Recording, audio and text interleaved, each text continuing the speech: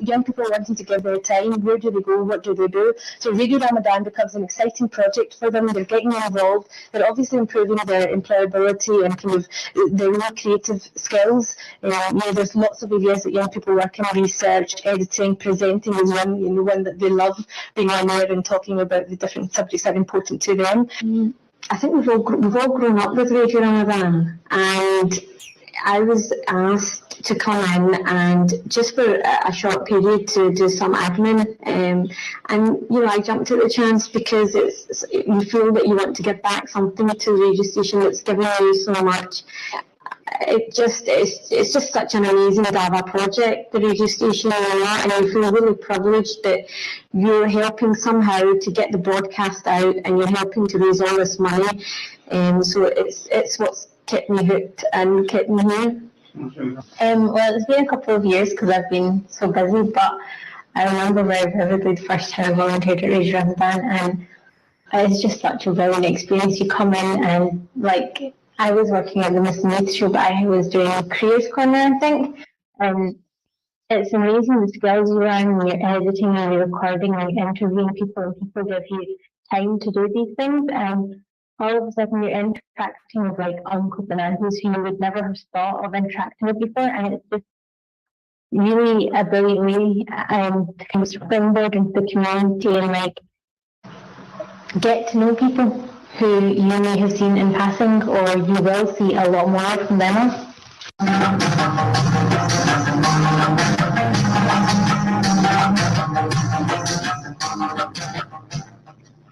बिस्मिल्लाहिर्रहमानिर्रहीम अस्सलाम वालेकुम प्यारे सुनने वाले रेडियो रमजान ग्लासगो के प्रोग्राम चैनल विच तुहानू जी आयां नू कहने आ ਤੇ ਮੈਂ ਤੁਹਾਡਾ ਮੇਜ਼ਬਾਨ ਡਾਕਟਰ ਜਾਵੇਦ ਗਿੱਲ ਤੇ ਮੇਰੇ ਨਾਲ ਸਟੂਡੀਓ ਵਿੱਚ ਮਿਰਜ਼ਾ ਸਰਫਰਾਜ਼ ਸਾਹਿਬ ਨੇ ਤੇ ਪ੍ਰੋਗਰਾਮ ਚੈਨਲ ਵਿੱਚ ਸਾਡਾ ਤੇ ਤੁਹਾਡਾ ਸਾਥ 2 ਵਜੇ ਤੱਕ ਰਹੇਗਾ। ਅੱਜ ਦਾ ਮਾਸ਼ਾਅੱਲਾ ਕਿੰਨਾ ਰੋਜ਼ਾ ਦੱਸਿਆ ਜੀ ਅੱਜ ਹੋ ਗਿਆ? ਅੱਜ 27 ਤਾਰੀਖ है जी रमजान मुबारक दी। 27 तारीख मुबारक दी। तुसीं खैरियत नाल हो, ठीक ठाक हो? जी अलहमदुलिल्लाह मिर्जा साहब ਅੱਜ ਦੇ मैं रेडियो रमजान नाल पिछले कई सालों तो वॉलंटियर कर रहे हैं और पिछले कई सालों ਦੇ ਵਿੱਚ ਮੇਰਾ ਤਜਰਬਾ ਜਿਹੜਾ ਰੇਡੀਓ ਰਮਜ਼ਾਨ ਨਾਲ ਹੋਇਆ ਮੈਨੂੰ ਉਹ ਮੁxtਲਿਫ ਕਿਸਮ ਦਾ ਹੈ। ਇਸ ਸਾਲ ਮੈਂ ਪੰਜਾਬੀ ਪ੍ਰੋਗਰਾਮ ਦਾ ਪ੍ਰੋਡਿਊਸਰ ਹਾਂ ਤੇ ਨਾਲ ਮੈਂ ਜਿਹੜਾ ਪ੍ਰੋਗਰਾਮ ਪੇਸ਼ ਜਿੱਥੇ ਕਰਨ ਦੀ ਜ਼ਰੂਰਤ ਪੈਂਦੀ ਸੀ ਪ੍ਰੈਜ਼ੈਂਟ ਵੀ ਰਿਹਾ। ਜਿਹੜੇ ਸਾਡੇ ਇੱਥੇ ਮੁxtਲਿਫ ਕਿਸਮ ਦੇ FM ਜਾਂ ਦੂਸਰੇ ਰੇਡੀਓ ਚੱਲਦੇ ਨੇ ਉਹਨਾਂ ਤੋਂ ਬਿਲਕੁਲ ਇੱਕ ਮੁxtਲਿਫ ਰੇਡੀਓ ਹੈ। ਇਸ ਦਾ ਇੱਕ ਮਕਸਦ ਸੀ ਔਰ ਉਹ ਇਹ ਸੀ ਕਿ ਰਮਜ਼ਾਨ ਦੇ ਮਹੀਨੇ ਦੇ ਵਿੱਚ ਲੋਕਾਂ ਨੂੰ ਸਹੀ ਇਸਲਾਮੀ ਮਾਲੂਮਾਤ ਦਿੱਤੀਆਂ ਜਾਣ, ਲੋਕਾਂ ਦੀ ਇਸਲਾਮੀ ਤਰਬੀਅਤ ਕੀਤੀ ਜਾਵੇ ਔਰ ਰਮਜ਼ਾਨ ਮੁਬਾਰਕ ਤੋਂ ਸਹੀ ਫਾਇਦਾ ਲੋਕਾਂ ਦੇ ਕਿਰਦਾਰ 'ਚ ਮੁਸਤਕਿਲ ਇੱਕ ਤਬਦੀਲੀ ਦਾ ਆਗਾਜ਼ ਕੀਤਾ ਜਾਵੇ। I was a volunteer at Radio Ramadan in my early teens, and it was quite a unique experience, especially for a schoolboy, to be able to edit together current affairs programs, children's programs, even being able to live mix some of the debates. And I'd go into school with a bit of a sense of achievement and be able to talk to my classmates and tell them, look, you can tune on this particular frequency and you can actually hear anywhere in Glasgow the fruits of my labor, the actual work I've been producing.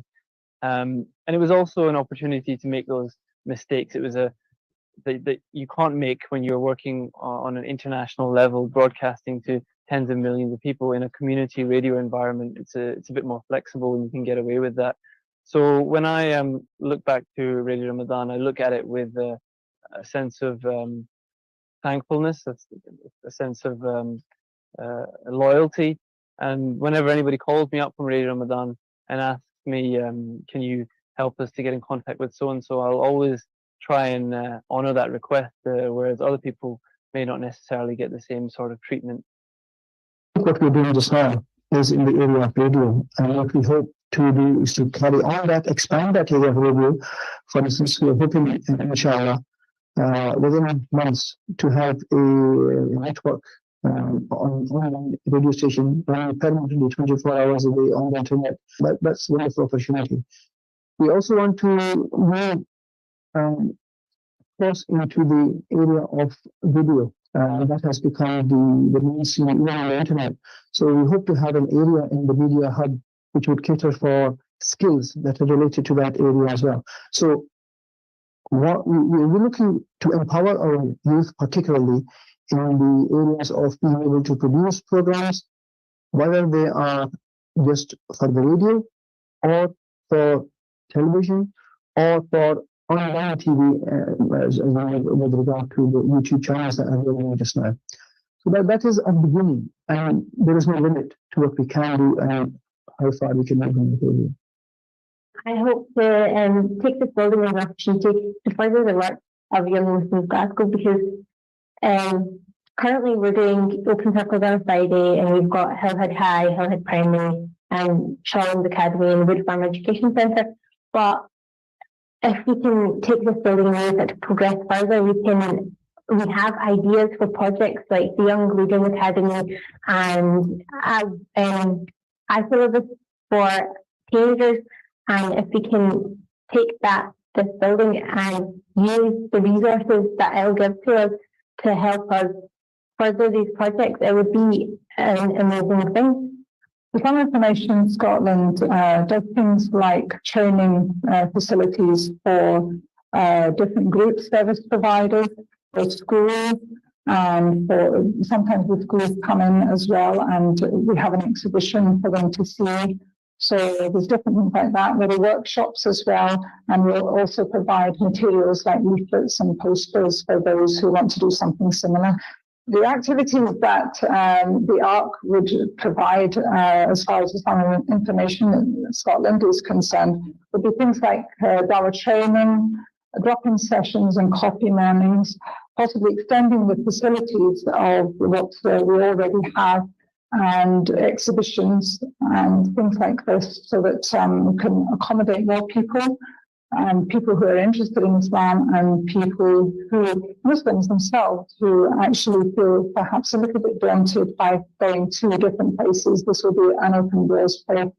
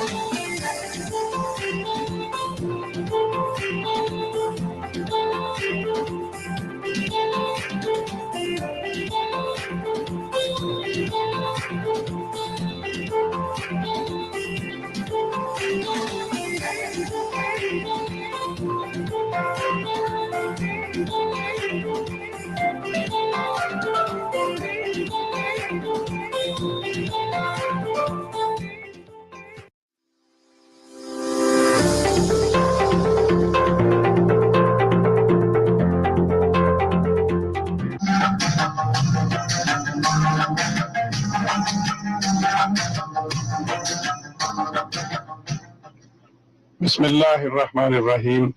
अस्सलाम वालेकुम। प्यारे सुनने वाले radio Ramzan Glasgow ਦੇ programme channel ਵਿੱਚ ਤੁਹਾਨੂੰ ਜੀ ਆਇਆਂ ਨੂੰ ਕਹਿੰਦੇ ਆ ਤੇ ਮੈਂ ਤੁਹਾਡਾ ਮੇਜ਼ਬਾਨ ਡਾਕਟਰ ਜਾਵੇਦ ਗਿੱਲ ਤੇ ਮੇਰੇ ਨਾਲ ਸਟੂਡੀਓ ਵਿੱਚ ਮਿਰਜ਼ਾ ਸਰਫਰਾਜ਼ ਸਾਹਿਬ ਨੇ ਤੇ ਪ੍ਰੋਗਰਾਮ ਚੈਨਲ ਵਿੱਚ ਸਾਡਾ ਤੇ ਤੁਹਾਡਾ ਸਾਥ 2 ਵਜੇ ਤੱਕ ਰਹੇਗਾ। ਅੱਜ ਦਾ ਮਾਸ਼ਾਅੱਲਾ ਕਿੰਨਾ ਰੋਜ਼ਾ ਦੱਸਿਆ ਜੀ ਅੱਜ ਹੋ ਗਿਆ?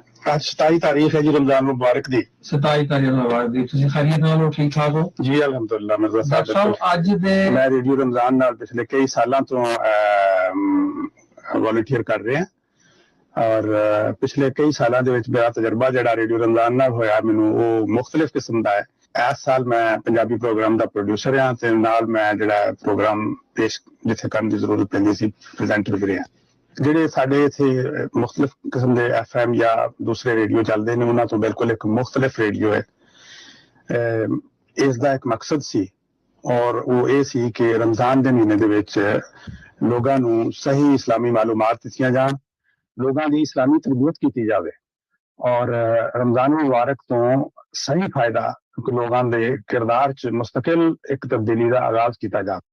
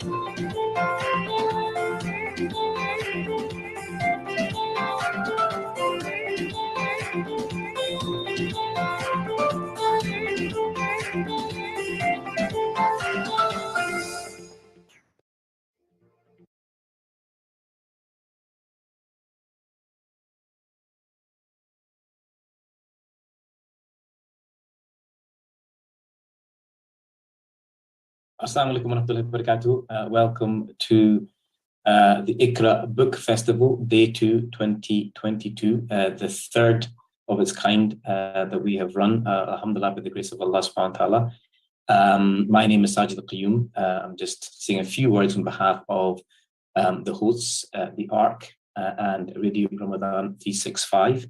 And first I'd like to say, first and foremost, a great thank you very much to our sponsors, Creative Scotland, without whom this event would not have been possible, and with whom it's in partnership as well as with Radio Ramadan 365 and the ARC. I'd also like to say thank you to the book clubs that have been joining us. They were here yesterday and today, and it's great that we're working in partnership with a wide variety of people to make this project possible. Yesterday, I talked very briefly about the values of the ARC that we spent a lot of time thinking about. What are the values? One of which is creative, and one of which is partnership, and how this project is an amazingly creative project.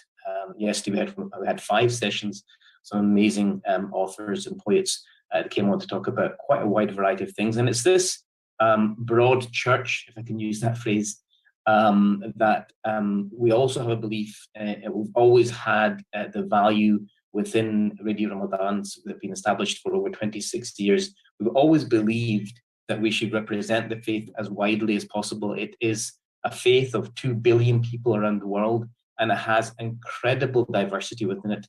And I'm very privileged and pleased to say that the Iqra Book Festival represents an amazing aspect of, or a slice of that diversity within the program that they have been running today and yesterday. And I'm pleased to say that I think we've got another 6 sessions we're cramming in today, and that diversity continues to really represent this beautiful way of life, this beautiful religion in the most diverse way that can represent, begin to represent the diversity of the religion. So that's all for myself. It's to say thank you once again to Creative Scotland and those who have joined us today, and also the amazing team behind all this. You'll hear in a second from one of them, Sidra Ali, and many others. I mean, Nadeem, Mazoon. There's so many that have actually spent months and months and months in the planning, making this work. I hope and pray, as I say, this time around it's still online. We're all sitting in our respective rooms in our houses. But next year, inshallah, if Allah allows us, if God wills, maybe we can do face-to-face and then continue in this fantastic journey. But I'll pass you on now to Sidra. She is a secondary school teacher and a mother of a 1.5-year-old. And she has been a long-time volunteer here in Radio Ramadan since the age of 14. And she continues to be a great asset to us all. So Jazakallah khair, Sidra, and I'll pass on to you. Assalamu alaikum, and welcome back to the second day of the Iqra Book Festival. I have the pleasure of hosting the second day. I'm going to kickstart things, however, a slight change in the programme. So those of you who were tuned in yesterday to hear Rabia Chaudhry's session, and we were unable to air that due to unforeseen circumstances, we have rescheduled that in today for 5:30. And also Sheikh Rizwan will be closing the Iqra Book Festival today at the end of the interviews as well. So without any further ado, it is my pleasure to introduce our first interviewee, who is Javed Khan. He has had a background in education similar to myself, after which he has spent 15 years in the charity sector. Over to you, Javed. Assalamu alaikum, Sidra. Thank you very much for that warm welcome.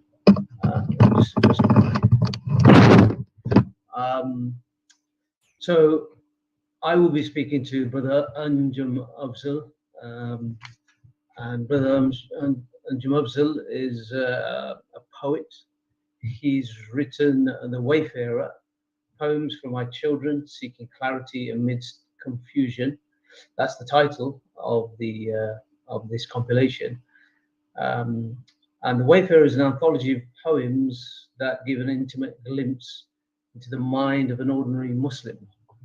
There's a diverse range of topics, including God, spirituality, the self, social and political commentary. So that's the biographical detail of Brother Anjum Afzal. Brother Anjum, Assalamu alaikum. It's a great pleasure to have you here on the Iqra Book Festival 2022. Welcome, Salam, brother. It's an absolute pleasure. Can you hear me, by the way?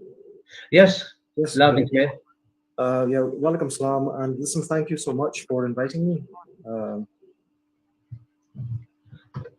Okay, well, we'll go straight into our conversation. The first thing I would like to ask you is if you could just tell us a little bit about yourself, a little some background. It can be brief if you like. Anything that you want to share about yourself and how you got into writing poetry. Yeah, sure. So basically, my name is Anjum Afzal. I'm a poet. I live in Glasgow, Scotland, and I published an anthology recently called The Wayfarer. And The Wayfarer is something that started off quite a few years ago, in fact. It started off in 2013. What inspired me to write this book was essentially quite a sad situation, because one of my friends, his mum passed away. And when she passed away, at the graveyard, there was a scholar in Glasgow as well. His name is Sheikh Amr, who incidentally actually wrote the forward for the book. And he made a few remarks that really affected me at that time. And everybody who was in attendance at the graveyard to look around at the empty plots and imagine your own mum, your own dad, your own loved ones being buried. And that really, it was like a kick to the gut, reflecting on the fact that one day I'm going to potentially be in that position. Okay, the first poem that you wrote is the title poem, The Wayfarer. So we were supposed to do some reading right at the start. So what we'll do is we'll do a reading of that, The Wayfarer, and then perhaps you can expound on that a little bit. Are we able to show that so the audience can also see as I read the poem, The Wayfarer? I think we can on the third screen show it to the audience. Are the audience able to see? It may be that I didn't actually forward that one by mistake, so I'll try and read it slowly and clearly as I can. The Wayfarer, which is on page 18. By the way, each and every one of your poems is an absolute gemstone. You know, obviously we're going to talk a little bit more about the content of your poems and you know, the themes and the message behind each poem. But let's just if you could just listen to this poem first of all, The Wayfarer, on page 80 of the compilation, which is this one here. Magnificent, excellent compilation of poems. The Wayfarer. Does my material wealth belong to me, oft consuming without introspection? Do my friends belong to me, with whom exist bonds of mutual affection? Does my family belong to me, my dearest blood that makes me whole? Does my body belong to me, the vessel that contains my soul? Does my soul, my very essence, belong to me? With the slow decay of time, I can undoubtedly see naught belongs to me. Occasionally alone with angst as my comrade, I pray to God for the pain to abate. I am a wayfarer on this earth. My faith in God is my only luggage of worth. One day I will awake from this slumber, the beckoning grave I cannot encumber. Verily to my children I say this finite sojourn on this terrestrial realm is naught but preparation for the celestial realm. So, this is it's not right at the beginning of the poem, compilation. Nevertheless, it's a very important poem. It's the very first poem that you wrote. Yeah. And it's about life's journeying and so forth. So over to you, if you could just expound on that a little bit. And at the same time, if you can, a little bit about the title of the poem, because it says, Poems for My Children, Seeking Clarity Amidst Confusion. Sure. So basically, after my friend's mum passed away, that was the first poem that I wrote. And it was really to try to kind of like make sense of this journey, essentially, that we're all on. Because in her passing, and she was the same age as my mum, and her passing is symbolic of anybody's mum, my mum, your mum, anybody's mum passing away. In fact, a couple of weeks after she passed away, my own gran passed away. So I was faced with this prospect of my dad having to mourn the loss of his own mum.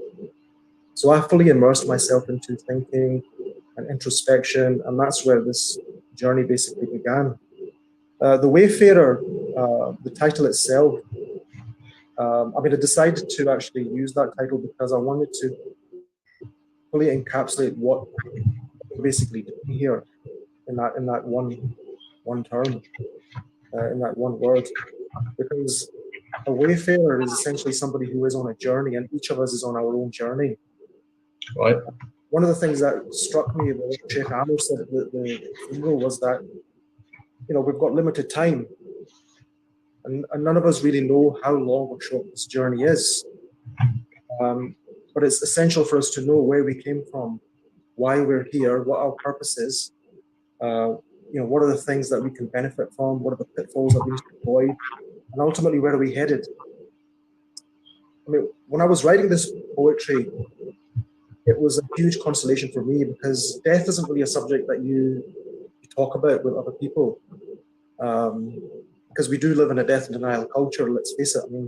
We have so many euphemisms for death. Nobody really likes talking about it. It's a grim subject. But actually, when you really delve into it, it's a subject that can actually invigorate you with life because you appreciate the time that you have. And the poetry was a huge consolation for me. I found it very beneficial.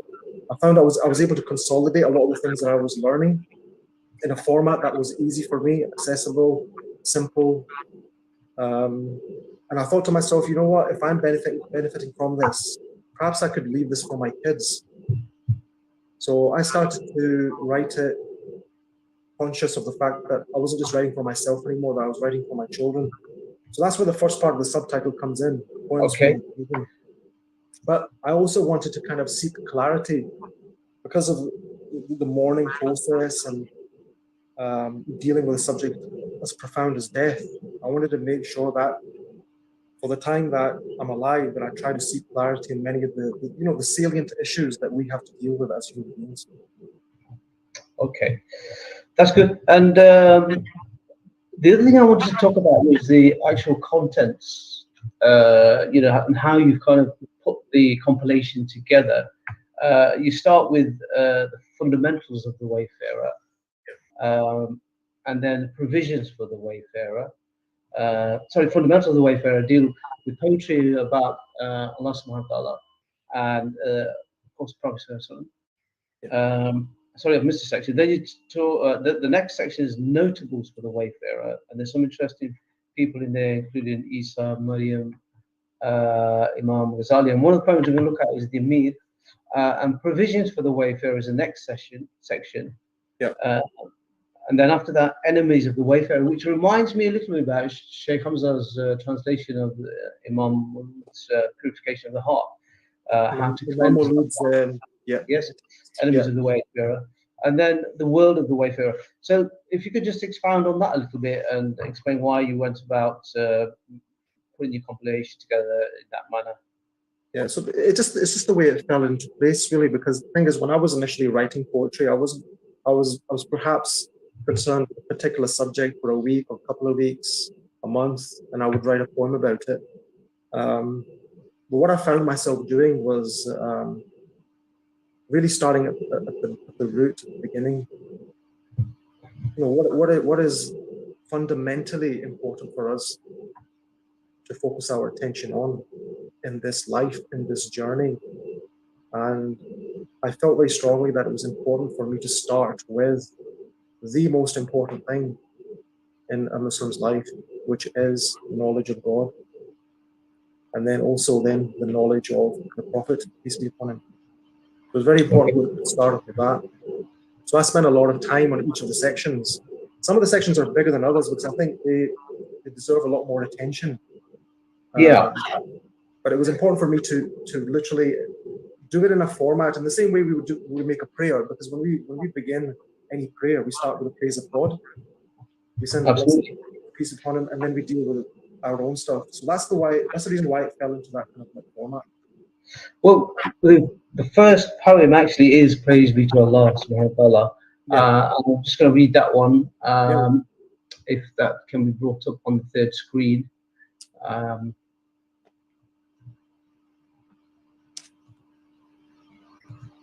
pretty sure I forwarded that. No, we're struggling to, but I think people have to just listen to me carefully.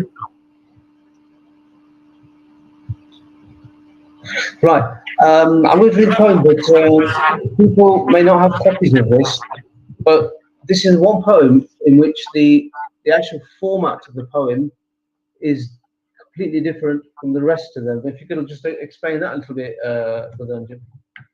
Yeah, sure. So see, it's the very first poem in the book. So praise be to Allah. If you look at the other poems in the book, they're all kind of sitting on the side of the page. But I wanted to put this poem, this one here, I wanted to put it at the center of the page. Praise be to Allah. That's the title of the poem. And it was I'm just going to read it, and then you can perhaps tell us a little bit about that as well. Praise be to God who taught man by the pen. For what use is the pen that writes not in praise of God? Praise be to God, for he alone is worthy of worship, and none is worthy of worship except him. Praise be to God who is most merciful to mankind and all creation, despite mankind's lack of mercy. Praise be to God, whom we sincerely ask for forgiveness, who forgives us when we sincerely ask. Praise be to God, who is most gracious and most wise, whose grace and wisdom encompasses all. Praise be to God, who is most bountiful, whose bounty is boundless. Praise be to God, the light, whose light cleaves the darkness. Praise be to God, who is great, for none is greater. Praise be to God, forever praised.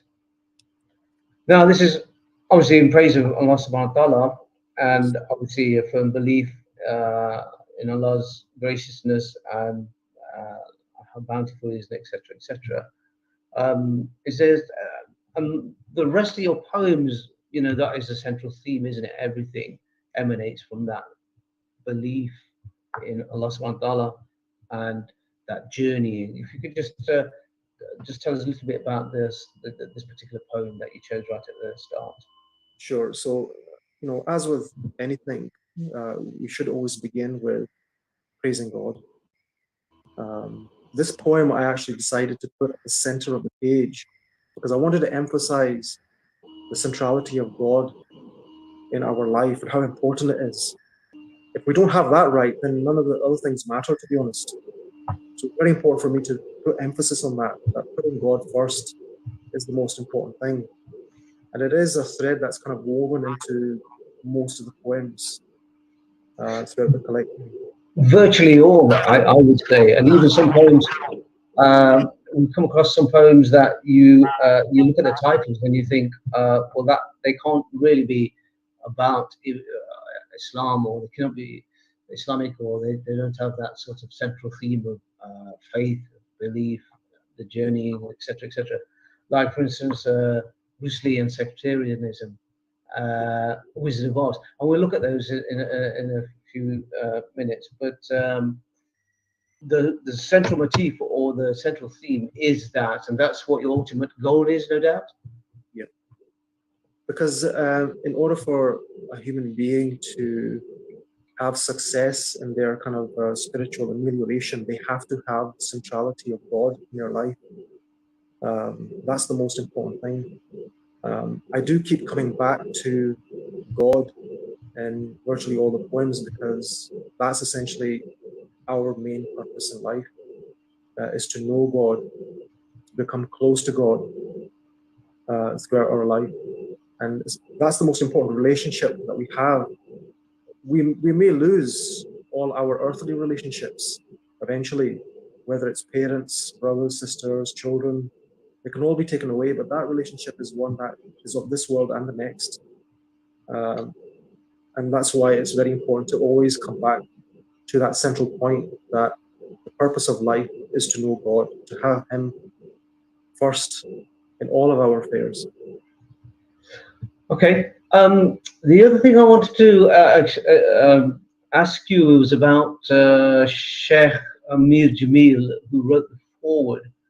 If you could just tell us a little bit about him as an inspirational figure, and then you do write poems which are on inspirational figures that we will look at in a few seconds. But if you could just mention a little bit about the Sheikh's influence. Yeah, the Sheikh was a big influence on me because when I wrote the poems, I wanted to make sure that like I was doing it properly, that I wasn't writing anything potentially erroneous that could cause problems later on, to be problematic for me. So I did seek his blessing, if you like, and he was very grateful for his time. He read the stuff, and he was very pleased that I was making this effort, and he was very kind enough to write a foreword for me. And his encouragement really helped, develop a certain confidence in me to continue writing and not give up. So his encouragement was very, very important, and he was essentially the catalyst that kind of instigated that kind of existential crisis within me, because it was his words that were so powerful that moved me in the first place. Because he really, at that time, standing in the cold mud in the graveyard, asked us all to reflect on the death of our own parents, to really think about that. So he was very, very important. And Sheikh Amr is a scholar here in Glasgow, and he is the co-founder of ICE Syllabus, which is an Islamic program teaching the next generation. The program runs here in Scotland, but also, from what I understand, in England as well. So he's a very important person here, particularly for the younger people. One of the interesting things that he says is that there seems to be a gap in that there are not enough writers of poetry. I think it was poetry that I was referring to in English. Do you agree? And is that perhaps another thing that perhaps you're consciously aware of? Well, we have a rich history, as he mentions in the foreword, in poetry, in Persian and Arabic and Urdu as well, no doubt. But with English, I think it could be possibly part of the problem is that much of the community that lives here, particularly in the UK, many of us are from Pakistan, India, Bangladesh, from Asia, and many parents do kind of push their children into the sciences and have this desire to have their children become doctors and accountants and engineers, which is a good thing. There's nothing wrong with that, but it does come at the expense of the arts, I think.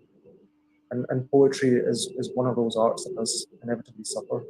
Yeah. That's probably one reason why we're not seeing many. Well, your efforts have been absolutely magnificent. I think there's about 120 odd poems in there.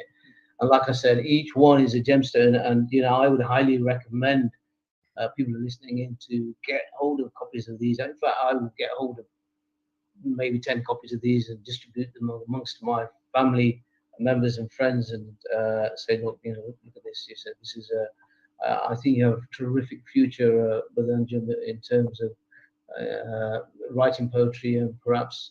Have you dabbled in other forms of writing as well? Short story or like that? So when I was like going through these periods in my life where I was exploring, learning. I did think about consolidating a lot of the things that I was learning in the form of prose in my own words so that I could try to make sense of it. But what I found was that, see, if I was going to give this to my kids or potentially pass it on to other people to read, people don't have time. They don't have time to go through chunks and chunks of text. So the good thing about poetry is, number one, I enjoy it. I have a passion for it. I love it. Yeah. But it also allows you to actually compress a subject matter into a Condensed page. language, yes. And as long as you cover the salient points of the subject that you're trying to cover, that's fine. Yeah. Yeah. It does the job. Well, okay. Let's just look at one of these poems that really fascinated me. Was Wizard of Oz. Yeah. Okay. Which I just sorry, just bear with me 1 second, and I will read again to for the audience to hear a little bit about it. Could you mind what page that was on, brother? It's 101. Oh, there you go. I made a note somewhere. 101. Here we go. So you do wonder, what is this poem doing in the middle of, you know, a whole collection of poems which deal with Islam and faith and etc., etc. But again, there's deeper meanings in this poem, and I'll just read the poem first of all. And I think most people know about the film The Wizard of Oz, Dorothy and all that. So it will ring a few bells when I read the poem. So here we go. The Wizard of Oz.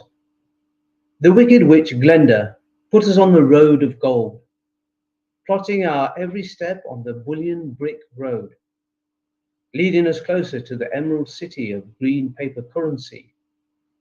The innocent lost in poppy fields, media, and other opiates of potency. Without knowledge of the silver slippers and other precious metals, we, the tin men and scarecrows, are bound by shackles. The shackles of usury and debt, but we cannot see the threat. We think ourselves as absent brain, absent heart, and absent courage, and we can never find our way home without true knowledge. Once it was the European witch of the East. Now the fed, wicked witch of the West is the reigning beast. Not possessing any Oz of benevolence like the impostor Oz, the wizard veiled behind a curtain, pulling levers for his selfish cause. The cause of disease, depopulation, anarchy, and war. Do you ever get the feeling you are not in Kansas anymore? We always had the faculties, so let us put an end to the wizard's hoax. We cannot click our heels out of this incubus, nemesis to our hopes. Now, this, you know, we could talk about rhyming couplets there, if you like, some imagery and so forth, and without revealing too much, because sometimes people have to make their own interpretation of poems and, you know, the enigma of it all. But nevertheless, if you can just kind of relate that to, again, the wayfarer and the journey that we have in life and why you wrote this poem. Sure. The thing about the Wizard of Oz, it is an allegory. Essentially, it's talking about monetary policy in the United States towards the end of the 19th century. L. Frank Baum, who actually wrote The Wonderful Wizard of Oz, was trying to, as a last-ditch attempt, to try to get people to wake up to the fact that private banks were pushing for bills to become the sole proprietors of the distribution of money, the printing and the control of the money supply, essentially. And he, and along with much of America at the time, felt that the business of printing and the distribution and the quantity of the money supply should be in the control of elected officials, essentially the government, not in the hands of private banks. And he actually wrote this story, and each of the characters, the Scarecrow, the Tin Man, Dorothy, Oz, they all were symbolic of something that was happening during that turbulent time in America. The Scarecrow represents supposedly the West Coast farmers. The Tin Man represents industry, the working man. And the industry essentially needs liquidity in order to be able to keep moving, otherwise it ceases to move. And in the film and the book, the Tin Man, when he doesn't have oil, he freezes, he seizes, he doesn't move. And the same is true of industry. The Cowardly Lion supposedly represented William Jennings Bryan, who was a congressman who actually ran for the highest political office. He was running for the presidential seat. I think it was in 1896 against a man named McKinley, who was actually backed by the bankers. And William Jennings Bryan was fighting for the cause of the people. He was really trying to push for silver coinage to be introduced into the system because people were struggling, they were starving. There wasn't enough dollars out there per capita. But William Jennings Bryan, although he lost the election in 1896, soon after he kind of distanced himself from that movement. So he was regarded as a coward, although his intentions, originally he seemed very lion-esque, but became distant from that movement, almost like a coward. They didn't have the fortitude to kind of continue. So each of the characters has symbolic meaning, and even the ruby slippers that Dorothy wears in the movie, which we've all seen, they weren't actually ruby slippers in the book. They were actually silver slippers, which related to the silver movement of that time, because people wanted silver coinage to be back in circulation so that they could basically not starve. So the point, essentially, of the book is to try to illustrate, remind myself and the children that the world isn't exactly black and white. It's not sunshine and rainbows. It's very complicated. That we have to understand the monetary system that we are now living in, because what was a problematic situation in America back then in the late 19th century. L. Frank Baum published The Wonderful Wisdom of Oz in 1900. Yeah. And back then was the problem, but that system is now pervasive. It's everywhere. And it exists. And I wanted the kids to be clear, whoever reads this will be clear that essentially the problems of the world that we have today can be traced back to the monetary policies that we are essentially living under. And that riba interest, which is... This is dealing with usury, yes? Yeah, what it comes down to is that system is so unjust that is the reason why it was prohibited in Islam, and that it is anti-Islamic. Yeah. So it's just to make... So it brings us back to that, the journey, because this falls under Enemies of the Wayfarer. Enemies, yeah. That section.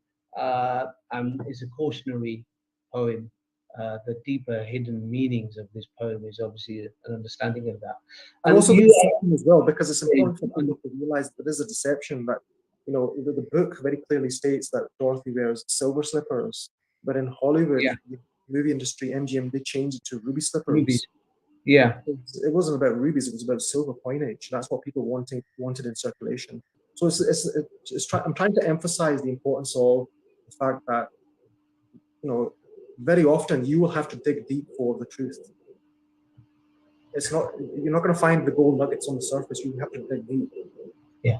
Which, you know, again, this is the art of poetry, which you've kind of shown here. And, you know, the more you tell me about it, the more I look into it, and the more I feel, wow, you know, there's been some deep thought about this. And you're very interested in history. The other poem that also interested me, or the section, was Notables for the Wayfarer. And as I mentioned, there's interesting individuals like Muhammad Ali and Malcolm X. You've written some poems about them as well. Fantastic, very interesting. But the Emir is the one that really caught my eye, which was on page 45, because I was unaware of the Emir, or Abdul Qadir al-Jazairi. I'll just read this again for the audience's sake, and then perhaps you can tell us a little bit about that one as well. The Emir obviously means the great leader, and so there was a great leader. Let me read it first, and then we can talk about it. Yes? Yeah. Okay. Petty and miserable fighters today should learn from a hero of yesterday, who honored the way of the Prophet, who fought for freedom and not his wallet, a scholar and noble military leader, cultured grammarian and eloquent speaker. He showed compassion to prisoners of war and similar deeds worth dying for. like saving persecuted Christians during the Druze riots. Meager dwarfs today should learn from such giants. Yet today, witless anarchists thirst for the blood of Yazidis, bringing Islam into disrepute and justice on its knees. For these imbeciles fight for political dominion, slaughtering innocent men, women, and children. The Emir did not emulate the imperial butchers, for he knew that they were not his teachers. It is why a town in Iowa is named after him, and why he was honored by President Lincoln. The proof of his good character was this, that he was praised and respected by his enemies. That is why his tale is legendary. That is why we remember Amir Abdul Qadir al-Jazairi. And then, obviously, I was fascinated by this character, and I've done my research and looked at it and so forth. But if you want to just tell us a little bit more, because again, it's a great poem and another gemstone. And if you can just explain a little bit about this poem, please. Yeah, so just briefly, without going into too much of the history, Amir Abdul Qadir al-Jazairi was essentially, he was a Muslim scholar, and he found himself in a situation where their country, Algeria, was being forcibly colonized by the French, and he became a resistance fighter. And he was originally regarded as an enemy of the state as far as France was concerned. But you know, he fought long and hard. Eventually, he was captured. It's an amazing story. And when Napoleon III came to power, they released him. He ended up in Syria. It's a wonderful story. Essentially, why I wrote about him was because, I mean, I could have written about other great warriors, and I've always been fascinated by warriors, fighters, but who imbued certain characteristics that I really respect, like nobility and chivalry. They were cultured, they were educated, and you know, they were people who valued human life, even in the most, you know, extreme circumstances like war. You know, Amir Abdul Qadir al-Jazairi is somebody who I really admired because he embodies that type of spirit of even self-sacrifice, because he was willing to fight his own people to save Christians from slaughter in 1860 during the Druze riots. And a lot of Christians, it's the saint among the princes, the prince among the saints. Right. A lot of the Christians that he saved, he took them to his own home. And his men, I think there were about 40 of them, helped him in that effort. And when the family members, these people that he saved, a lot of them were like family members of officials back in France, when they heard about what happened, they were very, very impressed and they honored him. And these are the kind of people that we should be emulating, not the Andrew Tates of the world. It should be these kind of exemplars like Malcolm X. Thank you very much, Brother Anjum. We could talk all day about this poem and other poems as well. It's a fantastic compilation. It really is. I've been asked to kind of wrap up the discussion. So I'm going to give you the final minute or so that we've left with, a final message from you. Myself, it's a wonderful, wonderful compilation. It really is. And people really need to get, everybody's listening here should get a hold of a copy of this. Even if you're not interested in poetry, you know, you'll read this and it'll strengthen your iman. But over to you, a few words. Yeah, finally, just the book is available on Amazon. So if you just type in my name, you'll be able to get the book. But I will also, I mean, people are very keen to push their own stuff, but I would also push this book as well, which is Purification of the Heart by Sheikh Hamza Yusuf. I benefited immensely from this book, and I would really recommend other people get this book as well. There's a huge wealth of knowledge in there and a lot of solace to be gained. You know, in the end of the day, I like to finish off with a positive note. We're in good hands. Allah subhanahu wa ta'ala is with us. As long as we always turn to Him, everything is going to be good. Jazakallah khairan, Brother Anjum. It's been fantastic talking to you. A great privilege and an honor. And I'm sure that, you know, this is going to go far, this poetry compilation, you know, amongst the great writers of English poetry here in the UK and globally, I have no doubt. And it's a fantastic start and a fantastic first compilation. Jazakallah. Thank you very much, Brother Javed, and thank you to Iqra Book Festival for inviting me. Thank you. Thank you. Thank you. Pleasure. What an interesting exchange between Jared Khan and author Anjum Afzal. I was particularly enjoying the in-depth conversation around the story of the Wizard of Oz. Now, please bear with us. You are tuned in and watching live at the Iqra Book Festival. Remember, you can join us on the RR365 Facebook page or the YouTube channel as well. Our next speaker and interviewee will be with us shortly at 1:45.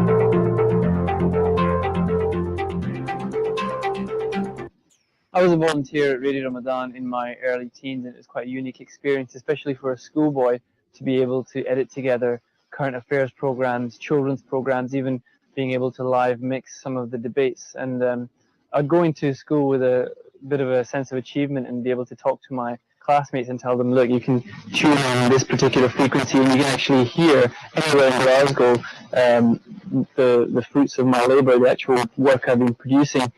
And it was also an opportunity to make those mistakes. It was that you can't make when you're working on an international level, broadcasting to tens of millions of people in a community radio environment. It's a bit more flexible and you can get away with that. So when I look back to Radio Ramadan, I look at it with a sense of thankfulness, a sense of loyalty. And when I called me up from Radio Ramadan and asked me, can you help us to get in contact with so and so, I'll always try and honour that request, whereas other people may not necessarily get the same sort of treatment.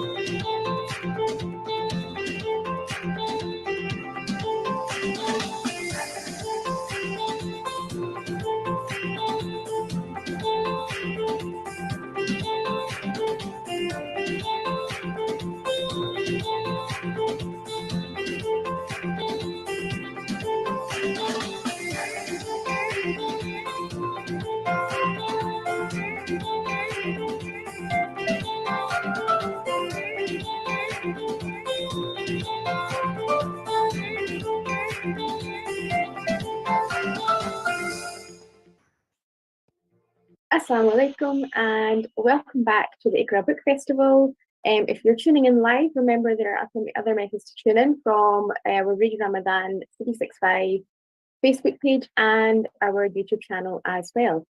Please be interactive and send in questions for our authors. Our interviewees will present them to them. I now have the pleasure of introducing our next interviewee, Mr. Zain Bhatti, who is a doctor and a local GP in the Glasgow area, alongside a long-standing member and working member of the ARC and Radio Ramadan. Over to you, Zain. Assalamu alaikum. Thank you very much, Sidra, for that warm welcome. So, as I said, I'm Zain Bhatti and I'm a GP here in Scotland, here in Glasgow.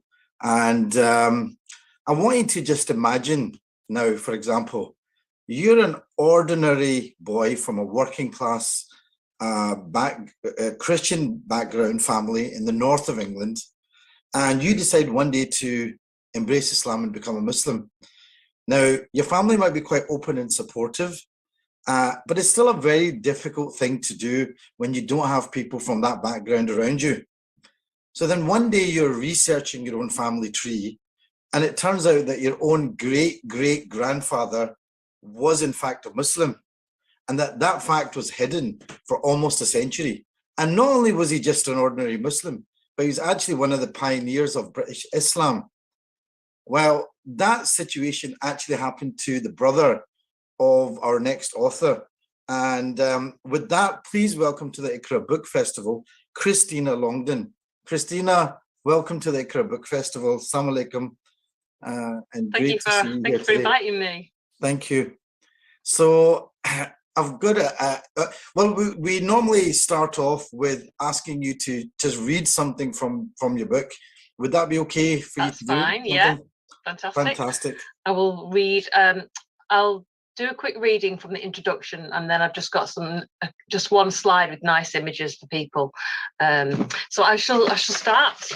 You've told a little bit of the story already, so I'll just continue with it.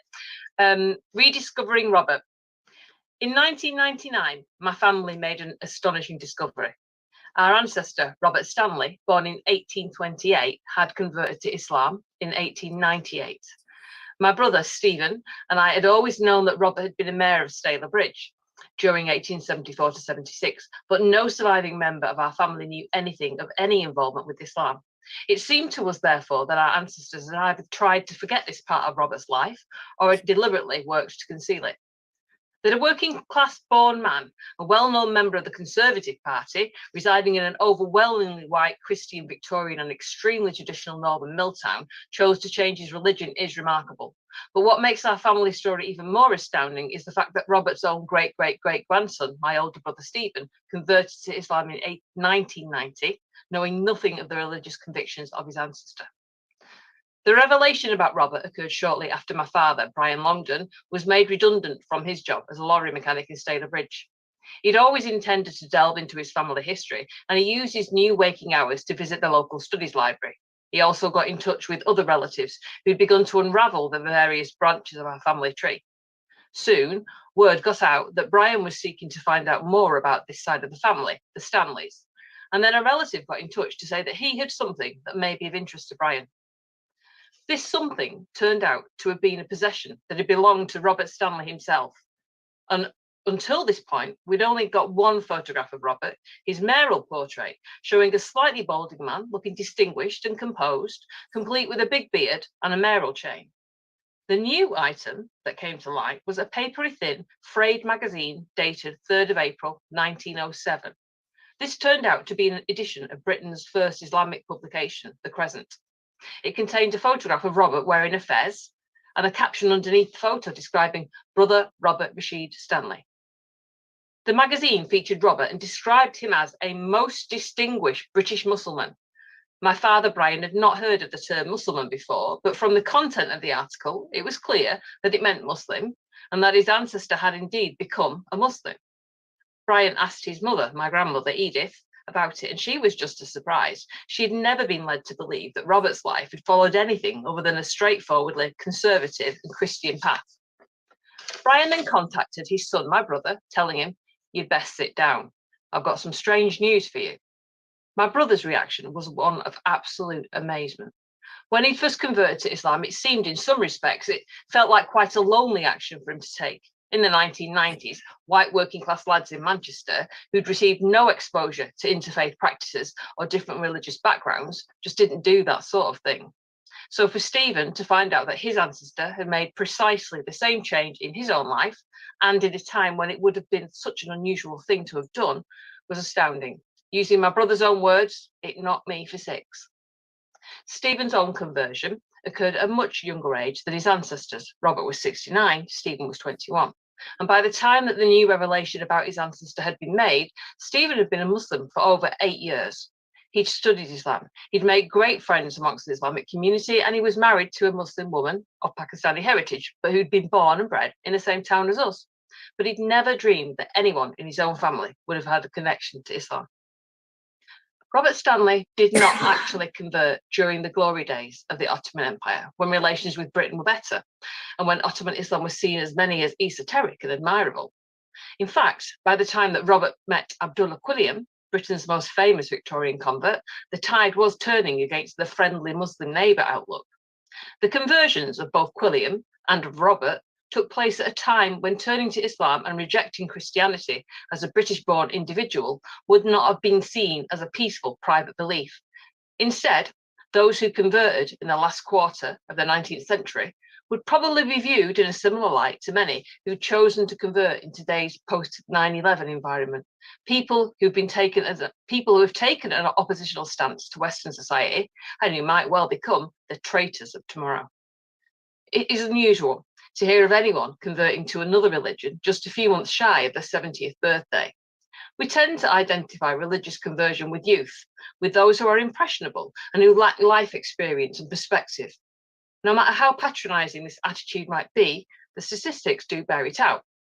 How much more remarkable then for someone born of the working classes with no formal education to speak of and living in a notoriously conservative, patriotic and provincial Victorian town to drop a lifetime of religious conviction and nail his colours to the mass of those who are increasingly being seen as the enemy. Thank you. Fantastic.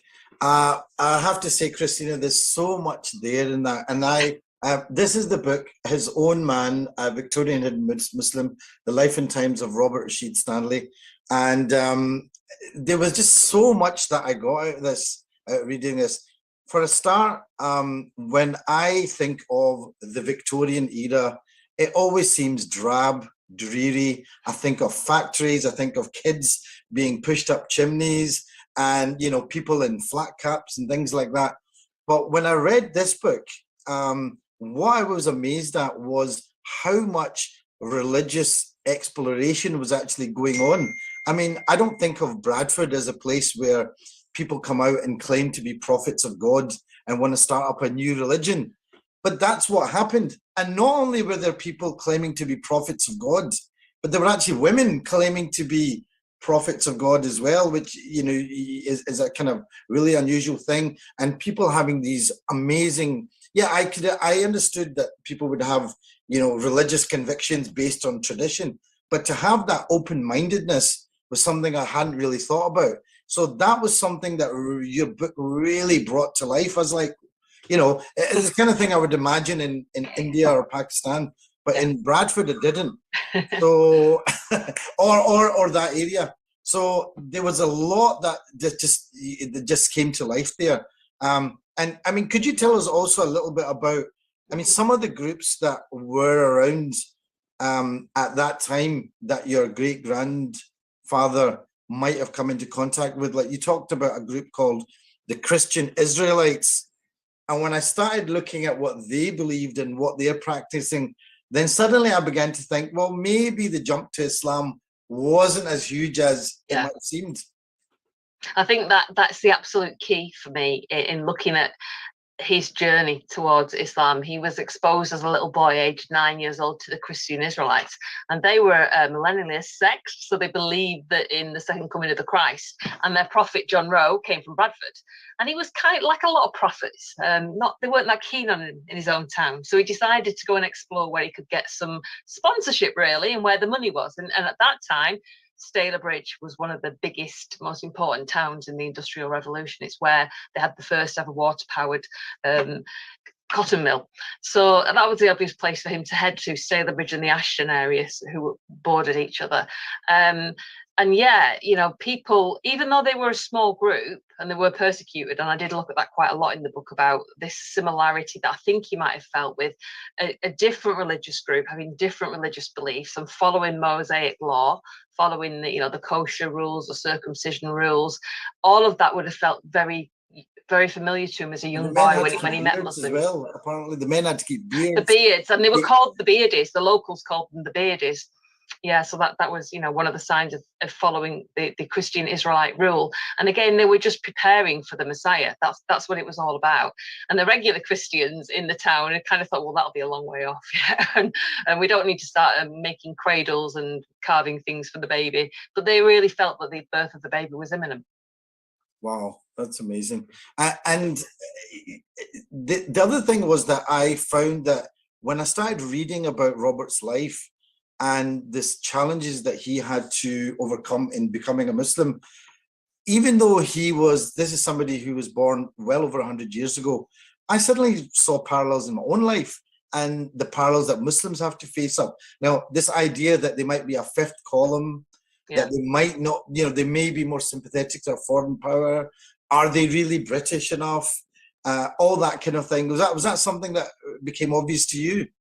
Yeah, definitely. And I did quite a little bit of reading around about that. There's a fantastic book by Jamie Gillam, which is really all about this issue of being seen, if you're a Muslim during the Victorian era, as a traitor. And as I sort of said in that introduction, there's almost like a turning point in the late Victorian period where, you know, the exploration, Lord Stanley, who might be a relative to us, we've not quite got to the bottom of it, was a very famous, he was really the first, you know, well-known Victorian convert, and, you know, exploring Islam and exploring it seems like, you know, an exotic pastime, and Queen Victoria got interested in it all because of, you know, of her involvement with Abdul Karim, and, you know, the establishment became very worried about it. Obviously, you got this turning point of the empires, of, you know, the Ottoman Empire and the Russian Empire and the British Empire and the European colonialists all changing at this point.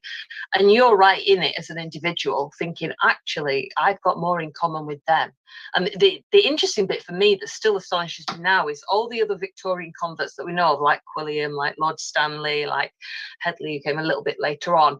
They were all minted, as we'd say in Stalybridge. You know, they had so much money. They could travel. At the drop of the hat, they could give up the work and go and travel. Robert never left the country. He was a grocer.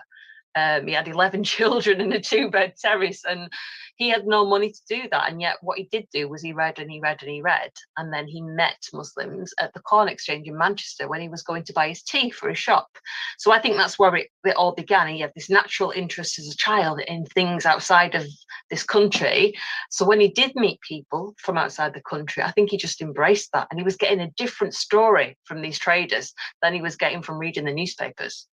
I think that's what I love about Robert Rashid Stanley, is that he wasn't some sort of pampered, silver-spooned, kind of entitled aristocrat who thought he was doing something trendy. He was a working class guy who basically made his own money, educated himself. I mean, he never even went to school. From what I read in the book. So he educated himself and finally got to a point, and got to a point where he thought for himself and thought, right, this is the path I want to take.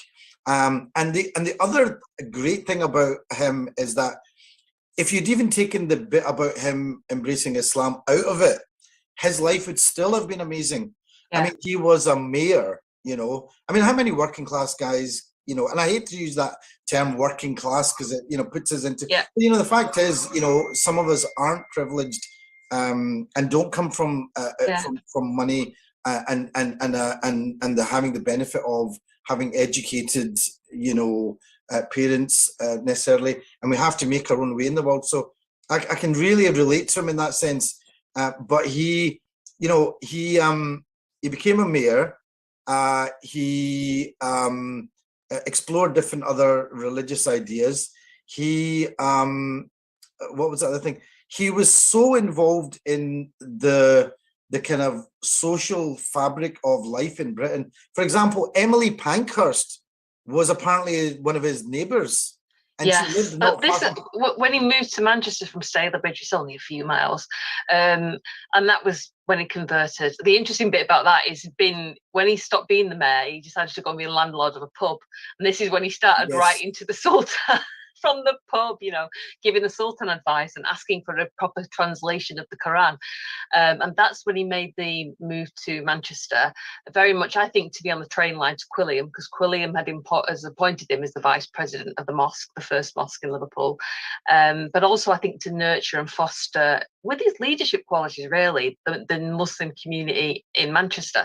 But strangely, when I was looking at the maps and looking at the censuses, I just saw the Pankhursts were around the corner. And then I asked my dad to get hold of Emma, who's Robert's wife's death certificate, because she died in Manchester, sadly.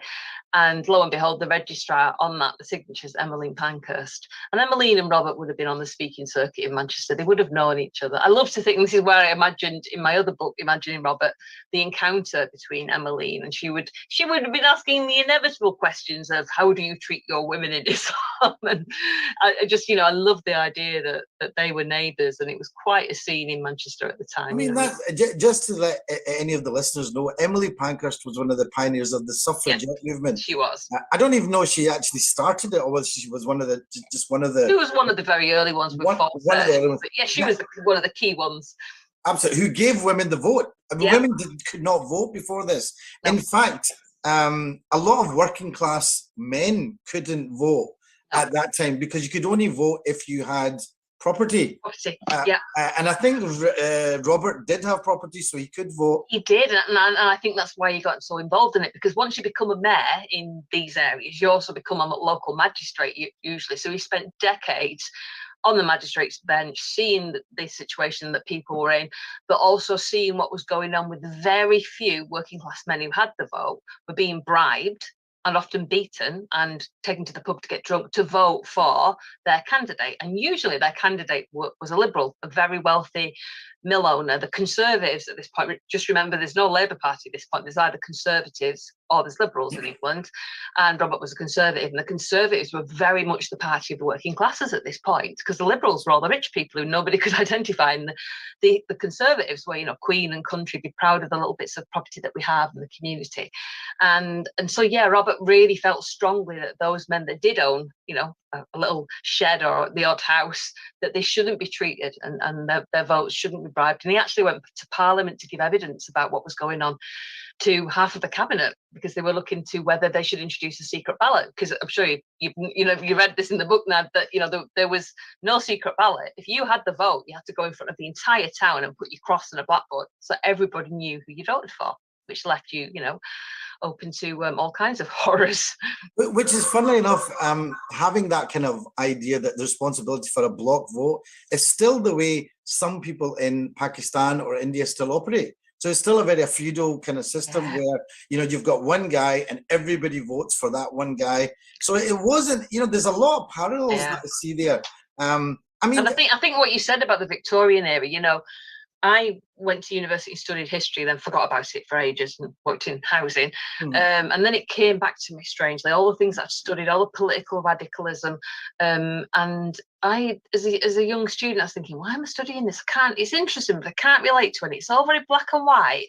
And these people aren't real, because you don't really study the history of the working classes very much, do you, when you study in history? And it just all came back to me, and it brought that Victorian era just to life, better than a TV series could, to be honest, because you can relate to hearing the voices of your people, you know, local people, the way that they spoke then and the jokes that they told then. And that's the bit that I think you miss when you study national history. You don't get that feeling of what local people, it doesn't even have to be your ancestors, just go and read in the British newspaper archives, go and read something from a local newspaper where you live, and read the crime columns, because that'll tell you what was going on. Well, I mean, you know, you're absolutely right, and this is, Look, I would never normally have bought a book like this, if, because, and I'm so glad that I had to read this, because, it really does bring that era alive for you. And also what it make me realize was that people are people at the end of the day.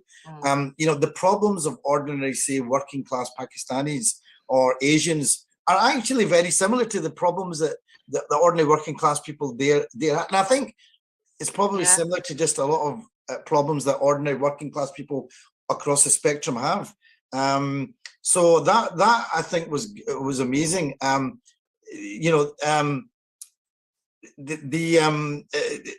mean, there's so many, like I said, there's so many parts to Robert's life. There's his social activism, and to me, it was a real example of how being Muslim really is not just about sitting in the mosque, twiddling beads. It's about actually going out there in the community and actually changing something, making life better for people. And Robert certainly did that. And he was a JP as well. He was a justice of the peace. Yeah. So he had to actually deal with, and what actually comes across in the book is the guy's got a good heart. Yeah. The way he dealt with women, the way he dealt with people who drank a lot, even though he wasn't drinking himself. Could you say a bit about that? Yeah, I went down a rabbit hole with my research. I just got, and I would say this to anybody, if you want to find out about the Victorian era, go read the newspapers, because you get the word for word. It's not like it is now. You get it's a transcript of a court, basically. Every single word that's uttered in the courtroom, every single look that goes on between people. And that's the bit that fills the history for me. So there was case after case after case of women. In Stalybridge Reporter, which was the provincial newspaper of the Times, every single headline seemed to be more drunken women in Stalybridge. And it was such a scandal to hear about women in Stalybridge getting drunk. And they were nearly always poor women who just managed to get a few pennies or stolen something, and they would get drunk and say things that they would never have said when they weren't intoxicated, which was more scandalous, to have a drunken woman hurling abuse at a wealthy man of the town, which was the kind of thing that happened. And then the children drinking, that was the saddest thing. I found a 6-year-old with a bottle of whiskey, drunk out of his head. And then the way that they described, when you read newspaper descriptions of the way that these women, were often destitute, the men would just go and leave them. And the way that they were living. And it was so awful. It was so judgmental. And it made me feel so angry, the way that they were described, physically, like they were hideous old witches. And that's the bit that fascinated me with Quilliam. And I think a lot of the books and a lot of the talks that have been made about Quilliam don't give enough credit to the fact that he set up an orphanage for children of destitute women in Liverpool. And if anyone's ever read Wuthering Heights and knows where Heathcliff comes from, this is the same kind of story during these times. Quilliam felt that women were not getting the attention, the care, that men were treating them, as just a sexual object to cast aside, and then they were stuck with the child. And he talked about this a lot. And one of those justifications, polygamy, was because of the way that women were treated in British society. And he felt that if a man could have more than one wife, they could at least be taken care of if financially they had enough money. And I think Quilliam, I don't know what Robert's views were on polygamy, but I think Robert would have seen what happened to women, what happened to children, and what Quilliam was doing with this amazing orphanage, educating these children. And I think the word that Quilliam used was quite restoring women to the position that they had before they fell into sin. And I think that would have been an amazing thing for Robert to have been involved with and probably contributed to. And again, like I say, we don't talk much about that work of Quilliam on the streets of Liverpool. I'm going to stop you there and ask you a bit more about that, because that's a phase of his life where he was older, he moved to Liverpool, he became part of this group of Victorian Muslims that set up the first mosque. And, I think, as far as I don't know if you've been to the mosque in Liverpool. I know it's been restored. The picture on the slide here, I don't know if people can see that. Can I share the slide? Is it possible? Is it possible, technical team? Share screen. Can we get a picture up? Is that possible? I don't know how to. we'll maybe let's Oh, see. it says disabled participant screen sharing. If I can have it undisabled, then I can quickly show you the picture of the mosque as it was. I'll let them. All right, but yeah, I mean, the mosque, well, like I say, that it has at the moment, anybody can visit it. They're restoring it to its former glories, and there's a few friends of mine who are really involved in doing that. Not Ron Gees, Yaya Burt, people that are really, you know, they've really invested so much time and love and care into all of this. It's going to be on my list. Me and my wife were talking about. Got to visit. It's going to be something we're going to go and visit. But what I found great about it was the description that you give in the book. So I'll just say in this book, the description is great because I've got a certain view of a mosque. You know, you go into a mosque and it's very plain. There'll be a carpet. Oh, I think we might have something here. There you go. So that's a picture of the mosque at the bottom there. That's the mosque as it was when Quillian was there and when Robert would have been the vice president of the mosque. Yep. Okay. So I've got to say, I mean, normally for me, a mosque is a very plain building, one plain carpet, everybody goes in. But this mosque, for example, has got a piano. An organ. An organ in the corner. A church organ in the corner, A church organ in the corner. And people would actually sing sort of adjusted hymns. So they would take out maybe references to the Trinity or Jesus, but they would have. Now, to me, that's very British. Well, that's what he did, and it was. I think people could say, well, it was a great PR tactic, but I think he was thinking about people's comfort zones. You know, somebody Robert's age, you know, at age 69, you spent every single year of your life doing Christian hymns. And know, as I do, I know so many off by heart. It's in my blood. It's in my tradition. And to then suddenly flip to a completely different way of worship, that might work initially. But I think, you know, when you've got such a formed habit of this is what we do, and then we do this, and the joy of singing as well. You know, if that's it, but if that's in your blood, as it obviously was, it was a great idea to have an organ.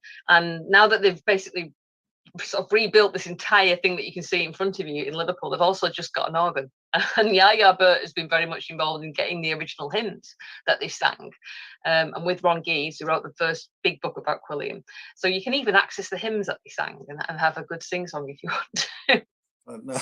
Fantastic. And I mean, obviously we've got the books up now, and you know, we've got the cover of His Own Man, which shows Robert Rashid in his magisterial robes.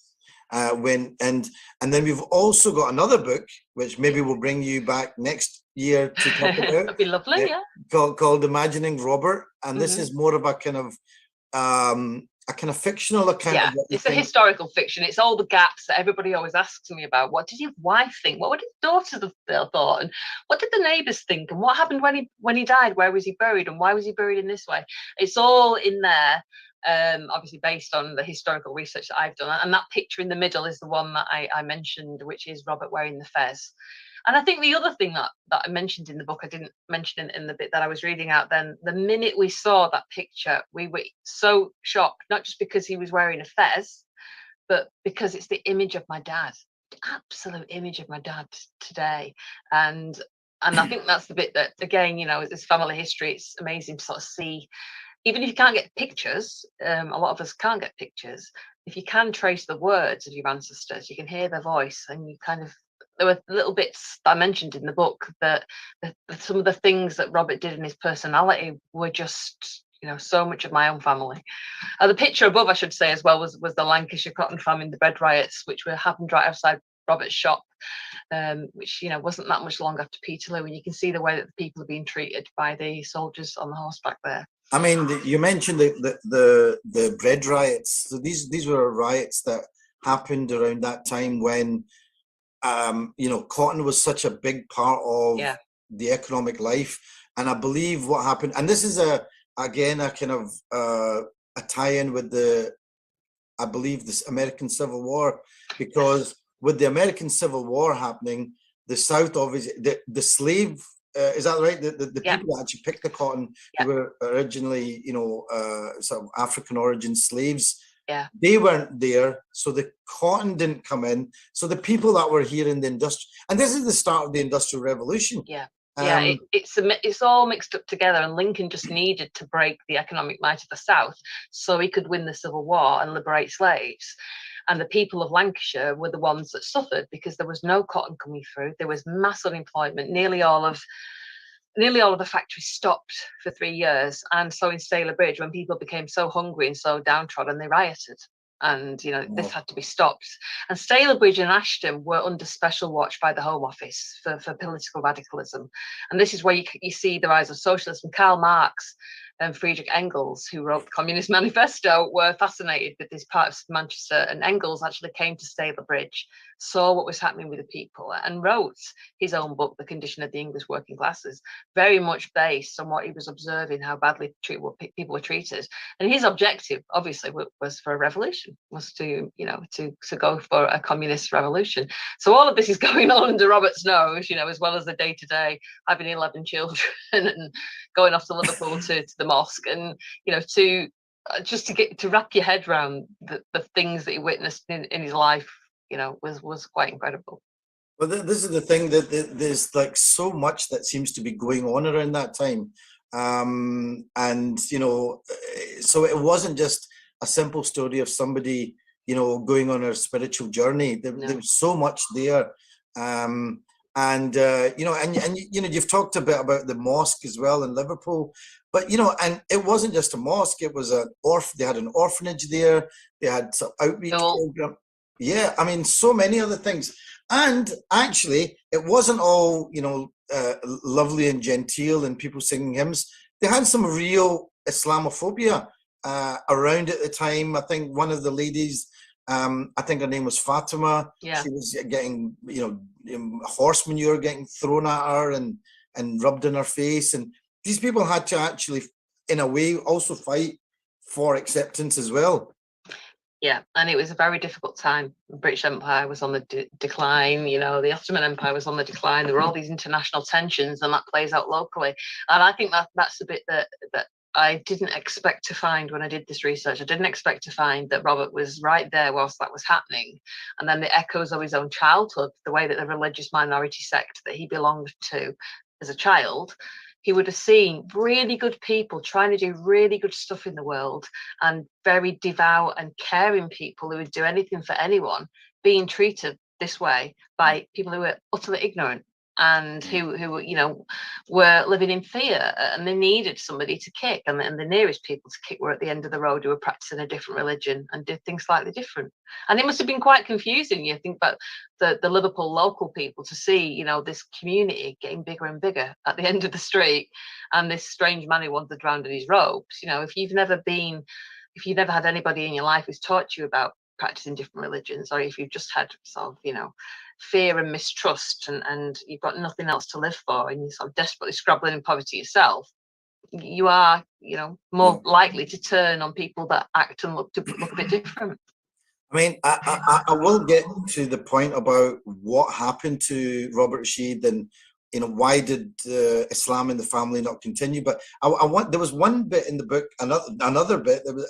There's so many little gems in it that you think, wow, this means so much to the cultural life of Muslims and everyone in general. Like, for example, there was no English translation of the Quran written by a Muslim, and you mentioned in the book, and the first one was written by somebody called Marmaduke Pickthall, who was actually a contemporary of Robert's. And Robert may have, I mean, we can't prove this, but he may have actually kickstarted that process, or at least put it into the mind of the Sultan or the Caliph of the Ottoman Empire. I mean, can you tell us a bit about that?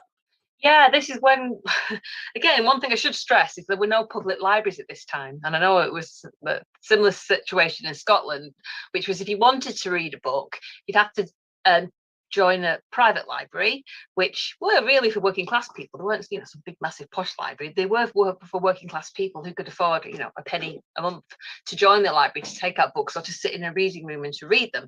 And again, we can only guess that this is what Robert would have been doing, and reading newspapers avidly. He was really into his newspapers. And if you were everybody thinks of poor people, working class people in those days, of being ignorant and illiterate, but so many of them would go along to debates. The debates were massive, particularly in Manchester. Every week, several times a week, there would be a debate in the local town hall. Robert often chaired these debates, and I found this through just reading newspapers. And the debates would be full of 600, 700 people from the town. And I always say, there was no Netflix. What else are you going to do other than go and discuss what's going on in the American Civil War? And that's what people did. So they educated themselves, even if they couldn't read. They would go along to a debate and listen to it, or they would be read the newspaper by the parents, at the kitchen table. So people really were kind of a lot more literate than we think. And when I say literate, I mean by dialogue. And Robert obviously was very, very literate. I've been seeing some of the things that he's written and said, and he took it upon himself to write to the Sultan. The more and more he became interested in Muslims, and again, I think this is from meeting traders in the Manchester Corn Exchange, the more he became interested in Islam, and the more he contrasted that in the way that the big newspapers, the Times and the Manchester Guardian, spoke about these strange foreign Muslims causing problems in Turkey. He had a different view of what was going on. So then he thought, well, I'm going to write to the guy in charge of all of this. And one of the first things he did was he asked for a new Christian translation of the Quran, because until that point, there'd only been English translations, and Robert could read Arabic, by Christians. Robert could read Arabic? No, he couldn't read Arabic. So he might have been known a little bit of it, because I'm fairly sure he could speak Hebrew from the Christian Israelites, because they had a little like Hebrew school that they sent the kids to. So I think he would have been quite frustrated, and him being quite a sharp cookie, he would have seen that certain bits of the Quran might have been twisted by a Christian writer for whatever reason that might be. Yeah. So he wanted one by a Muslim, and that's what he asked the Sultan to try and influence. And it just makes me smile, the thought of the Sultan getting these letters from a guy in a pub in Ashton. Well, this is the amazing thing about Robert, is that his reach was just global, but he was very rooted in his community as well. Yeah, and I think again, this is maybe a trait that has come down through the family. And my dad, even though, we're very typical working class family from that side of Manchester, my parents always taught me that nobody was better than you. And you could meet people from a completely different walk in life. You could meet, as I have done, politicians and very well-known people, and they're no better than you, and be respectful to everybody. But you don't have to sort of stay there and say, oh, doff back up to you. We don't do that in our family. And I think Robert was the same. I think he thought, there's a really important guy. I've got something to say. I will get in touch with him. And these days, of course, it's a lot easier with social media. But because of that, you can get ignored a lot more easily. And the pen and paper are still very powerful tools if you want to contact people. And to Robert, he would contact anybody. And I don't think he cared really if people saw him as some kind of jumped up upstart. He had enough confidence in his own learning. And I think that's the key thing. The message from this book really, I think, is educate yourself, whether you do it by, traditional university means, or whether you decide, I'm going to be an autodidact. I'm going to educate myself in my own ways.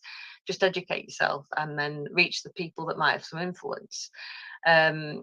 So yeah, he was quite extraordinary for, and I think this did cause problems for him in his final year of being a mayor, because he had a completely different view on what was going on in Bulgaria to the well-heeled gentlemen of the town, and they all turned against him when he decided. And at that point, he decided, right, I'm gonna stop being a mayor now.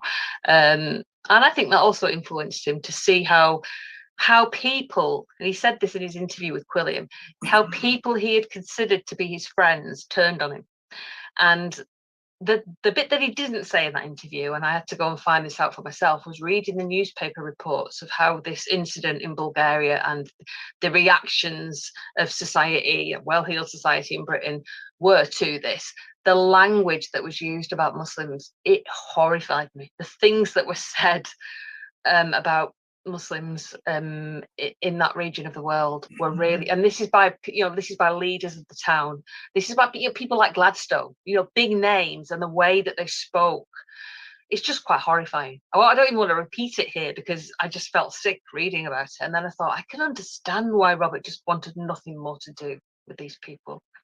I think that's, again, just shows something about Robert. And for me, he's actually a real role model. And he's a real British role model that I can really own. And I think it's great that, you've kind of given him a voice again after all these decades. I think that's great.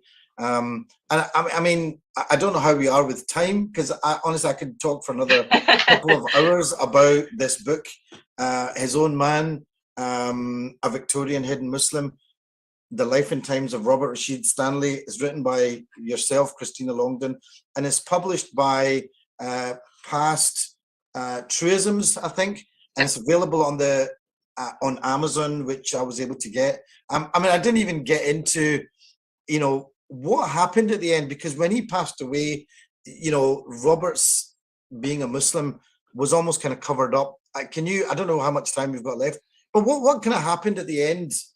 Can you tell us? Well, he was in Manchester, and you could go and read all about what happened with Quilliam. And Ron Geeves is one of the best books. His book on Abdullah Quilliam is one of the best ones. And Quilliam had to flee the country. The major, I suppose, the big household names of the converts, like Robert and Quilliam, they were all under. They were people of intelligence, people of interest to Special Intelligence Branch. They were all being watched.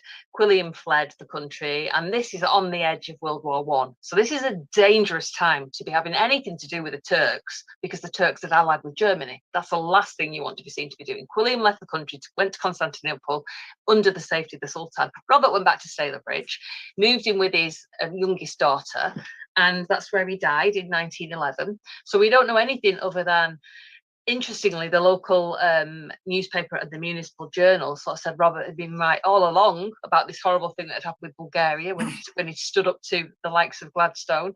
I think he would have felt quite vindicated at the end of his life, but he died peacefully of old age, and he was buried in the local graveyard, and we found the grave. He was buried in the family grave, and unfortunately the grave was destroyed. I think it was like 3 weeks after we found it. They dug it up, the church dug it up to build a car park. And as much as we protested and asked, can we at least keep the headstone? They said, no, we should have applied 6 months ago. So we've got a photograph of his grave.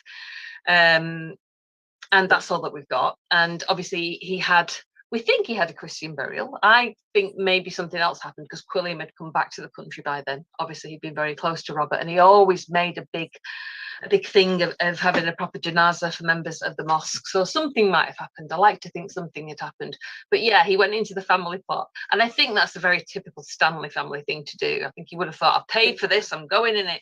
Okay. Christina, I would love to talk more and more, but unfortunately time is coming to a close now. I just want to say thank you so much for this book, His Own Man.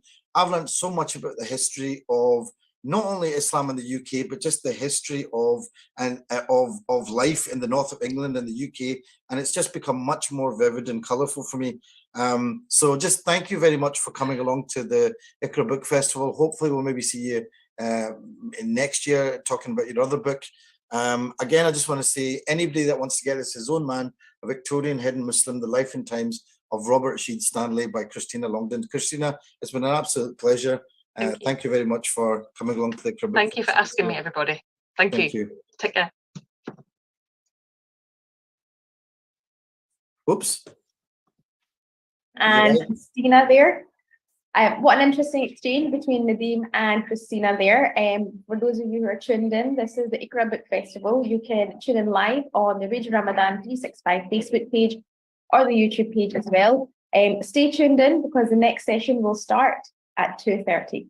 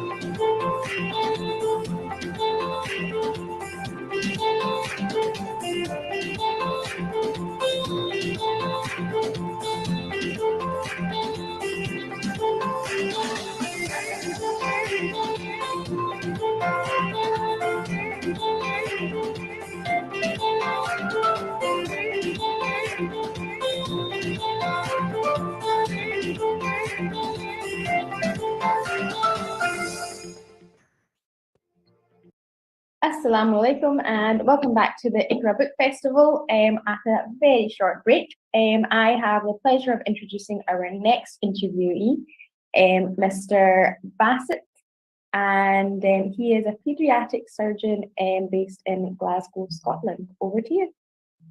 Thank you so much, Sidra. Assalamu alaikum, everybody.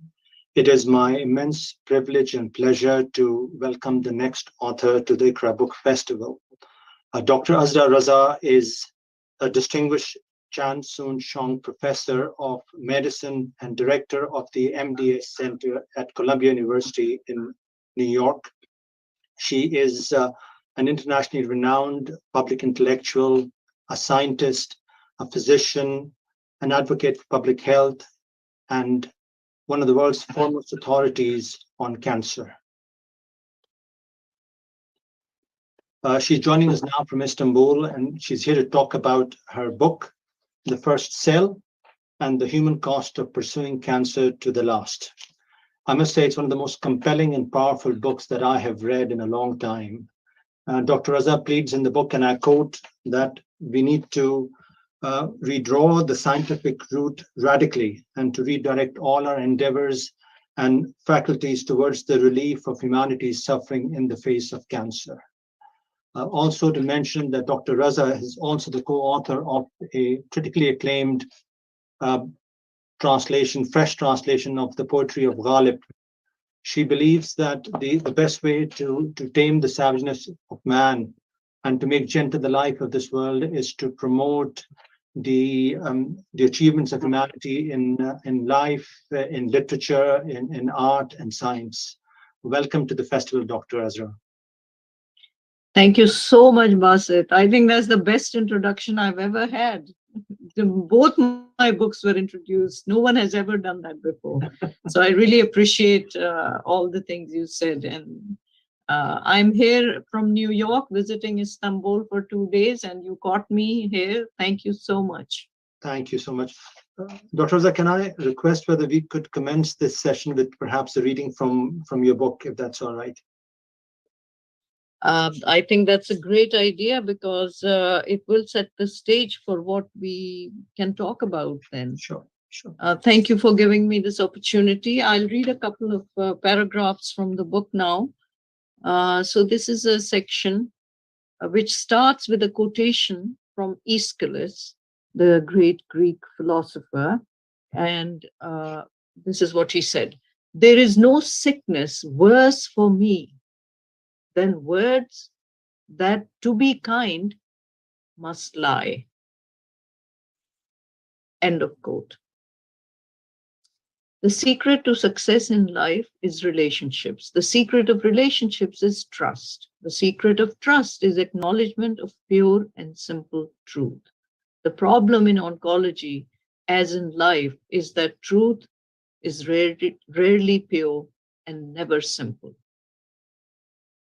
One historic incident that has stayed with me since I first read about it as a teenager growing up in Karachi involves Mr. Muhammad Ali Jinnah, the founder of Pakistan. He spoke to a crowd of approximately 10,000 at a public gathering in Agra, India in the early 1940s, years before the partition of the subcontinent. Probably 500 people in that crowd had a passing knowledge of English, and about 50 of the elite among them understood it well. Trained as a barrister at Lincoln's Inn in London, Mr. Jinnah spoke in chaste English with a British accent for 40 minutes, and only in the last few did he address the commoners through a broken hybrid version of Urdu, Hindi, English. Shockingly enough, the crowd sat mesmerized throughout, despite a complete lack of understanding. When asked afterwards about what captivated them to such a degree, one man's answer was, "Look, it's true that I did not understand a word of what Mr. Jinnah said in English, but I have full trust that whatever he said was for my good and meant to protect me." Was the man's blind trust justified? Trust is not just the sugar coating glaze, it is indispensable, essential, vital. Too much willingness to trust is naive, a leap of faith that can earn deception. Yet a deeply meaningful blind trust is justified as long as the trustworthiness of the individual is already established. The man's trust was based on an intelligent and experiential assessment of Mr. Jinnah's previous actions, competence, reliability, and integrity, his demonstration of benevolence and empathy for the common man. Trust is not a static entity. It must be continually won. Patients have the right to trust their physicians in the same way Mr. Jinnah was trusted by his constituency. Do we deserve the trust? In 1986, I had gone to Pakistan for a brief visit. One of the elderly female relatives at a family gathering, delighted to see me after several years, asked a curious question. I don't care how many degrees a doctor has, even if they are known to cure cancer, if they don't have the reputation of Shifa in their hands, I stay miles away from them. What I want to know is if you have been graced with Shifa in your hands yet. Shifa is an Urdu word, loosely translated as the healing power. It is the equivalent of blind trust in one's doctor, a powerful, intangible confidence that no matter how deadly their health challenges, and especially when medical knowledge is stumped, the physician alone possesses the wisdom to remain sensitive, to proceed in caring, empathic ways, always exclusively focused on the patient. Lady Anne thought I possessed Shifa. She expressed her confidence at least half a dozen times during every clinic visit. She trusted me with her life. I obsessively tally the number of ways in which I let her down. This terrified, trusting, vulnerable woman sitting in the consultation room, her mind and body besieged from within and without, desperately seeking a lifeline I had no power to conjure. Lady and I both knew that she had a fatal illness, that it was simply a matter of time before she would enter the bedlam surrounding end-of-life issues. Obviously, I had no cure to offer, no magic bullet to eliminate the coming leukemia, and each time she expressed her implicit trust in my power of Shifa, I reminded her gently of what was expected. She scoffed, she laughed it off, she changed the topic, sometimes she became agitated, abruptly walked out. I broached the subject of involving our palliative care team, which she dismissed out of hand. What about a psychiatrist? I have been on antidepressants practically all my life. My mother thought I was hyper when I was 2. I don't need more doping, thank you. Lady Anne simply refused to accept that the end could come for her. She demanded therapy for her cancer, not her mind, willing to be a guinea pig for any experimental approach I could come. Things spiraled out of control in her case with frightening speed. Within days, she was admitted to the hospital with a high fever. I sat on her bed early one morning as she struggled to breathe.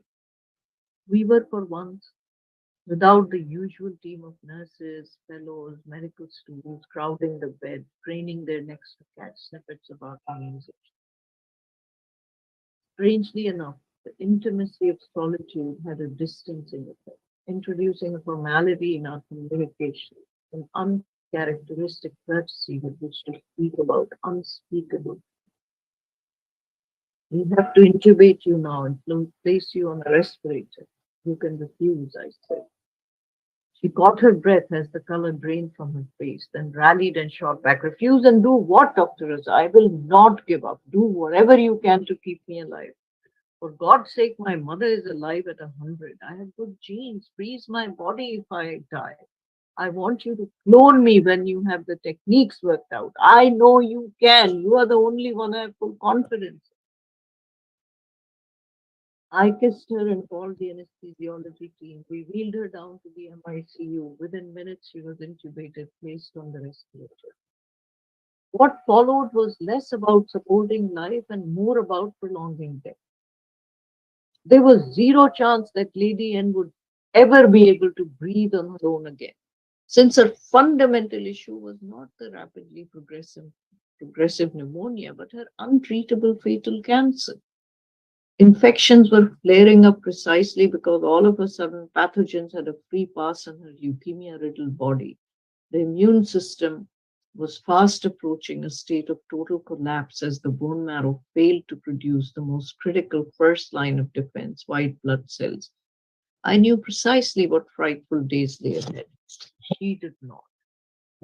I'm a clinician first, and my medical, moral, and ethical obligation is to relieve distress and suffering caused by disease. I should enable my patients to benefit from the best that science and technology has to offer, not be hurt by it.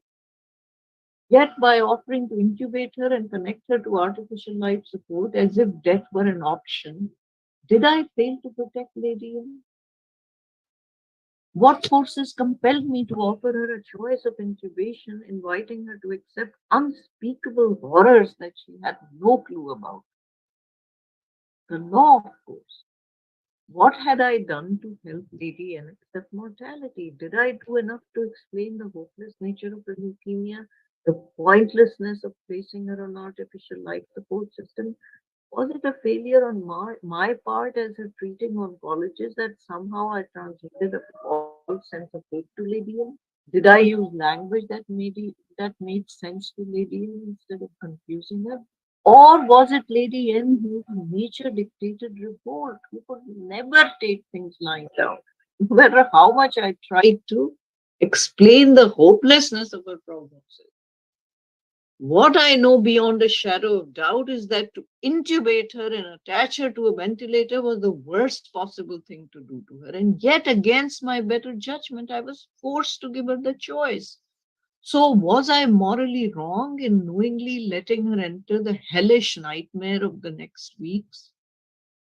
Where does medical and individual responsibility end and societal responsibility take over? Was Lady N wrong to trust me? Where is my Shifa? Thank you so much for that, Dr. Is your mic may not be, it's fading away and coming back for some reason. The audio faded a bit. Oh, okay. I'll try to stay close to the mic. Thank you so much. Can I ask what prompted you with a life steeped in the highest echelons of academic and clinical medicine to find the time and to write this book? Why? Wow, that's such an important and good question. Basically, I came to America to cure cancer at the ripe old age of 24. You know, only 24-year-olds can say things like that. And I started studying and treating acute myeloid leukemia.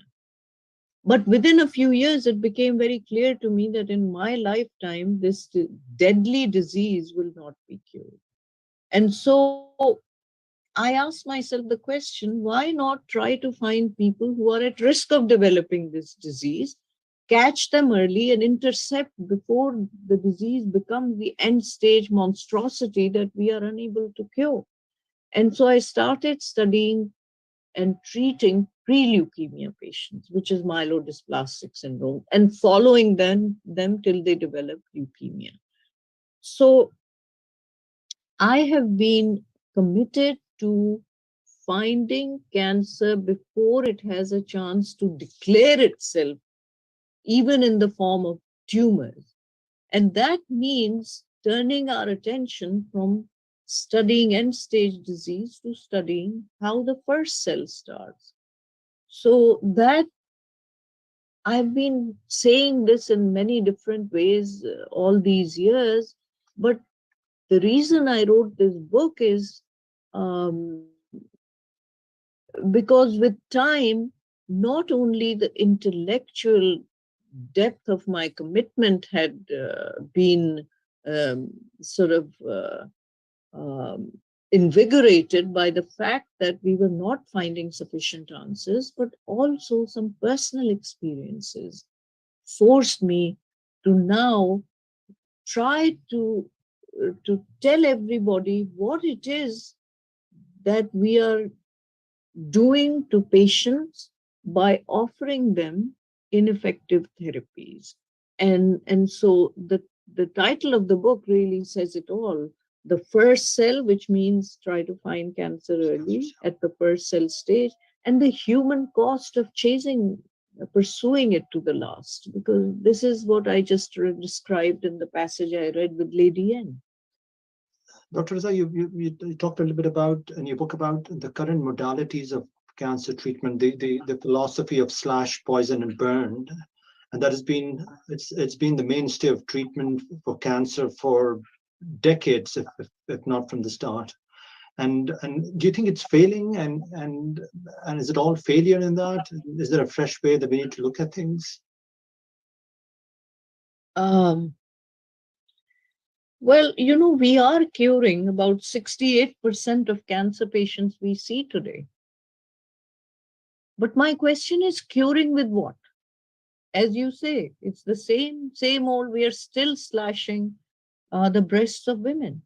My colleague Siddhartha Mukherjee, who wrote the book Emperor of All Maladies and got a Pulitzer Prize, he talks about the Persian queen Atossa, who was 5,000 years ago felt a lump in her breast, and she tried to ignore it. She tried to cover it with sheets and things, but when it kept growing, she asked her Greek slave for help, and he took out his sword and slashed her breast. This is the first known mastectomy. She survived and lived for many years, but that was 5,000 years ago. If Atossa was alive today, what would we do if we diagnose a lump?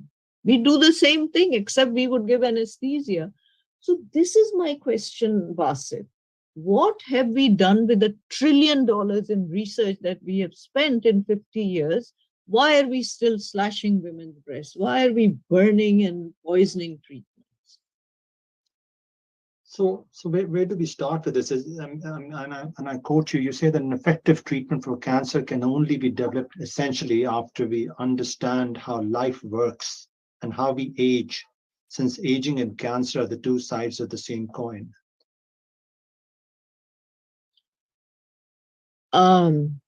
I think it's very important, first of all, Basit, to realize that a reductionist approach, trying to go down to one gene, thinking that this one gene has turned off something in the cancer cell so that it has now become an immortalized organismic creature of its own, and that we will be able to find one magic bullet to target this one gene and cure cancer. This is the reductionist model we have been following since 1970s.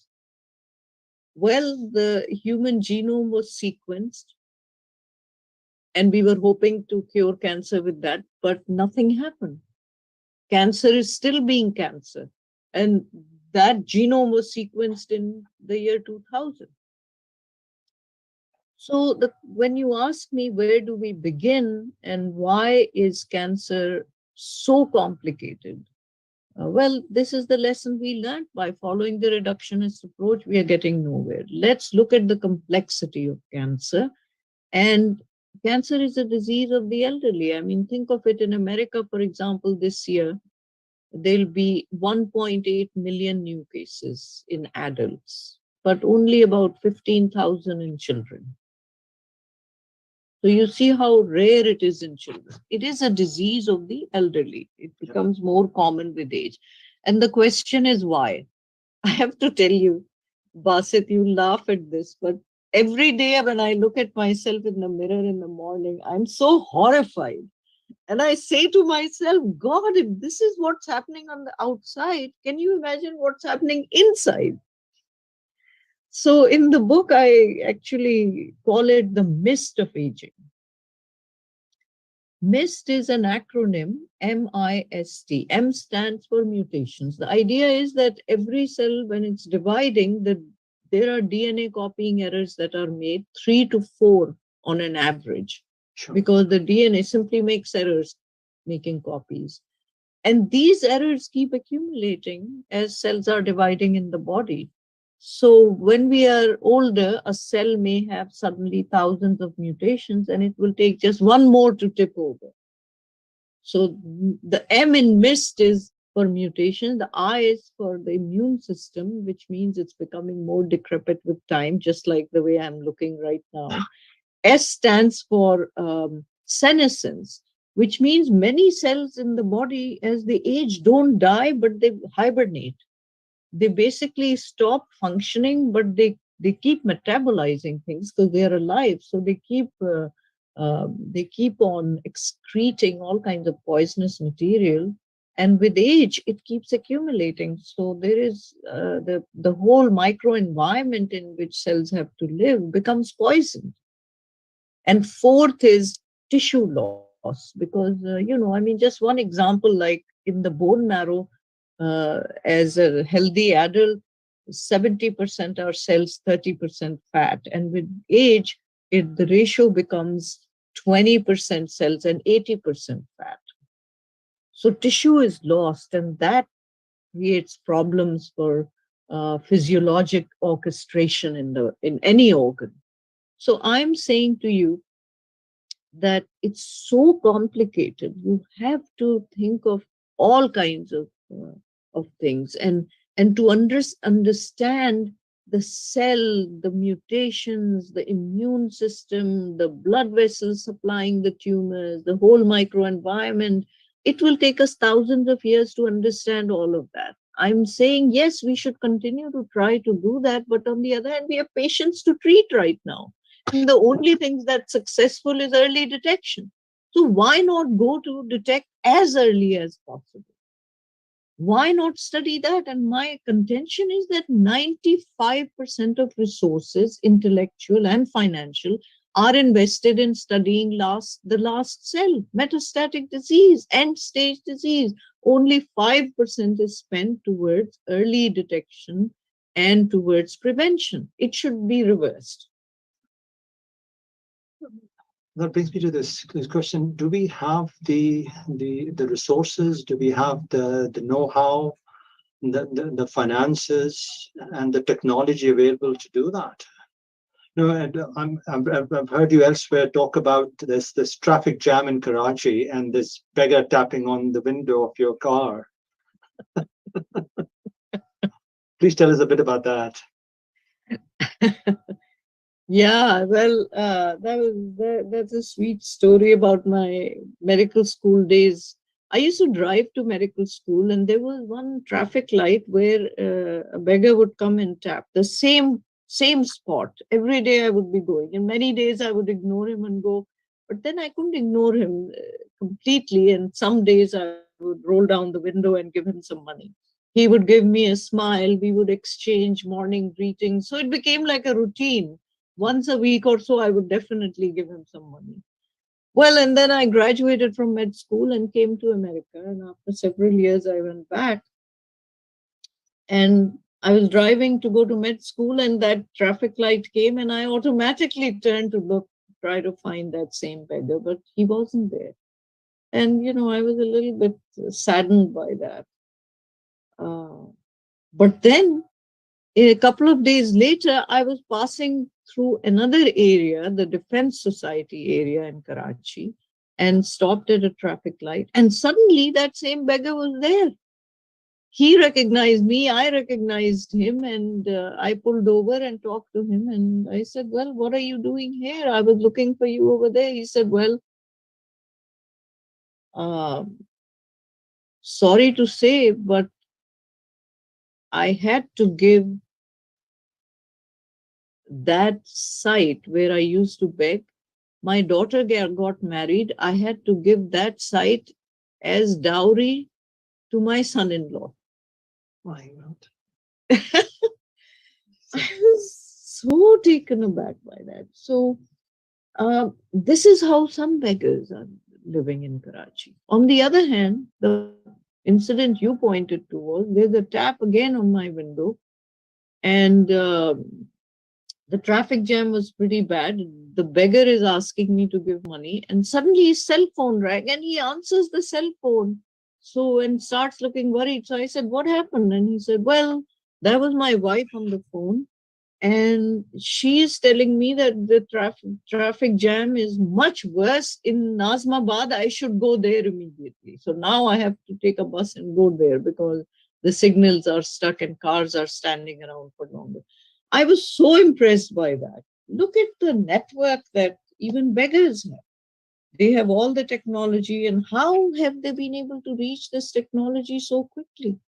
This small cell phone has more power than a computer that the size of 2 rooms in 1970s. Yeah. And today, beggars in Karachi to farmers in Indonesia to homeless people in New York City, everybody has a cell phone. So I think you hit on the right thing, that going forward, I am saying that we have plenty of money, at least in America. It's the most affluent country in the world. There is no dearth of money. Trillions of dollars are being spent, and people are looking to invest in biotechnology constantly. But all of that is going towards chasing down and killing the last cell. Everyone is looking for the next mutation, sequencing. He's not done anything. To keep doing the same thing and expect different results is the best definition of insanity. Yeah. So I'm merciless in my criticism of what they're doing. There is enough money. You just have to divert the resources and develop the technology. Don't bank on mammograms and colonoscopies and pap smears are of course excellent and help, but PSA testing, we need to just take the natural evolution of those technologies is to develop better imaging devices and better capture the first cell. Can I to mention that your book has got such extraordinary grace and beauty that is driven by the stories of your patients, people that you have met, treated, and loved, and you've come to know them. In your book, they're not disguised. Their identities are not disguised. They're real people with real names. They've not been anonymized. You recount their courageous and ultimately heartbreaking stories so vividly, and then family members and friends of these people have also shared their memories and words with you. Why did you do that? Why did you bring them into the book? Yeah. That's actually the main reason I wrote the book, is that we need to look at everything about cancer through the prism of human anguish. It's bad enough that people are diagnosed with a terminal illness. But what's worse is to make their challenges even worse by giving ineffective therapies that ruin them physically and financially with little benefit. $150,000 a year to give a treatment which extends survival for 30% people by 2 months. That kind of thing is completely unacceptable to me. And so the main reason I wrote the book was to be an ambassador for the patients, to give the voice to the patients for a change. And one thing that I feel is unique in this book, Basit, is that I tell the stories of 7 individuals in 7 chapters. That's right. But then I go back to the families of those 7 people who died of cancer. I go back to them years later, some 10 years later, and ask the relative, okay, now that you have the benefit of hindsight and retrospection, and you've had many years to come to terms with your loss, with the decisions you made, if you knew all this, I'm asking you to go back and tell me, would you have changed any of your decisions? Would you have made a different choice? And shockingly enough, Basit, everybody said no, because what else was there? You couldn't take hope away from someone, a 22-year-old or a 38-year-old or even a 75-year-old. You can't. So I asked them to write. So the last part of the book, the aftermath, is given to the relatives of the people who died. And I think that's the crux of the book, is that I've looked at the science, but through the perspective of human suffering.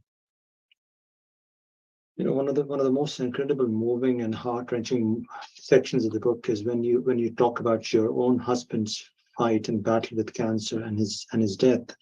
And I know you've described yourself at some places as a cancer widow. How has that? I mean, you incredible heroism and courage, amazing courage, but also inspiring and giving hope to people. Yeah. Well, I'll quote Emily Dickinson. I measure every grief I meet with analytic eyes. She's so beautiful. I measure every grief I meet with analytic eyes. I wonder if it weighs like mine or has a different size. I wonder if they had it long or did it just begin? I cannot find the date of mine. It's been so long a pain. I wonder if it hurts to live, and if they have to try, and whether could they choose between, they would not rather die. This is the measure of grief. As Proust, I'm reading Proust these days, so I'm very affected by him. As Proust said, in order for discovery, you don't need new lands, you need new eyes. So going through an experience like I went with my husband or with my daughter's best friend, Andrew, who died, my husband, who was the head of the cancer center at the university in Chicago, had dedicated his life to curing leukemia since he was 15 years old. And in a cruel twist of irony, in the prime of his life, at 57 years of age, he got leukemia when our daughter was 4 years old. And then he lived for almost 5 years, a tormented existence, a very painful and suffering existence. So going through that experience, Basit, changed my eyes. Now not everything around me is the same, but my eyes are different. So I think that was another reason that I wrote the book. But the final thing I'd like to say is that when I started writing the stories of my patients that appear in the book, I had no intention of telling my own. But then I saw that I was telling their tales with such granular detail that withholding my story seemed somehow dishonest, insincere, that I'm not telling my story and yet I'm telling their deepest sorrows. And so then I decided to tell Harvey's story also, and then it became like a red line going throughout the book. He appears in every chapter now, yes, because that is what happened to me. So it's a memoir in addition to being a book about cancer. That's why the cancer widow part comes in. You know, I was just trying to keep tabs on all the literary figures who make an appearance, from Aeschylus to John Donne to Shakespeare, Emily Dickinson, W.H. Auden, there is James Joyce, there's Albert Camus, there is Allama Iqbal, there is Ghalib, even BG's figure in the book. Is it just joy and pleasure, or is there consolation and comfort there as well? How beautifully you said it. Joy, pleasure, comfort, everything, because poetry to me is a solace um, for my emotional state, but also really makes you think. I think that is one of the most inspiring, intellectually inspiring, challenging sort of dialogue that I get into with poets. It's just very beautiful, and it also inspires me very much. I'll just end by reciting few lines, if you don't mind. Please. From Alfred Lord Tennyson, when he's talking about Ulysses. The lights begin to twinkle on the rocks, the long day wanes, the slow moon rises, the deep moon rounds with many voices. Come, my friends, it's not too late to seek a newer world. It may be that we shall see the happy isles, it may be we shall find the great Achilles whom we knew. Though much is taken, much abides, and though we are not now that force which in olden days moved heaven and earth, that which we are, an equal temper of heroic hearts, made weak by time and fate, but strong in will, to strive, to seek, to find, and not to leave. Absolutely amazing. Dr. Reza, just a question from the audience, if you don't mind. Somebody's asking, what is your opinion about the impact of the decline of belief in society and the pressure on oncologists to succeed in meeting patient expectations? Decline of belief, I'm not sure what that means. You mean patient-doctor relationship decline? Decline of, I think, spiritual belief, I think, in society, and the pressure on oncologists to succeed in meeting patient expectations. I think these are all very real issues about patient expectations and a doctor's ability to come up to them. The passage that I read about Lady N is completely my own dialogue with myself about, am I doing the right thing? Why am I not able to convince the patient of what she should do? I'm afraid I don't have any answers, but one thing I would like to say is that we must constantly keep questioning ourselves, our motives, and our goals. Ghalib said it best when he said, "Kya kiya Khizr ne Sikandar se?" What did Khizr do to Sikandar? I don't have time to explicate this further, but suffice it to say that Khizr is the prophet who, in some sense, lets down Alexander the Great, because they get separated in search for the elixir of immortality. Khizr finds it and imbibes it, and Alexander dies, but Khizr is alive and shows us the path. So Ghalib is saying, Kya kiya Khizr ne Sikandar se? If Khizr could let down Sikandar, ab kise rehnuma kare koi?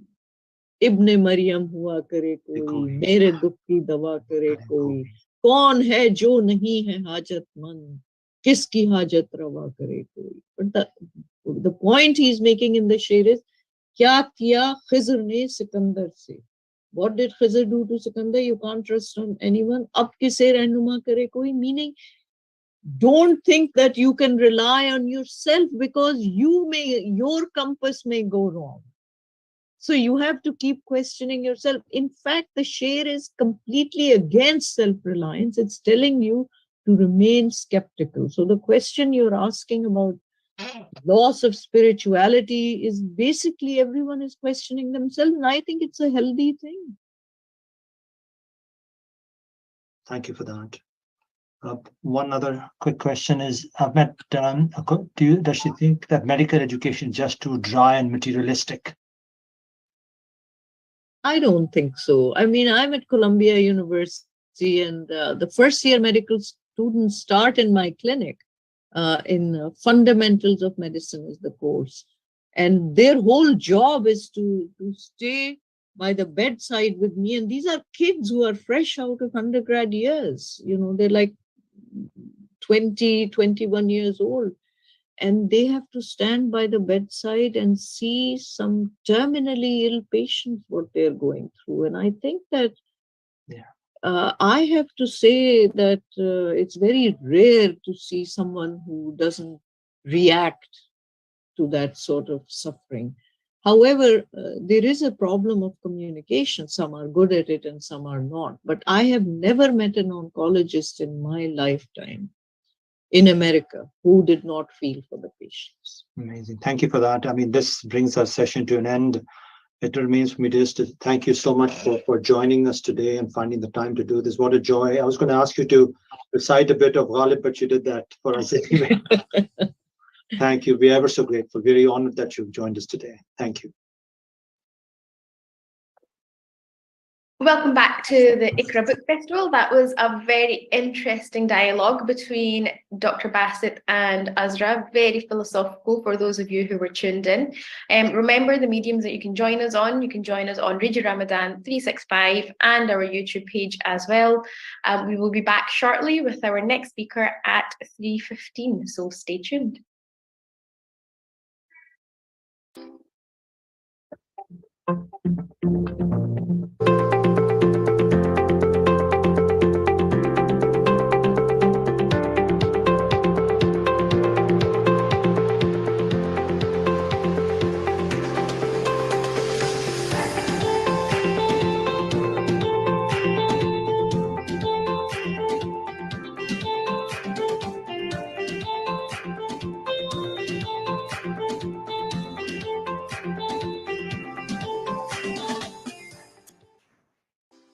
What we're doing just now is in the area of radio, and what we hope to do is to carry on that, expand that area of radio.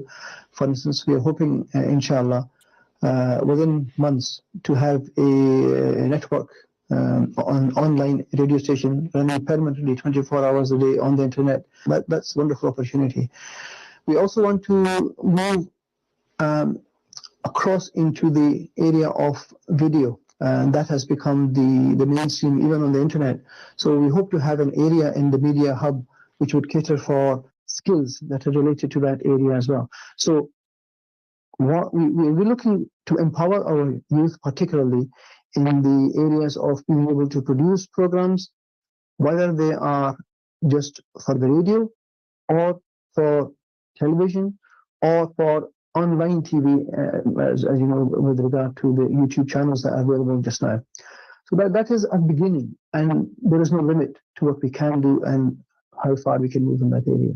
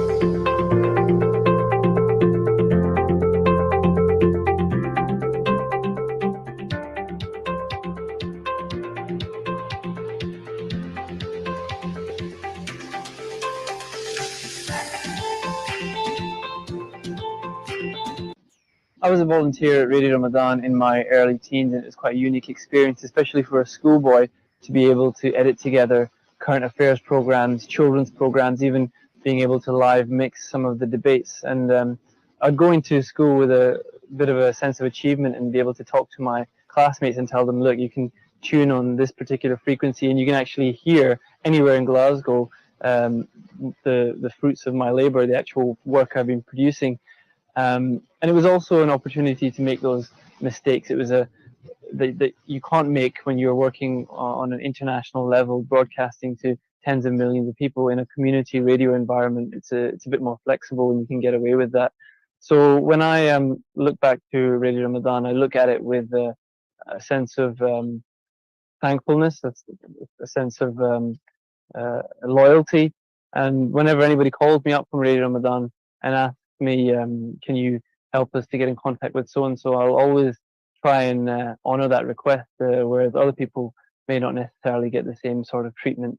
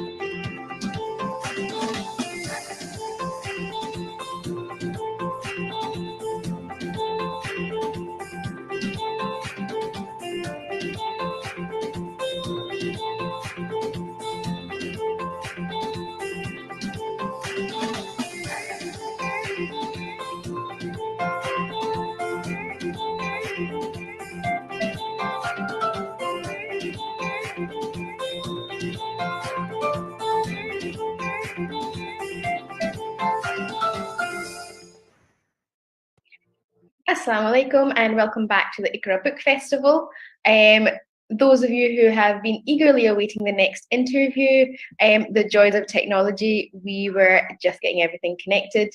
Now I'm going to hand over to Daud Duncan, who's a performer himself from the West Highlands of Scotland, and he draws on the deep wellsprings of Scottish, traditional and Islamic culture to share profound music, storytelling and song. So over to you, Daud. Assalamu alaikum wa rahmatullahi wa barakatuh. Hello there, Sidra. Thanks so much. I'm so glad to be back here at Iqra Book Festival for a third time. MashaAllah, it's such a brilliant endeavour, really important as well, and I hope that this does well. I was really excited, actually, got called in a wee bit last minute to put together the interview for this amazing book, and it was actually the introduction to this book that I got. Muslim Networks from Hajj to Hip Hop was released in 2005 as part of a series, Islamic Civilization and Muslim Networks. This book actually covers the concepts of the networked Muslim civilization throughout time. It looks on the concept of Muslim networks as a combat against kind of a homogenization of the idea of Muslims, as well as looks as network as a process by which Islam is imagined and put into practice by Muslims as well. It's a fantastic read full of excellent, an excellent diversity of different essayists from different fields, fields of humanities, arts, social sciences, etc. And ultimately has this fantastic through line that gives us this real kind of counter to what I suspect at the time was, let's say a substandard appreciation of how complicated Islam is and was at the time. So I would like to say a huge welcome to Miriam Cook and Bruce Lawrence to the Iqra Book Festival for the first time. Who knows? This could be the start of something even bigger as well, mashallah. And I'd like to ask you to introduce the book in your own words, as well as perhaps, if you've time and the ability, to give us a wee bit of a reading, if you'd like as well, if that's something you've prepared. Thank you, Daoud. It's a pleasure to be with you. Do you want us to maybe quickly introduce ourselves so people know who we are? 100%, that'd be fantastic. Okay. So I have been teaching Arab cultures ever since I graduated from Oxford, but I have to tell you all that I'm actually from Edinburgh. Lovely. The accent. And so I've published extensively on Muslim women's writings, but primarily Arab women's writings. Became very interested in Islamic feminism and currently working on something to do with Palestine during World War II. Bruce. So my name is Bruce Lawrence, and I've been in the academic groove for over half a century. And I taught for 4 decades at Duke University, where Miriam and I are both professors in North Carolina. And the traumatic changing moment for my life was when I went to India in the mid-70s, and I thought I knew something about Islam, and then I got introduced to Indo-Persian Sufism, and I realized that I knew nothing. But I started to build up another category, another way of thinking, another set of relationships. And so when I came back from India, from Aligarh, I was at Aligarh Muslim University in Uttar Pradesh, I began to teach a course on Islamic civilization. And I tried to see Islam as part of global history and not simply as a separate annex of the West or the East or some other larger abstraction. And then Miriam and I were both so daunted by 9/11 and the response to it that we felt there had to be another way of talking about Islam and Muslims in the modern world than terrorists and extremists and Salafi boot riders. So what we decided to do instead was to organize a conference that then became this book, Muslim Networks, and that's why we're here today.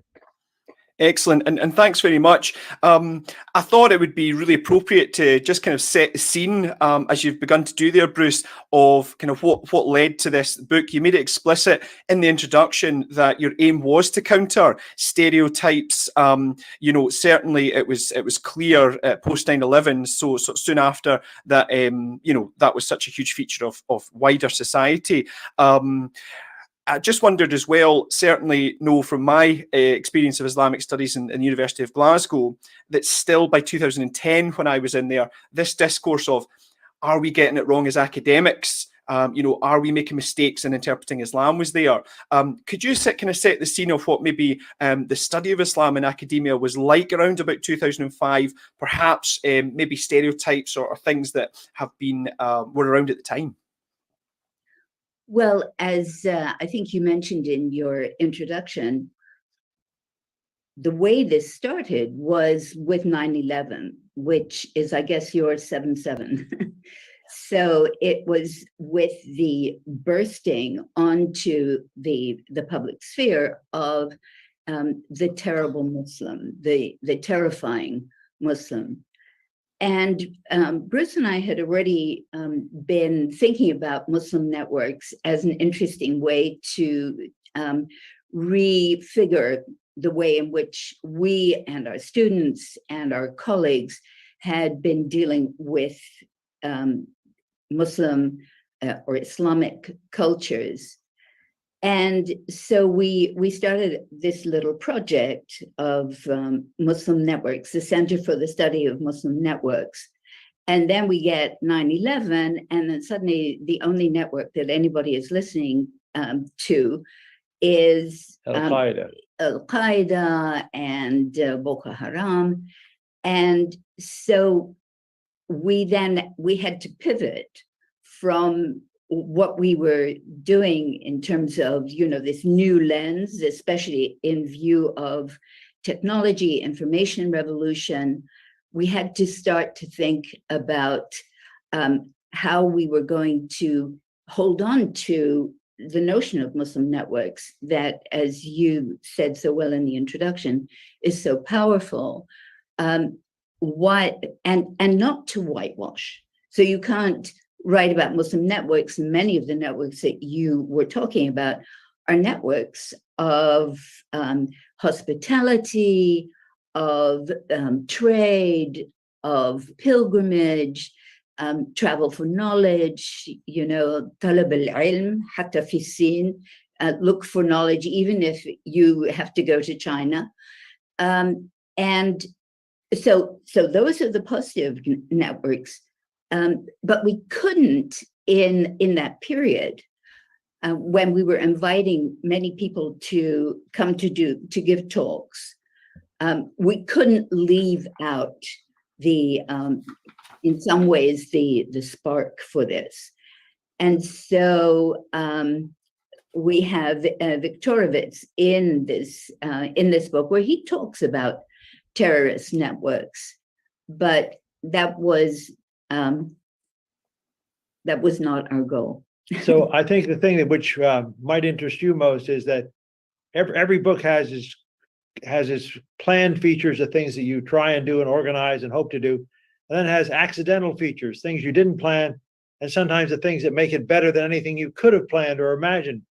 So one of the delights of our book is after we thought we'd done it all, we had this fellow student named Sami Alim come to us and say, you know what, you've done networks, but you haven't done music. Hey, dude, where's the tune? And so he said, I want to introduce you to this rapper named Mos Def. And Mos Def is going to tell you about Muslim networks, the Trans Global Hip Hop Nation Network. So it was so interesting that after we thought we had done a job of canvassing multiple perspectives, it's not that we're tone deaf, but we sort of been neglectful of other ways of thinking of networks, including musical networks. So Sami Alim was not at the conference, but his contribution became the reason we retitled the book From Hajj to Hip Hop, not only because it rhymes, because it sounds like itself a hip hop jingle, but because Sami Alim was so convincing that you can't deal with global networks and call them Muslim unless you also deal with hip hop.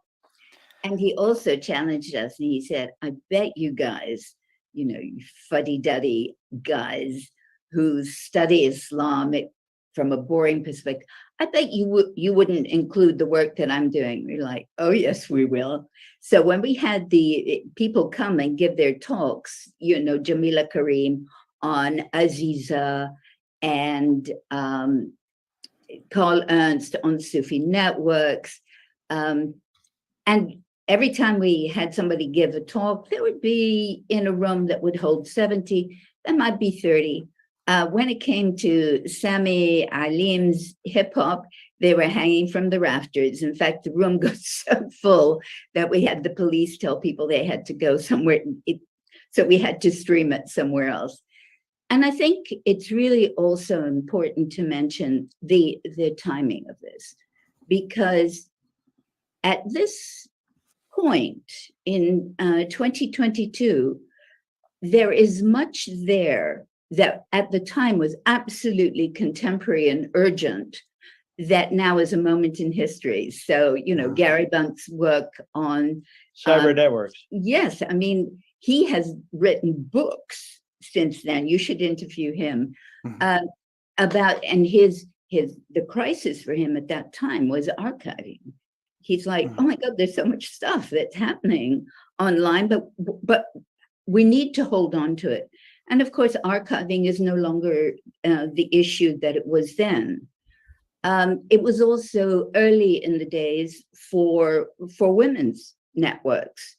And so what was an insight from Taiba Sharif and Jamila Karim and Samia Siraguddin was that women who had been isolated, particularly if they were in either strictly segregated societies or in communities where that is kind of a norm, where they would not be able to be in touch with each other across space and time, as you mentioned, suddenly there were these new connections.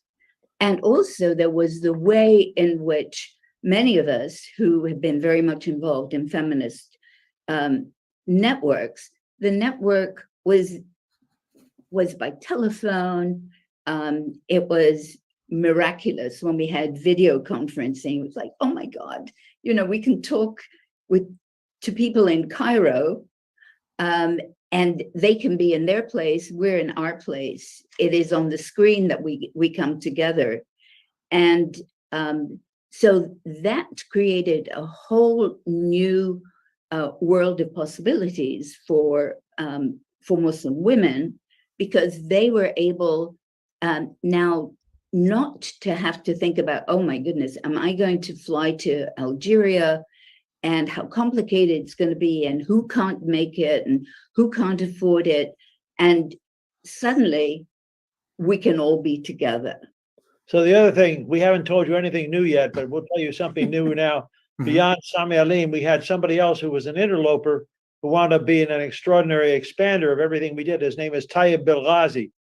So in the book, there's an afterword from a Moroccan social theorist named Tayyib Belghazi. And he said, basically, all that you're doing is explaining what we have been working on in Morocco for a number of years called barzakh. And he introduces the Quranic term barzakh and says barzakh is two things that don't have to choose one over the other. They both interact sometimes in ways that neither one knows, but it produces a new reality. And so he explores something that's not going back to an either or synthesis Hegelian mode of choosing the thesis, antithesis, and a new synthesis. He says you don't have this kind of teleological view. Instead, you have a constant balancing of perspectives. And that's what we try to achieve. But he told us more about what we did and couldn't do and should do in the afterward than we'd ever thought of before. Yeah, absolutely. That's one thing that I did notice, as a Muslim reading this as well, that there was so much kind of familiarity. The hip hop thing. Myself, I became Muslim in 2006. It was through hip hop, through this kind of global network and so on, that you'll be familiar with through. Now, I tell you this. It also raised, as a Muslim who's studied academically as well, it was nice to see this insider and outsider perspective, as you said, is so important. I just thought, just because we'll have a lot of Muslims, listening, a lot of Muslims watching as well the festival, what kind of role do you see for the kind of insider and outsiders perspectives as playing in, academia in Anglophone countries? Well, there's a lot to be said about insider, outsider. The one thing that I think this whole experience of 9/11 and now Muslim networks and our book and the series in which it appears is insider, outsider is now not so much a religious label as Muslim, non-Muslim, as a notion of where you stand in the perspective of Muslims in world history. And I think I say world history because it's not East and West, it's not Africa and Asia or America and some other place. It's always about how you see a central role for Muslims, but also you see Islam itself as part of world history. And that comes back to somebody who was both an insider and outsider named Marshall Hodgson. And so we use his notion from the Venture of Islam of Islamicate at several places to say, you don't have to be a Muslim to be appreciative of a Muslim experience in world history. And in fact, sometimes it's the person who sits on the margins who's not quite an insider outsider, but just an interloper.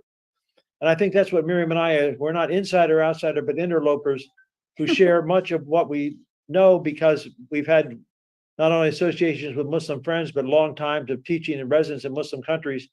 And just so you know that the title of the book is From Hajj to Hip Hop, which we thought was very uncontroversial. But when we tried to teach it in Doha, Qatar, back in 2010, a mere 12 years ago, people said, no, you can't do this. We said, why? Maybe they're going to object to the fact that we're non-Muslims. No, it was heretically using the title Hajj and hip hop because hip hop can never be equivalent to Hajj. Well, we never thought of that. And nobody who early read the book thought about it. But in Doha, a very conservative country, by having those two words together, Hajj and hip hop, it didn't matter whether we were insiders or outsiders. It mattered that we had violated a code that said Hajj is by itself. The arkan stand apart from anything else, and you can't compare it to hip hop. And what we were intending to do was not only get people to remember the title and to read the Sami Alim chapter first and then go back and read the others, or maybe practice a little music and then see if you can get anything else out of the words. Our real intention was to show that there is an insider-outsider communication that goes on through hip hop and through other parts of music. So it blurs the lines between Muslim and non-Muslim, between Asian, African, European, American. And that's really what was the intent of our book. Well, yeah, absolutely fantastic. I think as well that this, the idea clearly, you're constantly in the book coming up against the limitations of network as a lens to view Muslims through, but obviously the usefulness of that as well. Well, look, I have to say, you know, it's 2005. It's a wee while ago, and I thought, kind of, you know, looking back academically with kind of a critical eye on things that maybe you weren't so happy with and so on. Maybe if I could start just with one idea, which was so apparent, is the internet, you know, would come up again and again and again. And of course, since 2005 to 2022, things are so different. Good examples would be things like this, talking about the, let's say, online dawah scene. Whereby people were able to be offered status. If it's okay to make I just thought it was a fascinating kind of insight at the time was, of course, the book starts with an exploration of Ibn Battuta and how he was, let's say, not the most accomplished of scholars. However, going into the Muslim, you know, countries, Muslim majority countries, his, let's say, relatively superior learning offered him status and even patronage and so on and so on. I think that it's quite funny, whereas back in the day in 2005, you said something along the lines of, I think I wrote it down as well, sorry, the writer had written down that the internet offers no financial reward whatsoever. In 2005, that 100% was the case, whereas now, there's huge debates, and the internet dawah scene sort of one of the most maybe interesting kind of networks, as it were. At the moment, there's a famous example just recently, controversy about a man who's looking at interviewing and doing dawah with Andrew Tate, the kind of famous sex criminal. I don't know if you've come across him. He's very popular among young people, extremely sexist, you know, and so on. And as I say, he was been trafficking women, all these kind of things. However, relentlessly famous. But if you get what I'm saying, is this dawah interview with Andrew Tate, because Andrew Tate's an internet celebrity, does offer the potential for hundreds of thousands of pounds just for one video and so on. What I kind of wondered was, you know, regarding the imagination of what the internet would become, you know, thinking about how starkly different that was. Well, are there sort of things that you felt that were misjudged regarding maybe the impact of the internet? I'm not sure that it was really misjudging, because if we think about even just the last 2 years with COVID and the way in which I don't know what percentage of the workforce has decided that if they can't stay at home and continue to work long distance and virtually, that they prefer to resign and get another job. So in as much as in 2019, we had no idea that the whole landscape of labor was going to change. I guess I'm talking a lot about white collar. This has been happening from 2004 on, because we established the center, Duke Islamic Studies Center, so we changed the name because, at that time, Muslim Networks is not as kind of anodyne as it is now. And so it was, I think this book has to be looked at from its moment in history, because I think as things change as much as they have, not just in the last 2 years, but my goodness, over the past 17 years, I think it's important. I guess this is part of Gary Bunn's project. I think in a way we archived a moment. And especially with John Anderson's work, where he talked about where Muslims became important in the development of the internet through, most of them engineers, through their travel to Europe and to America, feeling absolutely isolated in the 70s and the 80s. So they then start to put the Quran, Hadith online, and of course, all for free, because there was zero idea that you could make money out of this. And ironically now, of course, you make money off the internet. And if you publish books, as Bruce and I foolishly continue to do, you make no money at all. So I think the only mistake we made was to not do more in arts and music and the social expansion of. I think we had no idea how broadly the internet, or what Hodgson calls the high-tech era, would really not only travel faster, but more encompass everything, including the literary work. So as Miriam says, we still write books, and it's ironic now as the books are published, something online, but mostly Kindle and mostly downloaded for use at home. So and if you have that Russian website, you don't even need to do that. You get them all for free from Moscow. I wouldn't know. Yeah, all virtual. So I think that we didn't make a mistake so much as none of us could have estimated in 2005 or even 2015 how engulfing the world of virtual technology would become in our lives. So let me just quickly add there. So we were in Doha in 2010, and we were scholars in residence at the Museum of Islamic Art. And so Bruce told you about the way in which we had to change the title and be careful about Wahhabi instincts. Restrictions. Yeah. So as a gift to our class, we gave them, at a special ceremony that introduced us, our each student got a copy of the book, and we signed it. The same one you showed. We're so pleased to see you have a paper copy in front of you. That shows your age. That you have a paper copy of this book. So they come into class for the first class, and not a single one has the book, even though we have asked them to read. No, we didn't. We asked them just to read a couple of chapters. And we're like, we gave you the books yesterday. Where are they? Oh, no, we've got it. We found it online. And it was easier for them to read online than it was the book that we had rather ceremoniously given to them. Yeah.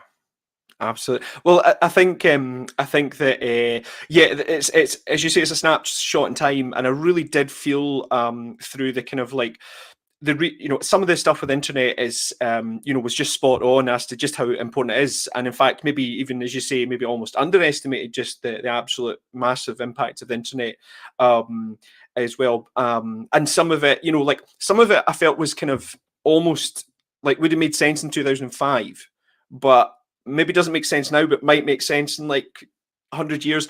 Stuff like the virtual Hajj. I was speaking to my wife about that ultimately maybe the internet could be just as good or kind of a compensation to Hajj. I think that at the moment, maybe back in the day, the internet, I think that the idea of the internet was a bit more physical, the idea of the internet as place more so than the idea of the internet as a network. maybe was there. Like you could go to places and so on, whereas now the idea of social network, I feel plays it perhaps. But I'll tell you what, because Can I make a comment about the virtual Hajj? Because we then taught the class for a number of years using the book. Yeah. And we introduced one of the classes that had a number of muhajabit in the classroom. And we said, okay, so for your first project, we want you to go on a virtual Hajj. They almost left the class. They all left? They all left. They said, we can't take a class with a virtual Hajj. There's only one Hajj. It's real. Okay, and yeah, it's really fascinating. I think what you're highlighting there as well, especially for like the community in Glasgow, there'd be such a different reaction. They would almost, and I think it just sort of highlights ultimately the diversity and complexity of us as Muslims as well. Because I think some people would find it almost funny, initially, of a Hajj, because whereas maybe these people think, oh, you cannot say that Hajj and that is the same. Whereas almost people in Glasgow here might think, well, of course it's not the same. So it's not a worry. You can talk about, a virtual Hajj, and just this diversity of the Muslim community that I think is certainly been stamped. I think that the impact of this book has been, is certainly. I mean, I feel that in reading this book, it made a sense of a lot of the conversations that were happening in academia in 2010 when it was there, and a lot of the debates that were happening. Well, there's a couple of things to say, and I think we could probably squeeze something in, perhaps both. I think I'm quite eager to talk about the idea of the analysis. For me, the most kind of thing I took most issue with was the analysis of the terrorism through the lens of the Salafi sect, jihad as related to Salafism.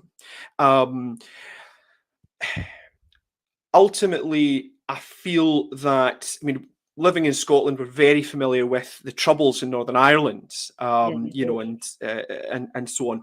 And I wonder if maybe I personally feel that a time where we look at terrorism as a Salafi phenomenon, not exclusively, but as intrinsically linked to Salafism, I wonder if that will pass, in an almost kind of radical way.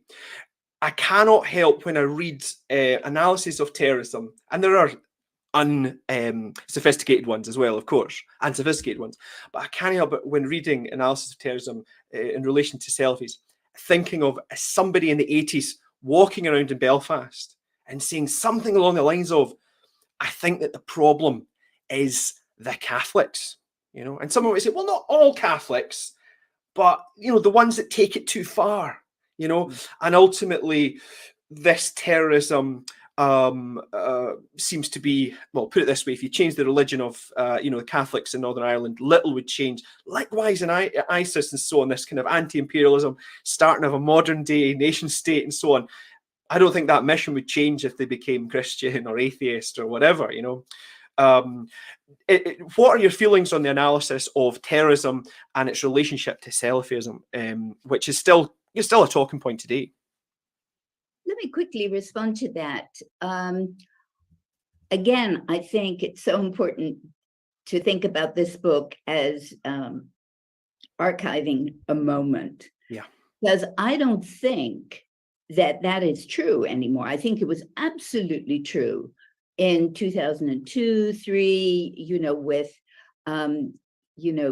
Bush attacking Afghanistan, invading Iraq, and it was all about, extremism and the dreaming up of what Muslim extremism was. But I think in a way, certainly for us in America, terrorism now is very homegrown. It's very domestic. It has nothing to do with Islam. And in an ironic way, I think domestic, white supremacist, anti-Muslim, anti-Jewish, anti-everything is putting terrorism into the right place, and that it's extremism regardless of what the identity of the extremist is. So the other thing I want to add to what Miriam said, I know we have very little time left, but I found one of the most interesting discussions about terrorism and how it's changed and how we think of it came from the attack on Salman Rushdie, where he was attacked at a place in New York, Chautauqua, where he was giving a talk, and somebody who was an irate Muslim attacked him and, of course, severely injured him, and he may have lost sight in one eye because of that attack. And everybody jumped in and said, here are these extremist Muslims, here they're doing this again. But it was very interesting. Orhan Pamuk, the Nobel Prize winning Turkish author, said, I deplore what happened, but let's look at the circumstances of the man who attacked him. So I think there's much more the Orhan Pamuk reaction of it. It's not just the terrorist event or the terrorist subject, but also the larger social cleavages that produce terrorism in the first place. And so I think there is that reckoning, if you will, a second look or a deeper look at what produces terrorism rather than the terrorist event itself that's now public. Thanks very much. Well, look, as always with these events, discussions could go on for ages, and I was also looking forward to getting into feminism. I've got a little message from one of our festival organisers, Dr. Basseth Amjad, who said, Professor Lawrence's book on Sufi martyrs and the Quran in English have given me a better understanding of my Islamic roots in the Indian subcontinent. Thank you. And I think that's a fantastic wee example as well, just of the benefits of the academic study and rigorous, honest, sincere study of the world and the people, amazing people that are around us as well.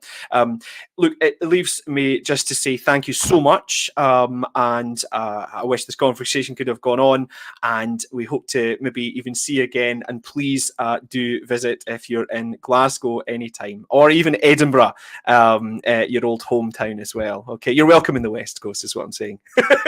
Okay, thank you so much. Thank you for a brilliant interview. We want to thank you for being so generous and so friendly. Not a problem. Bye-bye. So long.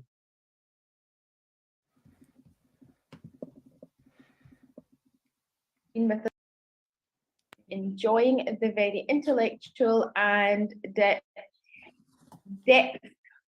I'm struggling for words, deep thinking conversation that has been inspired by our authors and interviewees alike. You can join us by joining through the Ridge Ramadan 365 Facebook page or the YouTube channel as well. We will be right back with our next interviewee and author at 4 p.m.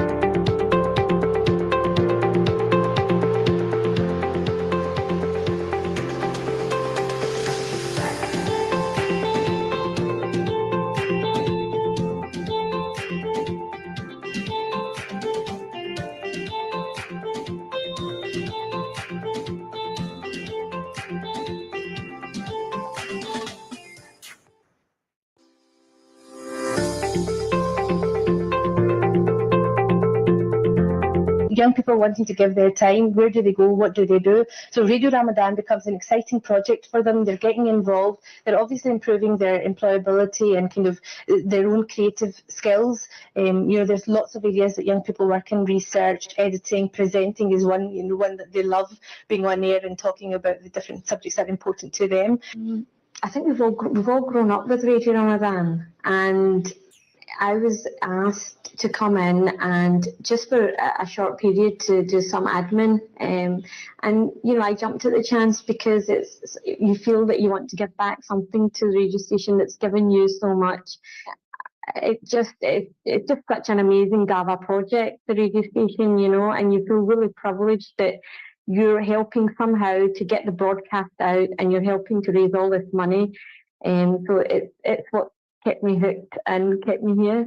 Well, it's been a couple of years because I've been so busy, but I remember very vividly the first time I volunteered at Radio Ramadan, and it's just such a brilliant experience to come in and I was working at the Muslim Youth Show, but I was doing Careers Corner, I think, and it's amazing the skills you learn when you're editing and you're recording and you're interviewing people and people give you time to do these things, and all of a sudden you're interacting with like uncles and aunties who you would never have thought of interacting with before, and it's just really a brilliant way kind of springboard into the community and like get to know people who you may have seen in passing or you will see a lot more of from then on.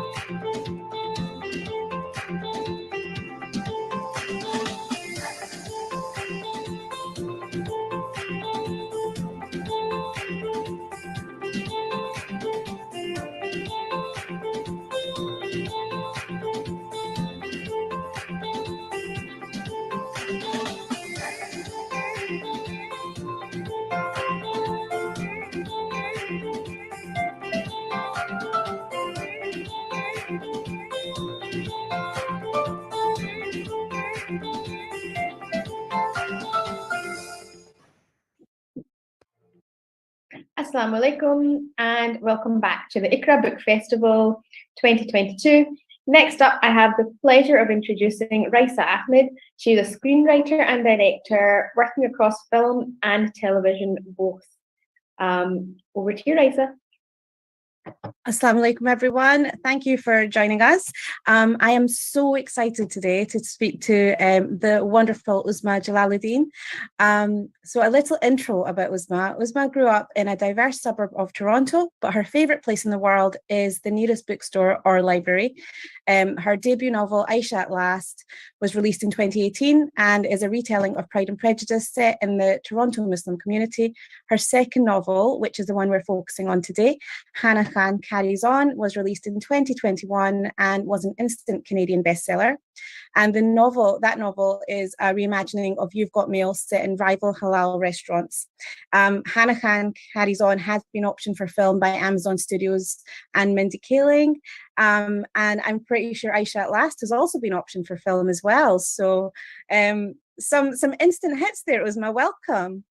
Thank you so much, Raisa. And I want to thank the Iqra Book Festival for inviting me. This is really wonderful.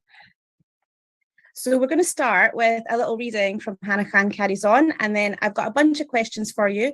And just to let the audience know, we can take your questions as well, so start sending them in as soon as you want. So Uzma, over to you. Sure. So a little bit of background. I'll be reading from towards the end third of my book, Hannah Khan Carries On. And this is after an incident of hate that has occurred on Hannah's street. And she's sort of reflecting on the way that she's reacting to being targeted and being harassed, as opposed to the way that her parents, who are first generation immigrants, reacted and the things that they had to put up with versus what she, as a child of immigrants, is having to put up with in her neighborhood. And this excerpt is from a podcast that Hannah runs, which is an anonymous podcast. It's called Anna's Brown Girl Rambles. So this is from the podcast. It's a transcript. Listener friends, sometimes your world is a trash fire. This episode will be about how to survive and thrive when things are going up in flames. There are things happening IRL that have made my life more chaotic than normal, and my commitment to remaining an anonymous brown girl podcaster makes this episode particularly difficult to record. The reasons for that are complicated. For one, when you are the daughter of suck it up, buttercup, immigrant parents, you learn pretty quickly that all your problems pale in comparison to the existential ones they faced when they were your age. Sad about a boy? Try staying afloat in a strange land. Worried about your job prospects? That's nothing compared to facing deep-rooted systemic discrimination, language barriers, a lack of job experience, and no family ties to help you stay off the streets when you first shift continents. You get the picture. I recently told my mom about a hateful thing that had happened to me. Her response was to casually share a story I had never heard before. When she was new to the country, she was rammed by an irate fellow shopper in a grocery store, a random race-motivated attack. Translation: what I had faced was nothing in comparison to how things used to be. According to my folks, I should get over it, because in the grand scheme of things, I am winning. But am I? Compared to what she had to face on the regular, yes. Compared to what I dream for myself, no. It is this personal accounting that gets me every time. And here's the truth of it all. Things are better for folks like me, the brown, the Muslim, the other. But because two truths can exist simultaneously in the universe, things are worse for us too. Real change is a boulder we keep pushing, but don't fool yourself into thinking it doesn't push back, because it does. Sometimes it pushes back hard. In my parents' time, simply being acknowledged as worthy of notice, as having your own history and worth, was enough. But that's not enough for me. I want to be included and celebrated. I want nuanced and plentiful stories to be told about my people. And I don't want it to mean something when one of us breaks through, because there are so many of us breaking through all the time in every field. When things remind me how far we still have to go, it gets me down. And then it makes me mad. I want it to change, but I don't know how to make that happen. I've learned a few things, though. When you're pushed out of the safety of anonymity and made to stand in the glare of public derision, here's what you should do. Number one, find allies and gather them close. Number two, figure out who your real enemies are. Number three, plan out the best course of action over the next few days. And number four, remember that it's okay to be in survival mode. I know this all sounds bleak, but I hope to return to better times soon. And that's it. Thank you. I mean, I think just from that snippet alone, it gives us a real sense of who Hannah is. And I have to say, I initially read Aisha at Last when it came out. Absolutely fell in love with it. I think I gave a couple of friends some copies as well, and I went, you have to read this. And then when Hannah Khan Carries On was announced, I pre-ordered it because I just wanted to read more of what you were creating. And once again, Hannah Khan Carries On feels very different from Aisha at Last, but it feels like almost comfort.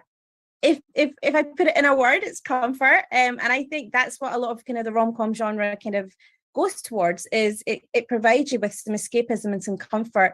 And there's always a love story, but there isn't always that level of depth that I think that your writing has, because I think you touch upon a lot of different issues that the characters face as well. How is it that you approach those multi-layered sort of narratives? What do you begin with them, or is it something that comes through the development of the character? Such a great question. Usually I don't even start writing until I've really put a lot of thought into the types of characters that I want to talk about, because writing a book is such a hard thing. Like it'll drive you crazy. Like sitting down to write 100,000 words is just mind numbing sometimes, because it's so much work. And a lot of that work is done in isolation. You're just sitting in a room with your computer screen, or if you're sitting in a coffee shop and ignoring everyone and just typing away. So I have to be really invested in my characters. There has to be something that is very deeply broken inside all of my characters in order for me to invest the type of time and energy to build them up and to tell their story. And I think maybe that's one of the reasons why it's really hard for me to just write. Sometimes I try just to write a story that's very simple, but instead I load my characters with like multiple subplots, and I build an entire like community around them. I just can't seem to help myself, because I get bored very easily. So I need to make sure that there's something in my stories that keeps me going. And if there isn't, the story is not going anywhere. So I also think as as a writer, as a Muslim writer, as a South Asian writer, as a child, as a daughter of immigrants myself, like I have so many things that I want to say that I've very rarely seen presented in a way that is nuanced and has a lot of depth to it. And I'm learning and growing myself as a writer, but I want to try to encourage those conversations. So I think that's part of what I try to do. And also just being labeled as someone who writes romantic comedies, that's more of a publisher decision. I see myself as just writing like human stories. Though I love rom-coms, I should say. I'm a huge romance fan. Yeah, I mean, it's interesting. I think every sort of creative industry tries to give you a box that you can fit into so that they can market you a little bit. There will be writers listening in to this, and I think it's really interesting what you're saying about there's something broken that you need to find in your characters. And do you write bits of flash fiction before you then start planning out your novel, or is it that you do some character development and then plan out the novel? What's your process?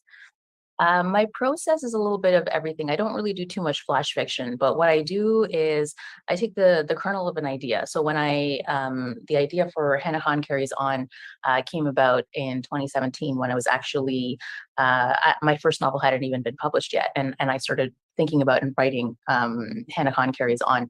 I was on submission, which means I was waiting to hear back from editors to see if anyone would be interested in publishing my book. And the advice that writers are given is don't drive yourself crazy, waiting for a response, start your next project, right? I'm sure, Raisa, you get that advice too, like start. Yeah. Moving forward, don't get stuck, right? And so I started thinking about it in 2017, but I didn't really start writing it probably for another year. So I spend a lot of times with the characters in my head, and I think this is why writing novels in particular is so frustrating, because it's so slow. And for me, and I have to say that I know writers who can like bang out a first draft in 6 weeks, and I'm like, I don't know how you do that. But I'm an incredibly slow drafter. Like I sit there, I write up very complicated character sketches, just trying to figure out who these characters are. I've become a plotter, so I'll have like a 10-page plot summary of what happens in the entire book.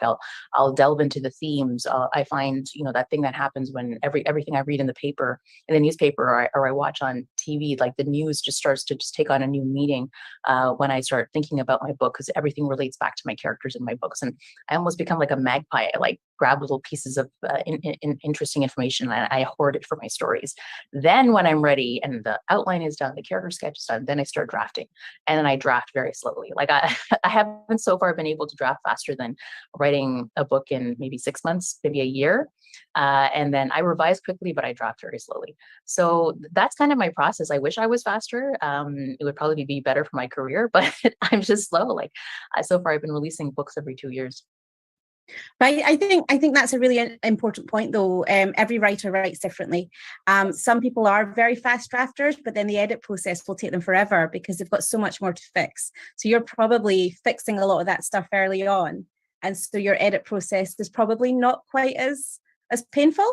No, it's almost like I take a long time drafting, and then my editing is extremely intense. Like I'll do like 12-hour days for an entire month, whereas the drafting might have been like 3 or 4 hours of writing a couple of times a week for a whole year. So I don't know which way is better. It's more, I think I need to kind of, with all of my books, I feel like I've grown with the story. Like the person I was when I wrote Aisha at Last is a little bit different. And the themes I was trying to invest in and think about when I wrote my first novel, very different from the types of things that I was interested in thinking about when I wrote my second. And the same is true for the third.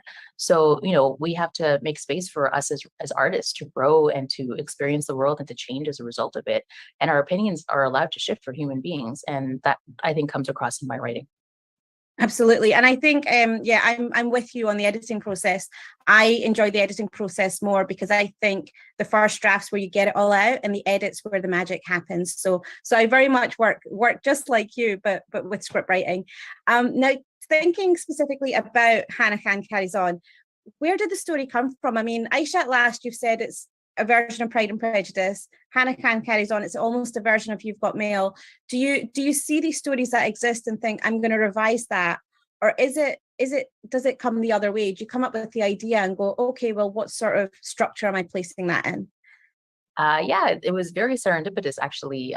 It took, I say the story all the time, but I didn't even realize I was writing a Pride and Prejudice retelling when I wrote Aisha at Last. And the book took me so long. It wasn't until maybe its 5th year when I gave it to a writer friend and she said, well, this is a classic, Pride and Prejudice trope, which was, I don't know why it took me by surprise, but I thought I was writing something truly original. And then I realized, oh, if I kind of lean into the Pride and Prejudice trope and just change a few elements, this can work really well.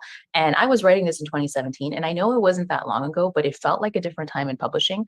The push for diversity and inclusion has just gotten so much louder over the past few years, over the past 5 years.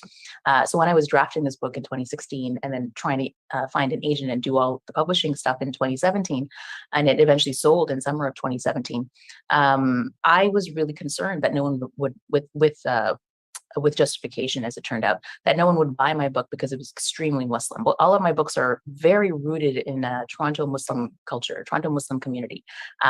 It's unapologetic. There's no violence in my books unless it's kind of from the outside as opposed to from the inside. And I was rejected many times. And so one of the things that that really inspired me when I was writing Aisha at Last was just, okay, if I bill it as a Pride and Prejudice, maybe it'll open a few doors. And so then I published my first book. It did really well. And then when I was drafting the second book, ultimately the inspiration was, again, I tell the story a lot. I was out for dinner with my husband to a kind of a sort of upscale halal restaurant. So I'm sure you guys have this across the pond as well, but it was like a American style steak place, but everything is halal. So you can get halal steaks, halal ribs, just, whereas when my husband and I were growing up, the only halal options were sort of like the ethnic food, so you would get the shawarma places or the tandoori places and things like that. And they were only in certain neighborhoods. Like you had to go to Gerrard Street, which is where all the desi food is in Toronto, in order to get like the halal tandoori chicken. And nowhere else could you get halal food. And I was just telling him, look at how like we have witnessed over the course of 25 years, over the course of our lifetime, the change in this. And our children have been born into a community where they think nothing of having halal pepperoni on their pizza or getting a burger from outside, like a cheeseburger, because it's so widely available. It's not the one restaurant, it's any restaurant practically. And I thought food is such a great shorthand for discussing issues of the way that communities change over the course of generations and the impact of their change and the way that they change the community, but also that they themselves are changed. And also people just love, and you from Aisha at Last, people just love food in their stories. It's very visceral. I had so many comments about how my books make everyone order Indian food. And then they chai for some reason, because I always talk about chai. So that was really the inspiration. And I thought, okay, how can I make this commercial? And the whole layering Pride and Prejudice to my first book really helped. Let me see if I can do that. And I love the classic 90s rom-coms. And one of my favorites is You've Got Mail. It has that classic rom-com trope of like people knowing each other on one platform, but not knowing each other on another platform. And it's ripe for dramatic irony, which is really fun to play with. And that's how the book was born. And biryani poutine, is this a thing in Canada, or was it created for the book? What does it taste like? Person that is like, are you insane? Did you invent this like Frankenstein dish that now all the white people are going to ask us about? I'm like, yes, I did. So butter chicken poutine is a real thing. So poutine is like a Canadian regional dish, and it's like some people love it. My kids love it. I like it too. It's basically French fries and gravy and cheese curds. I don't know if you know what cheese curds are, but it's like little chunks of cheese. It's delicious. I think it's great. But the biryani poutine, I thought it would be weird because it was my joke. You know how I said I get really bored when I write? I have to make jokes, little jokes, and insert them into my books because then they make me laugh. Otherwise, I'm so bored. I just, I need to keep going. So I write things that make me laugh. Sometimes other people laugh with me, which is nice. And if they don't, I have to take them out in the editing process. But biryani poutine made it through, and it's really about this whole like the idea of like the fusion cuisine, right? So like butter chicken poutine, which is like fries with butter chicken curry on top, and I don't know, all of these other. I know other ethnicities have their own kind of fusion types of food. But biryani poutine is particularly weird because it's rice and meat layered with French fries, layered with gravy, and then topped. Just weird. But people have told me that they have actually tried it and that it wasn't bad. In fact, I made it and I posted a video on my Instagram when the book came out. And I didn't like it, but my husband liked it. So I don't know. So it's kind of one of these Marmite type things. Some people love it, some people hate it. It's become, I mean, you might have invented a new dish. No, nobody should like this. This is wrong. It goes against all the laws of humanity. I disavow my own creation. What a perfect symbol of that sort of fusion cooking, isn't it? Because it is that thing of, I mean, my mum says it often, that we're completely spoiled in terms of what we can have. But I remember being younger and we didn't even order pizza to the house because we didn't know if we could, you didn't know what was halal and cross-contamination and all of that stuff. So we live in very spoiled times. So thinking about Hannah herself, I mean, she's a woman that's dealing with a lot. She's trying to figure out what it is that she wants in her life. She's got that question of, that immigrant kid who wants to do something so different from anyone in her community.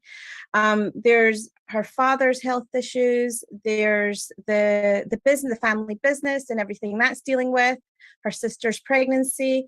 There's a lot. Where did Hannah come from? Was she inspired by someone you knew? Is it kind of based upon your own sort of experiences? Where did she come from? No, Hannah is nothing like me. In fact, Hannah is a lot more feisty than I was at her age. She came about, I think, from my interest in that in-between period in your life when you're in your early 20s. Hannah's young, she's 24, when you're sort of done school and then you're waiting for the rest of your life to begin. You're waiting for that first job that is like the real job, the job that's going to lead you into the career, whatever it ends up being. And I wanted to kind of layer that with the idea of being the daughter of immigrants, which is a theme that I come back to again and again. And that's something I can relate to. My parents are from India. And then layer that with like just the typical family drama. And it's not all like terrible things, but it's just she is going through multiple crises in her life. And of course, when you're writing a book, you want to write a character who has problems because you want to see them grow. And the problems that she's facing are very normal things. Her older sister is pregnant, is expecting. Her parents are running a business, which is a restaurant business, which is a notoriously difficult thing to do. And they're doing that thing that a lot of families do, where they're not talking about their problems. They're just kind of in survival mode constantly, but not stopping to really evaluate what they're doing with their life and whether they even want to be running this business. And because it's a romantic comedy, you have the cute guy who opens up a restaurant across the street, right? So but he's the rival. So he's the one who's going to put your mom's restaurant out of business. So what are you going to do? So all of this is kind of wrapped up with her own problems. And I've always been very interested in, as a creative writer myself. The only part that I think Hannah and I kind of overlap on is that we're both very creative people. Hannah wants to basically run her own podcast, essentially. But more than that, she wants to have a foot inside of this very traditional radio broadcasting business. She wants to be a journalist. She wants to be taken very seriously, but she also wants the freedom to be able to pursue her own stories and tell them with nuance and depth. And her parents are like, even though they're actually quite supportive of her. And it was important to me to show South Asian immigrant parents being supportive of their children running after their dreams. And the parents' kind of rationalization for this is that, well, we ran after our dreams. We came to a new country. We left our family behind. We were very independent. How can we then expect our children to do anything different when we are clearly so independent ourselves? And, of course, they had different circumstances. So when Hannah does that, she doesn't face the stereotypical kind of like parental opposition, but it's all about how hard it is for someone who has no contacts in a notoriously closed off, difficult industry, creative industry. How does she then create? And that's something I can relate with. And I'm sure a lot of people in the audience can relate to as well. Yeah, I mean, I absolutely relate to that. I know when I started, my mom and dad were my dad more than my mom were just kind of like, oh, we're not sure how you're going to do this. Because if you don't see other people doing it, you're not sure how your kids are going to be the first ones to kind of do it. And that really spoke to me, that element of it. And I think it definitely speaks to a lot of young people now as well, who are taking control of podcasting, of TikTok, of all these different platforms where they can put forward their voice without the manipulation by others. touching upon Aidan then, so he has touches of Mr. Darcy, which I understand now. You must absolutely love Pride and Prejudice, and I think it must be a subconscious thing. But he did remind me a lot of Mr. Darcy. And did his backstory develop as something separate to Hannah, or were you thinking, right, we need someone here, and how do I develop him in opposition to her? No, that would have been the smart thing to do. I realize that now. I realize that, again, like as a writer, you just, you learn things along the way, that you should have your main protagonist, and then whoever the romantic partner is, or whoever the antagonist is, they should kind of be the opposite. And the key in romance is what I've realized and have learned is that they both have to be missing something, and they fulfill the thing that they're both missing. Anyways, I didn't know any of that when I was drafting. I was just really interested in, I mean, subconsciously, I clearly did, because they're almost opposites of each other, right? It's very obvious, but it wasn't a conscious thing. Hopefully it will be moving on. But I just wanted a person who, Hannah comes from more working class roots, the typical hardworking immigrant type of thing. That's her family. But Aidan, I wanted to show the contrast to that, which was a wealthy person. So someone whose father also was an immigrant, but has basically started a business that was extremely successful, unlike Hannah's parents, who started a restaurant that is still struggling all these years later. But Aidan comes from privilege. And what I really was interested in was exploring the idea of, there's this, I think there's a stereotype in literature, especially literature that features immigrants, where they're all very poor, or they all come from like challenging circumstances, and that's just not the case. Like growing up, we all knew the family who were extremely wealthy, the family who were middle class, the family who were working class, the family who were working poor, and I think that's one of the wonderful things about, growing up attending a mosque. There was social stratification in the sense that, people had different cars that were nicer or houses that were bigger, but we all still attended the same mosque. Our circle's still mixed. So I had friends whose parents were, going on vacations all the time. And I had friends whose parents couldn't afford to ever go on vacation, ever.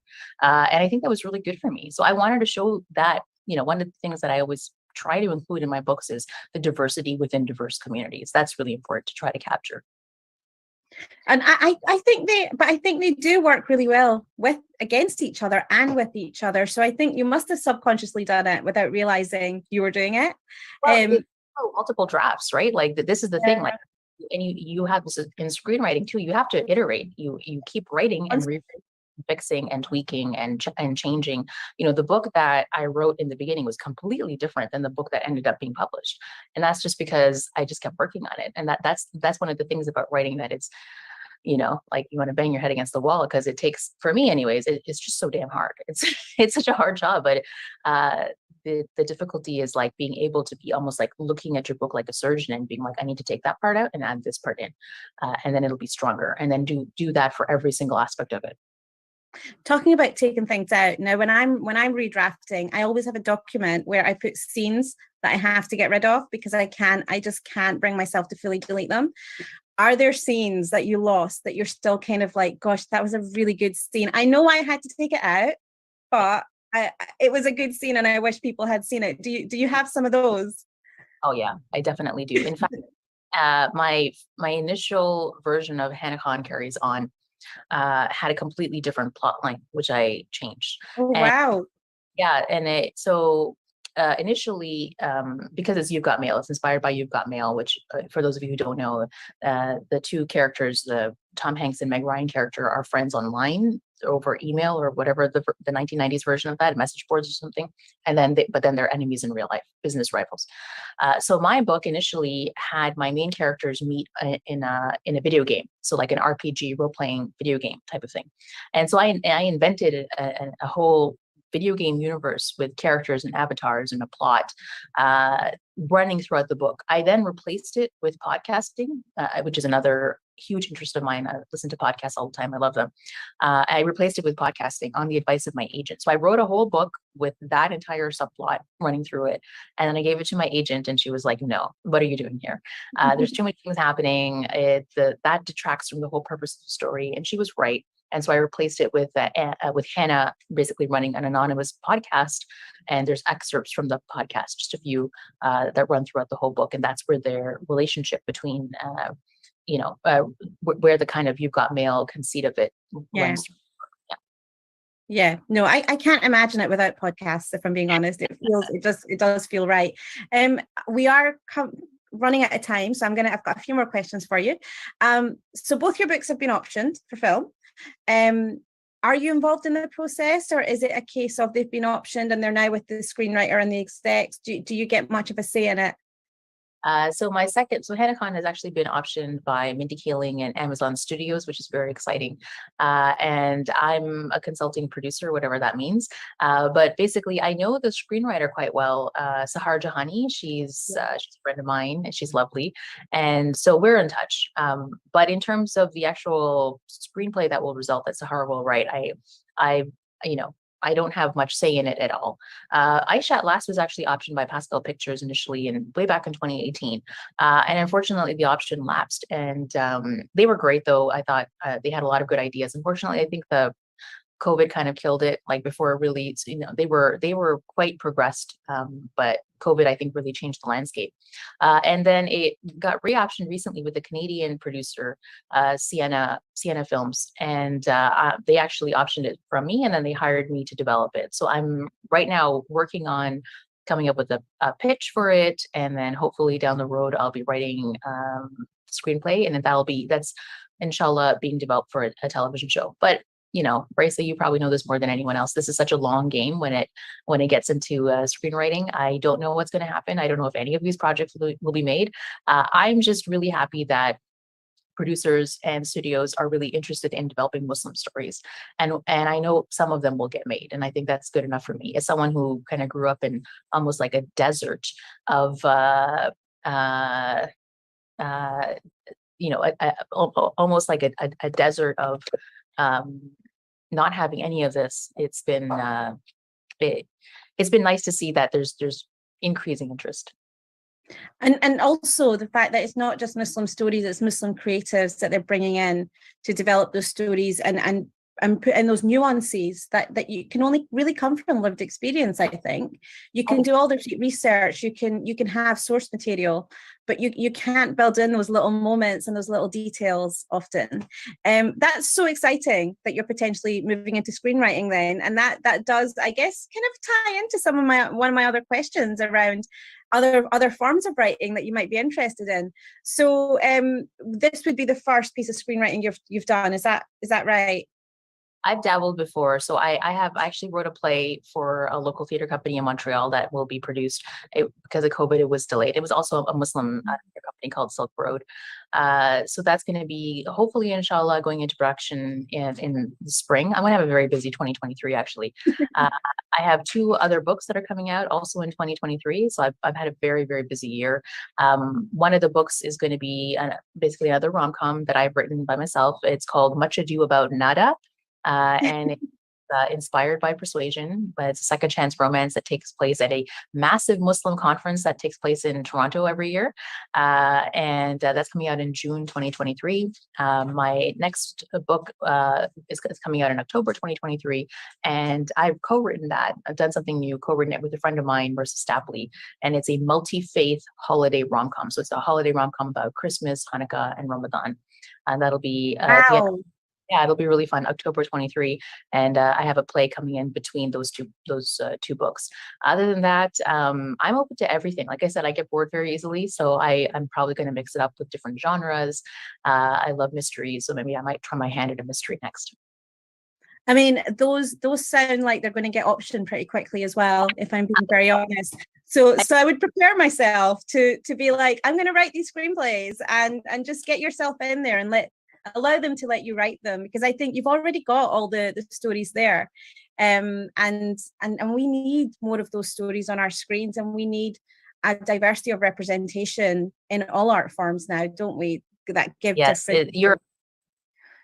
You're so right. Like I think it's a privilege, and I think it's something that's extremely necessary, because really stories move the needle and are what inspire people, and also just kind of change people's perceptions of others, right? Because we get to know each other through the stories that we read and we watch. So inshallah, for me and for the people who are watching, keep writing your stories. They're really important and they're very necessary as well. Do you have any bits of advice for aspiring writers that are watching? Is there anything that you felt really helped you when you were starting out, or keeps you going when you have those moments where it feels like, gosh, this is taking forever? I mean, it's like life. It's a marathon. It's not a sprint. I think knowing that everything is supposed to take a long time, and when it doesn't, those few instances when things happen very fast, like both my books were optioned very quickly, and it took me by surprise both times. But just resilience, I think, and persistence is probably the most important thing. The stubbornness to keep going, and also being open to getting better, realizing that it's through iteration, leaving your stories, coming back to them maybe months or sometimes years later, realizing how they can be changed and fixing them. That's what makes you a better writer. I wrote maybe 20 drafts of Aisha at Last, another 7 drafts for Hannah Khan Carries On, and I'm constantly fiddling and just like making, like, don't be afraid to make bold, big changes in your drafts. And revision is really the key to getting, to polishing that diamond into something that can be sellable. Unfortunately, if you are going the traditional publishing route, you have to kind of find the sweet spot between commerce and art. You have to be able to sell your book. It has to make money if you want to be a successful writer. Or you can forget all that and do indie publishing, which is also great. And a lot of people make a good living in that way too. I can't speak to that personally, but I know in traditional publishing, it really is about how to get the largest number of people to invest in your career, which is why I'm so grateful for all my readers. So Reza, thank you for buying my books, and for anyone else who's done that, I really appreciate it. It makes a big deal. Please don't download PDF copies of books from authors. They are illegally downloaded. They do not help anyone. And unfortunately, publishing is such a business that if they don't see sales numbers, they just won't buy any more of your books, which means that the few Muslim authors who are out there, if they're not supported, they will cease to exist. And in order to sell a book, so when you're a debut author, you will have a manuscript for a book, and you'll have a publisher. Now, with your second book, your third book, and so on, are they expecting to see a full manuscript, or can you sell it with a pitch? I know in film and TV, often we can have a spec script, and we can then just have a treatment for an idea, and the spec script is enough for them to see that we can write and we can do it. How does it work with publishing? Yeah, you know what? It's actually really interesting. I didn't, because I knew so little about publishing, but that's how it works as well. So for instance, I sold the multi-faith holiday rom-com, the one I'm writing with my partner, on a 10-page proposal. Like, they didn't, the editor had worked with my writing partner before, so they knew that she could write, and they had read my books before, so they knew that I could write. And so they bought it right away. And I know my publisher at HarperCollins, when I sold Hannah Khan, I sold it as a 2-book deal. So it was Hannah Khan, which was a completed manuscript, and then whatever I wrote next, they had already agreed to buy it and paid me for it. So I think once they know you as a known quantity, as a known entity, they're very likely to keep buying your work. The only caveat here is that sometimes if you want to change publishers or you want to change genres, like if I wanted to write YA, for instance, and I am thinking about it, I think I could probably sell it on spec, but it's probably better for me to just write the whole thing, and I might, perhaps get paid more for it, or maybe, have more interest from various editors based on the actual finished product. That's really interesting. That's good to know. Good for our listeners that are potential writers as well. So just we did have someone that did put in, it wasn't a question, and she just wanted to see a picture of the book again. So if you could hold up your copy of the book again. They are running a book group for South Asian Muslim women, for middle-aged women, and they were hoping that they could maybe add it to their list of books that they're reading. So that's the Canadian cover, isn't it? I just realized we're talking to a Scottish crowd here, or a UK crowd, right? Yes. This is the American and Canadian cover, but if you just Google Hannah Khan Carries On, and my name, Uzma Jalaluddin. You'll see it's a beautiful yellow cover. It's published by Atlantic Books, Corvus Books in the UK. And so they have this really cool kind of pop art yellow cover of Hannah Khan Carries On, but it's the same book, I promise. Got a leopard print scarf on, doesn't she?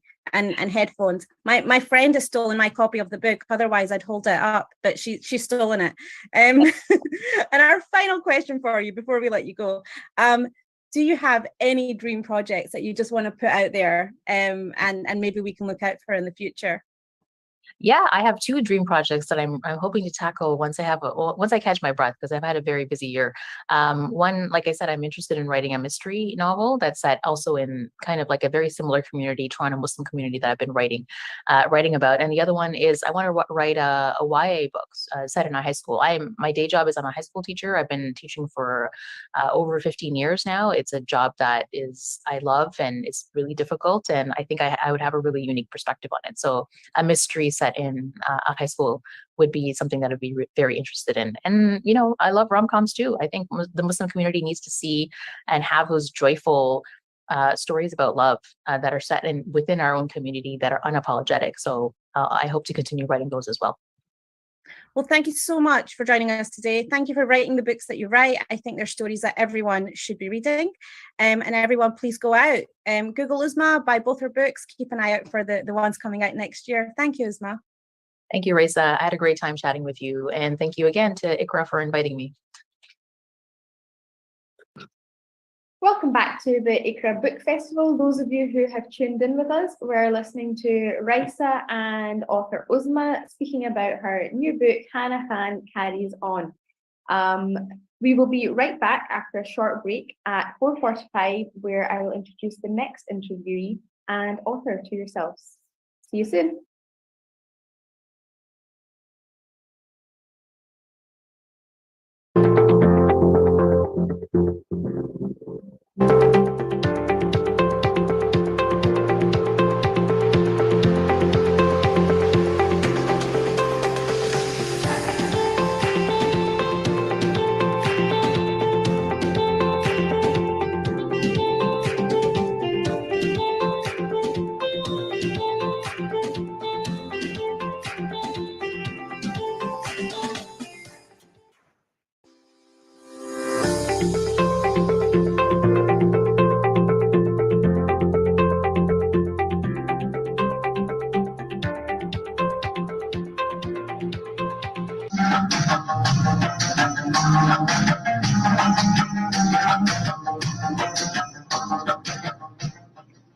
ਬਿਸਮਿਲ੍ਲਾਹਿਰਰਹਿਮਾਨਿਰਰਹੀਮ अस्सलाम वालेकुम ਪਿਆਰੇ ਸੁਣਨ ਵਾਲਿਓ radio Ramzan Glasgow ਦੇ programme channel ਵਿੱਚ ਤੁਹਾਨੂੰ ਜੀ ਆਇਆਂ ਨੂੰ ਕਹਿੰਦੇ ਆ ਤੇ ਮੈਂ ਤੁਹਾਡਾ ਮੇਜ਼ਬਾਨ ਡਾਕਟਰ ਜਾਵੇਦ ਗਿੱਲ ਤੇ ਮੇਰੇ ਨਾਲ ਸਟੂਡੀਓ ਵਿੱਚ ਮਿਰਜ਼ਾ ਸਰਫਰਾਜ਼ ਸਾਹਿਬ ਨੇ ਤੇ ਪ੍ਰੋਗਰਾਮ ਚੈਨਲ ਵਿੱਚ ਸਾਡਾ ਤੇ ਤੁਹਾਡਾ ਸਾਥ 2 ਵਜੇ ਤੱਕ ਰਹੇਗਾ ਅੱਜ ਤਾਂ ਮਾਸ਼ਾਅੱਲਾ ਕਿੰਨਾ ਰੋਜ਼ਾ ਦੱਸਿਆ ਜੀ ਅੱਜ ਹੋ ਗਿਆ ਅੱਜ 27 ਤਾਰੀਖ ਹੈ ਜੀ ਰਮਜ਼ਾਨ ਮੁਬਾਰਕ ਦੀ 27 ਤਾਰੀਖ ਮੁਬਾਰਕ ਦੀ ਤੁਸੀਂ ਖੈਰੀਅਤ ਨਾਲ ਹੋ ਠੀਕ ਠਾਕ ਹੋ ਜੀ ਅਲਹਮਦੁਲਿਲਾ ਮਿਰਜ਼ਾ ਡਾਕਟਰ ਸਾਹਿਬ ਅੱਜ ਦੇ ਮੈਂ ਰੇਡੀਓ ਰਮਜ਼ਾਨ ਨਾਲ ਪਿਛਲੇ ਕਈ ਸਾਲਾਂ ਤੋਂ ਵੋਲੰਟੀਅਰ ਕਰ ਰਿਹਾ ਔਰ ਪਿਛਲੇ ਕਈ ਸਾਲਾਂ ਦੇ ਵਿੱਚ ਮੇਰਾ ਤਜਰਬਾ ਜਿਹੜਾ ਰੇਡੀਓ ਰਮਜ਼ਾਨ ਨਾਲ ਹੋਇਆ ਮੈਨੂੰ ਉਹ ਮੁxtਲਿਫ ਕਿਸਮ ਦਾ ਹੈ ਇਸ ਸਾਲ ਮੈਂ ਪੰਜਾਬੀ ਪ੍ਰੋਗਰਾਮ ਦਾ ਪ੍ਰੋਡਿਊਸਰ ਹਾਂ ਤੇ ਨਾਲ ਮੈਂ ਜਿਹੜਾ ਪ੍ਰੋਗਰਾਮ ਪੇਸ਼ ਜਿੱਥੇ ਕਰਨ ਦੀ ਜ਼ਰੂਰਤ ਪੈਂਦੀ ਸੀ ਪ੍ਰੈਜ਼ੈਂਟਰ ਵੀ ਰਿਹਾ ਜਿਹੜੇ ਸਾਡੇ ਇੱਥੇ ਮੁxtਲਿਫ ਕਿਸਮ ਦੇ FM ਜਾਂ ਦੂਸਰੇ ਰੇਡੀਓ ਚੱਲਦੇ ਨੇ ਉਹਨਾਂ ਤੋਂ ਬਿਲਕੁਲ ਇੱਕ ਮੁxtਲਿਫ ਰੇਡੀਓ ਹੈ ਇਸ ਦਾ ਇੱਕ ਮਕਸਦ ਸੀ ਔਰ ਉਹ ਇਹ ਸੀ ਕਿ ਰਮਜ਼ਾਨ ਦੇ ਮਹੀਨੇ ਦੇ ਵਿੱਚ ਲੋਕਾਂ ਨੂੰ ਸਹੀ ਇਸਲਾਮੀ ਮਾਲੂਮਾਤ ਦਿੱਤੀਆਂ ਜਾਣ ਲੋਕਾਂ ਦੀ ਇਸਲਾਮੀ ਤਰਬੀਅਤ ਕੀਤੀ ਜਾਵੇ ਔਰ ਰਮਜ਼ਾਨ ਮੁਬਾਰਕ ਤੋਂ ਸਹੀ ਫਾਇਦਾ ਲੋਕਾਂ ਦੇ ਕਿਰਦਾਰ 'ਚ ਮੁਸਤਕਿਲ ਇੱਕ ਤਬਦੀਲੀ ਦਾ ਆਗਾਜ਼ ਕੀਤਾ ਜਾਵੇ Young people wanting to give their time, where do they go, what do they do? So Radio Ramadan becomes an exciting project for them. They're getting involved. They're obviously improving their employability and kind of their own creative skills.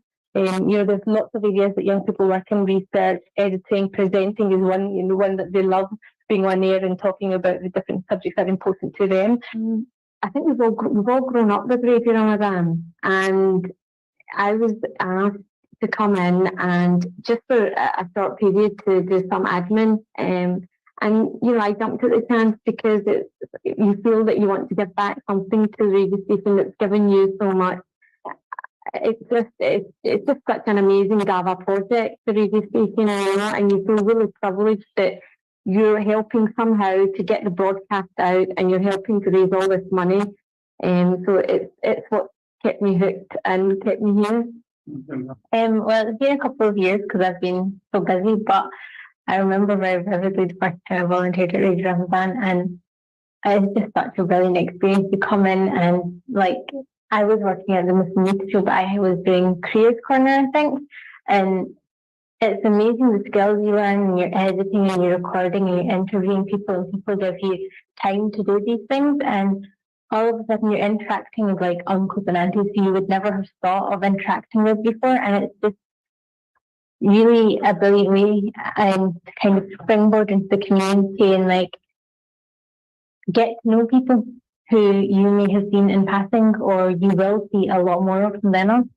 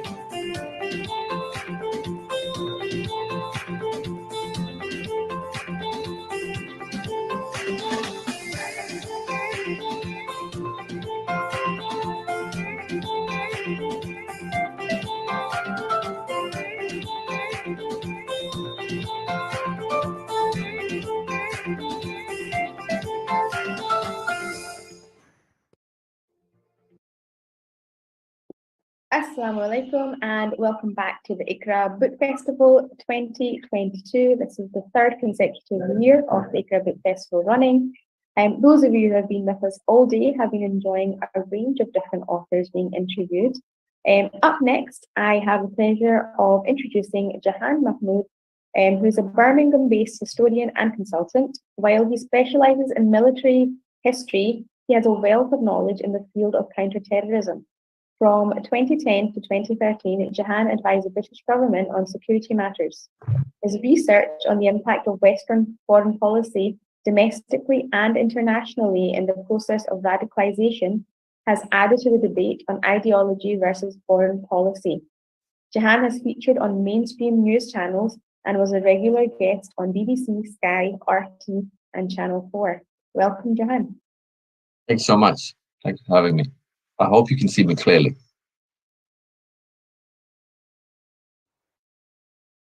Yeah, you're good.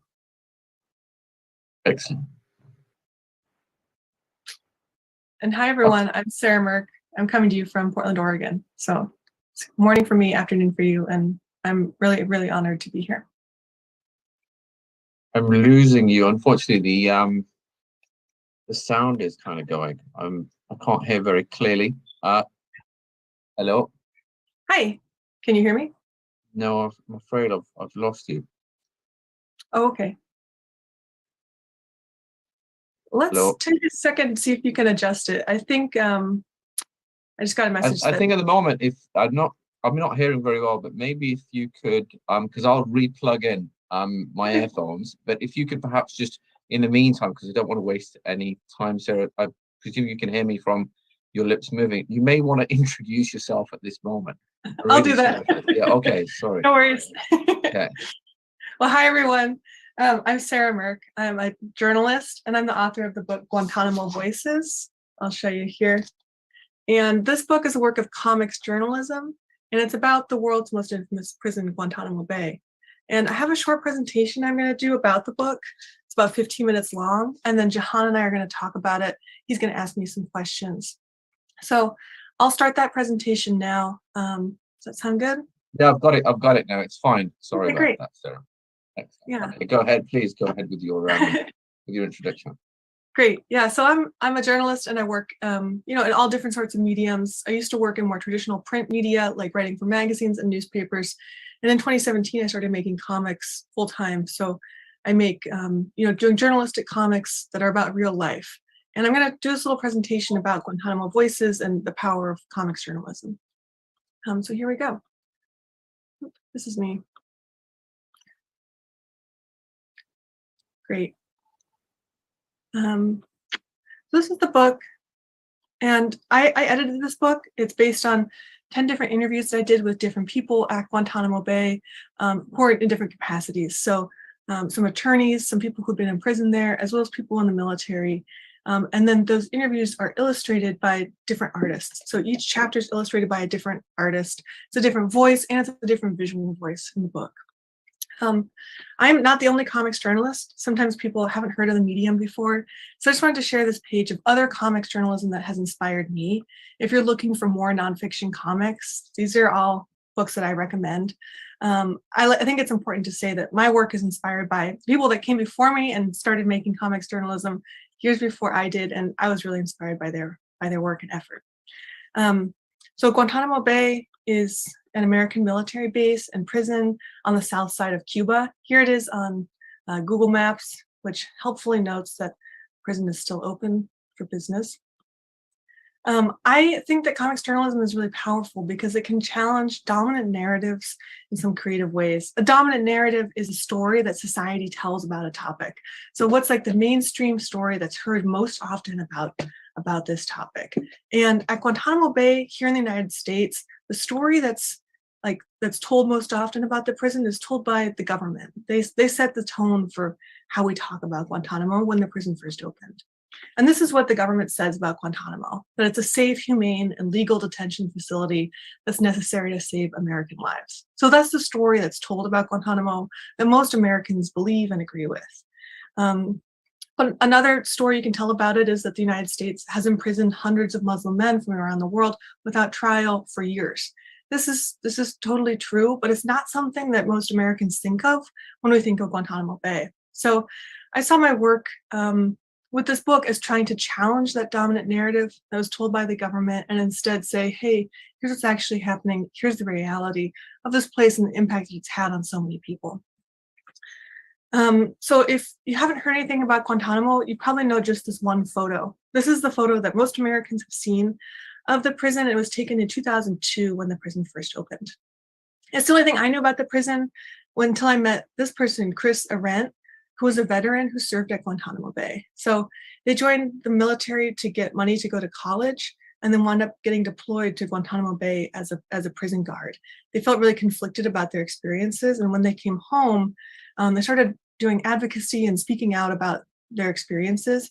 I wound up getting invited to go to England to go on a speaking tour with members of a group called CAGE, which is a group of former prisoners who have been released from Guantanamo Bay who are now doing advocacy around the prison. So on the left here, we have someone named Jarla Almari, and on the right, that's Mozambique, who I'm sure that many of you know.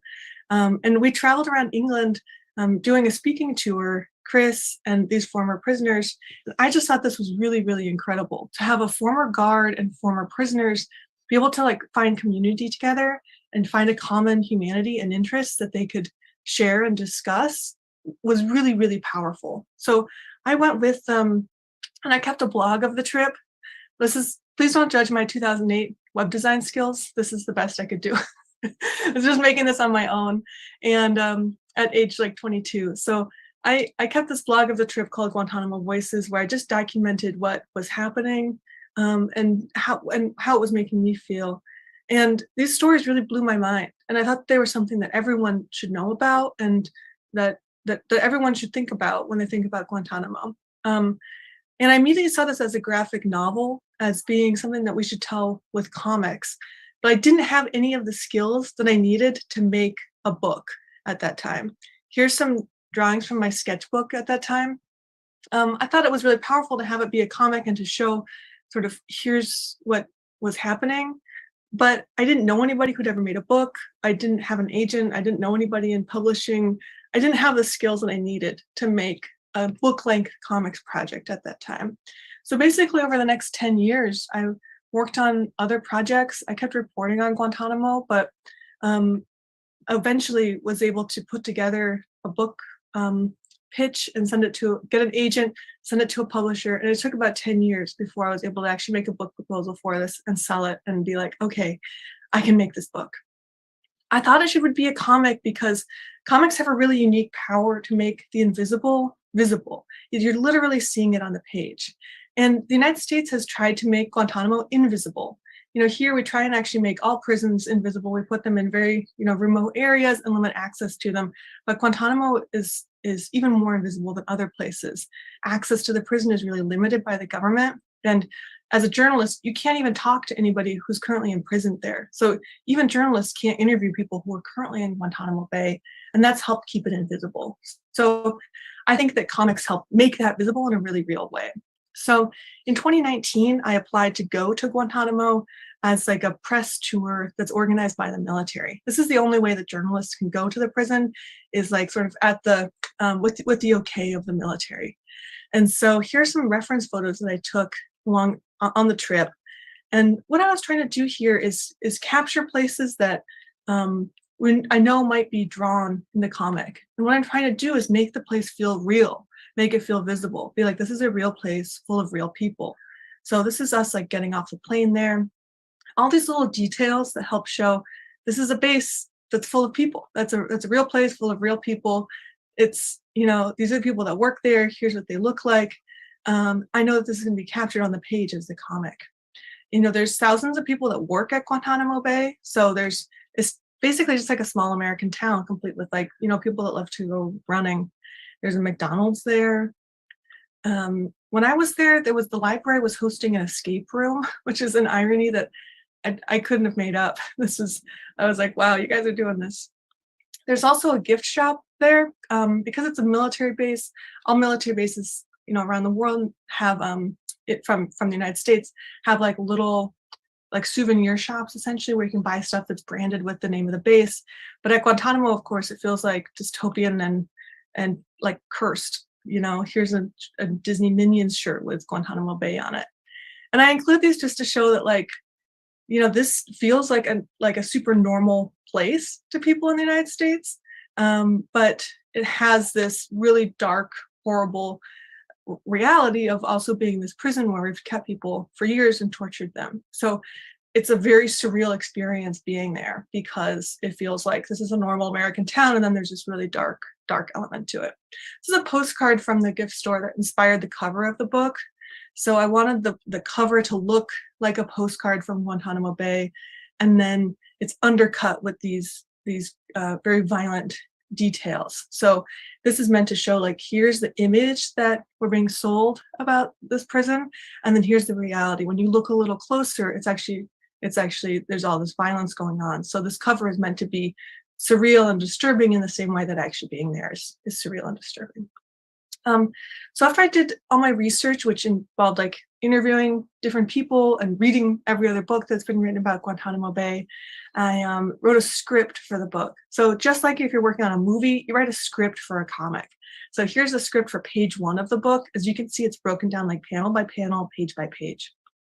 And then I worked with all these different artists to draw each page of the book. So here's the first page drawn by artist Hazel Newlevant.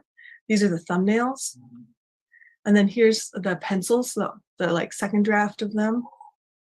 And then we developed a color palette for the book. So although the book is 10 different artists, they all use the same colors. And this was meant to create sort of a unified look for the book. So although it's these 10 different styles, it should still feel like one whole book. And so I gave this color palette to each of the artists and said, hey, use these as your dominant colors.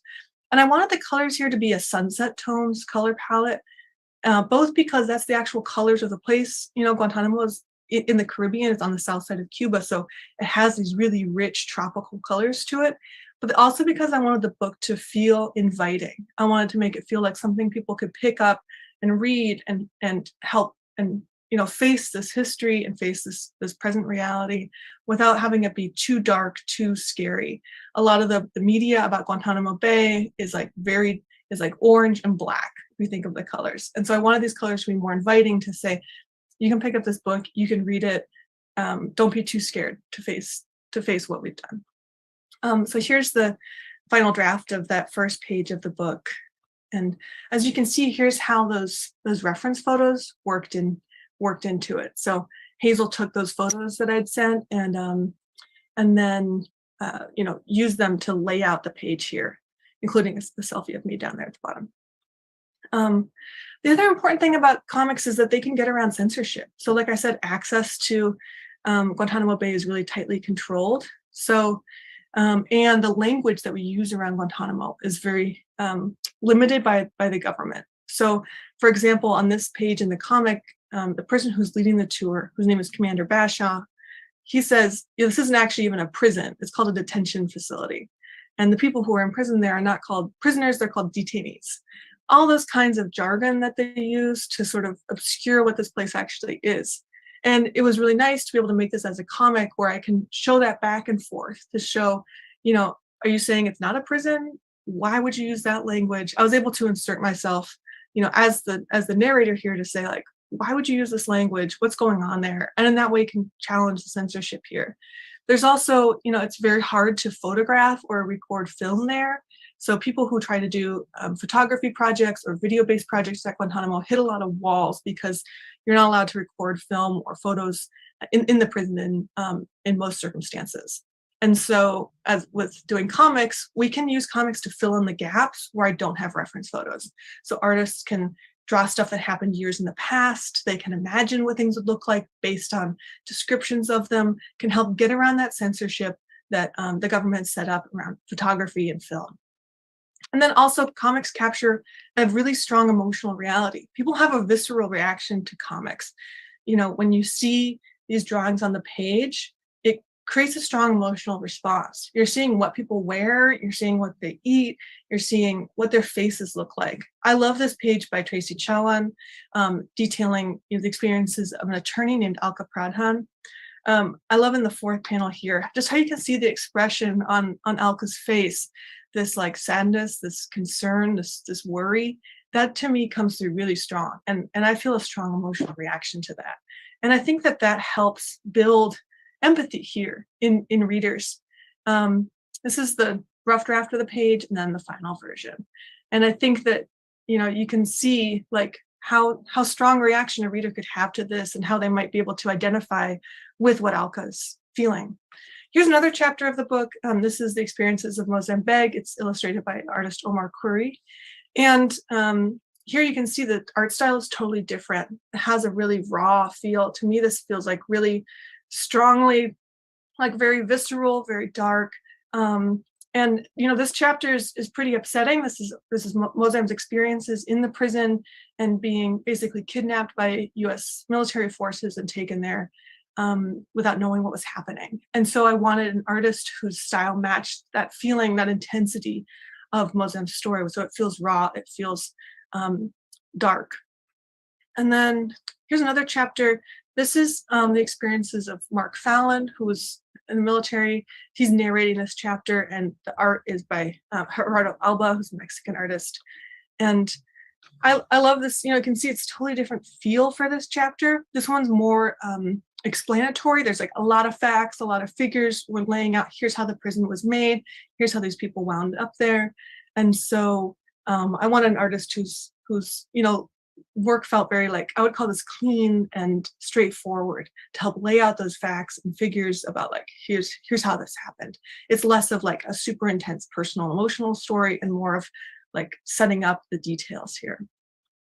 And then I think that comics can really help us face things that are hard to face. One reason why Americans don't know much about Guantanamo is because there's never a really good time to talk about it. It is a really dark story, and there's not a happy ending here.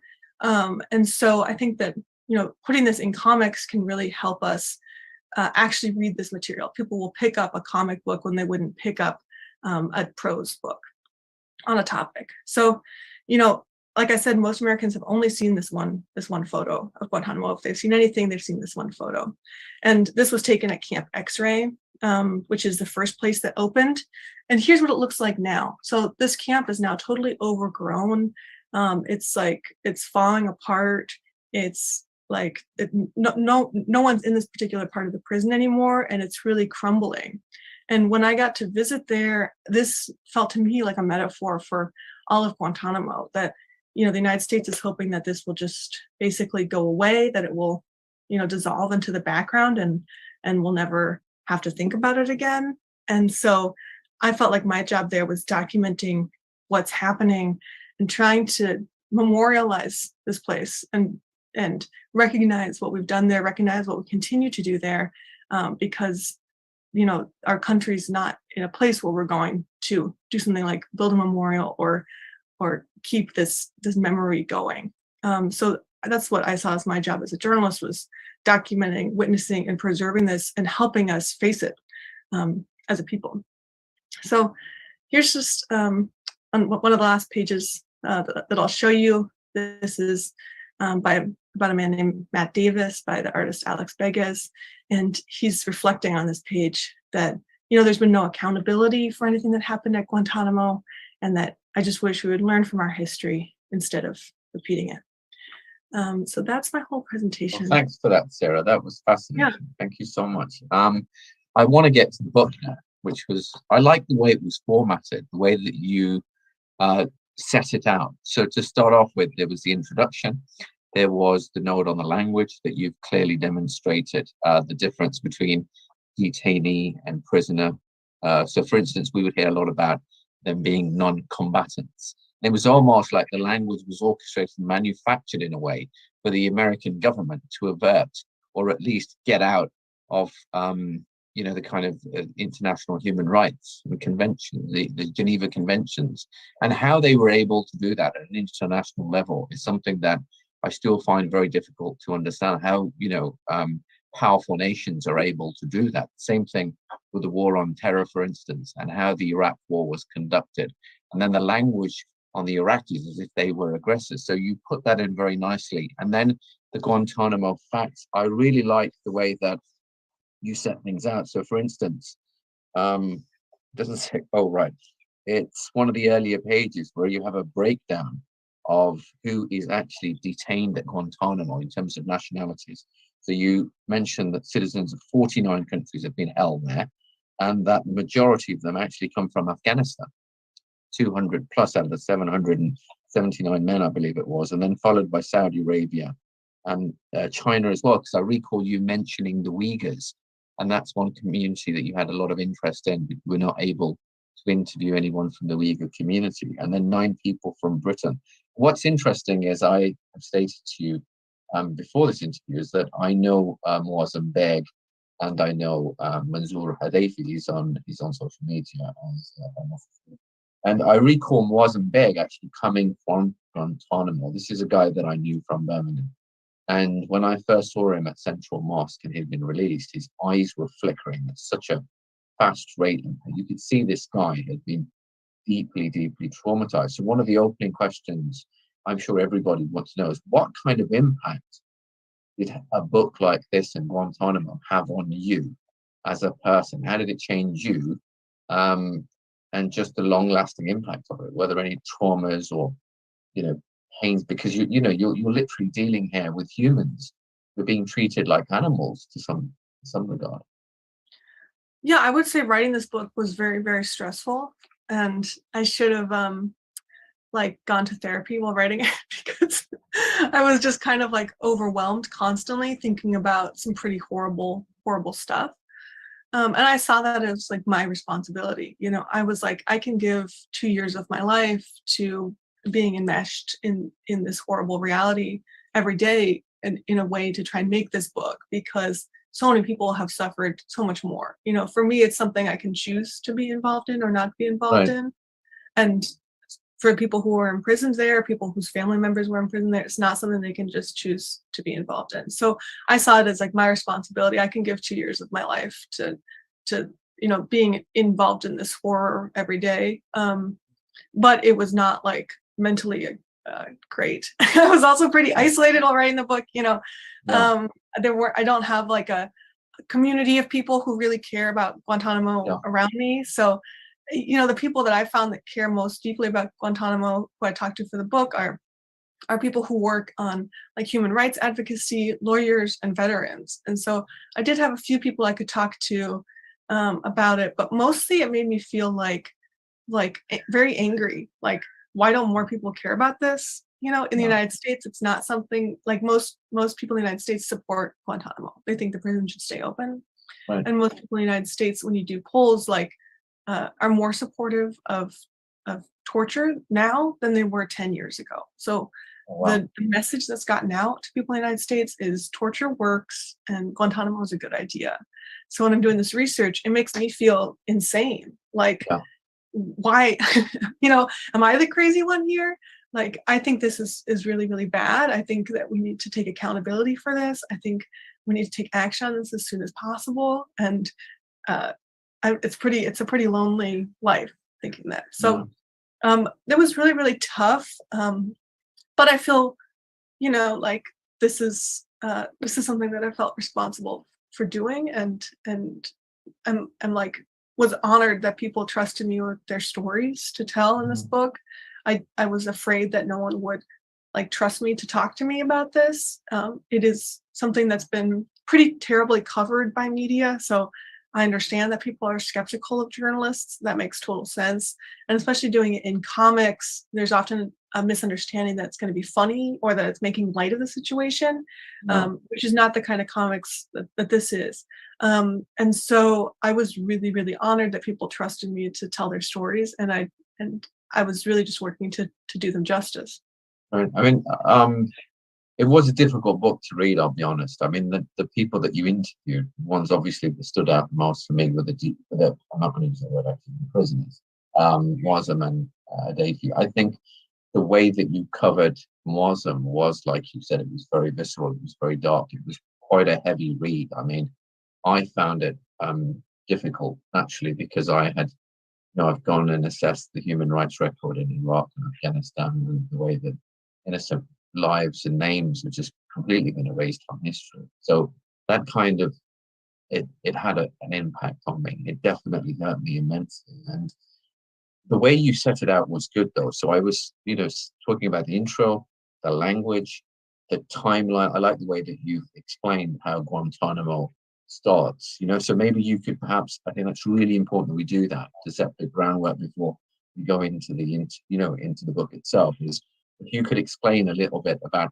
how on earth is this place, this naval American base, how does it come to fruition, seeing it's on Cuban land? If you could give a little intro on that, please, that'd be great. Yeah, well, I was writing this book, I was thinking of my audience as being somebody who is 20 years old or 22 years old, meaning that they were born after 9/11. So Guantanamo's been open their whole life. So for them, this prison might seem super normal.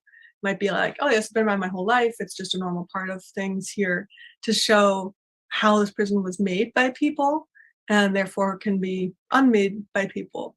And so that's why I wanted to set up the book with a little introduction of like, here's how this came to be, here's what it is, and here's just like the basic facts of the place, and then we can get into this story.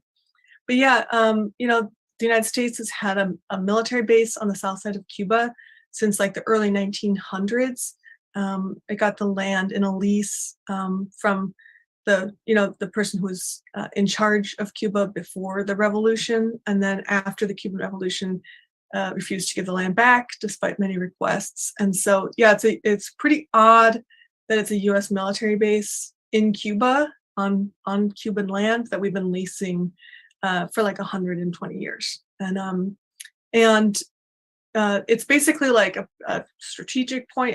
It's a joint task force base at the prison, meaning it's run by all branches of the military, 5 different branches of the military, but mostly the base is a naval base.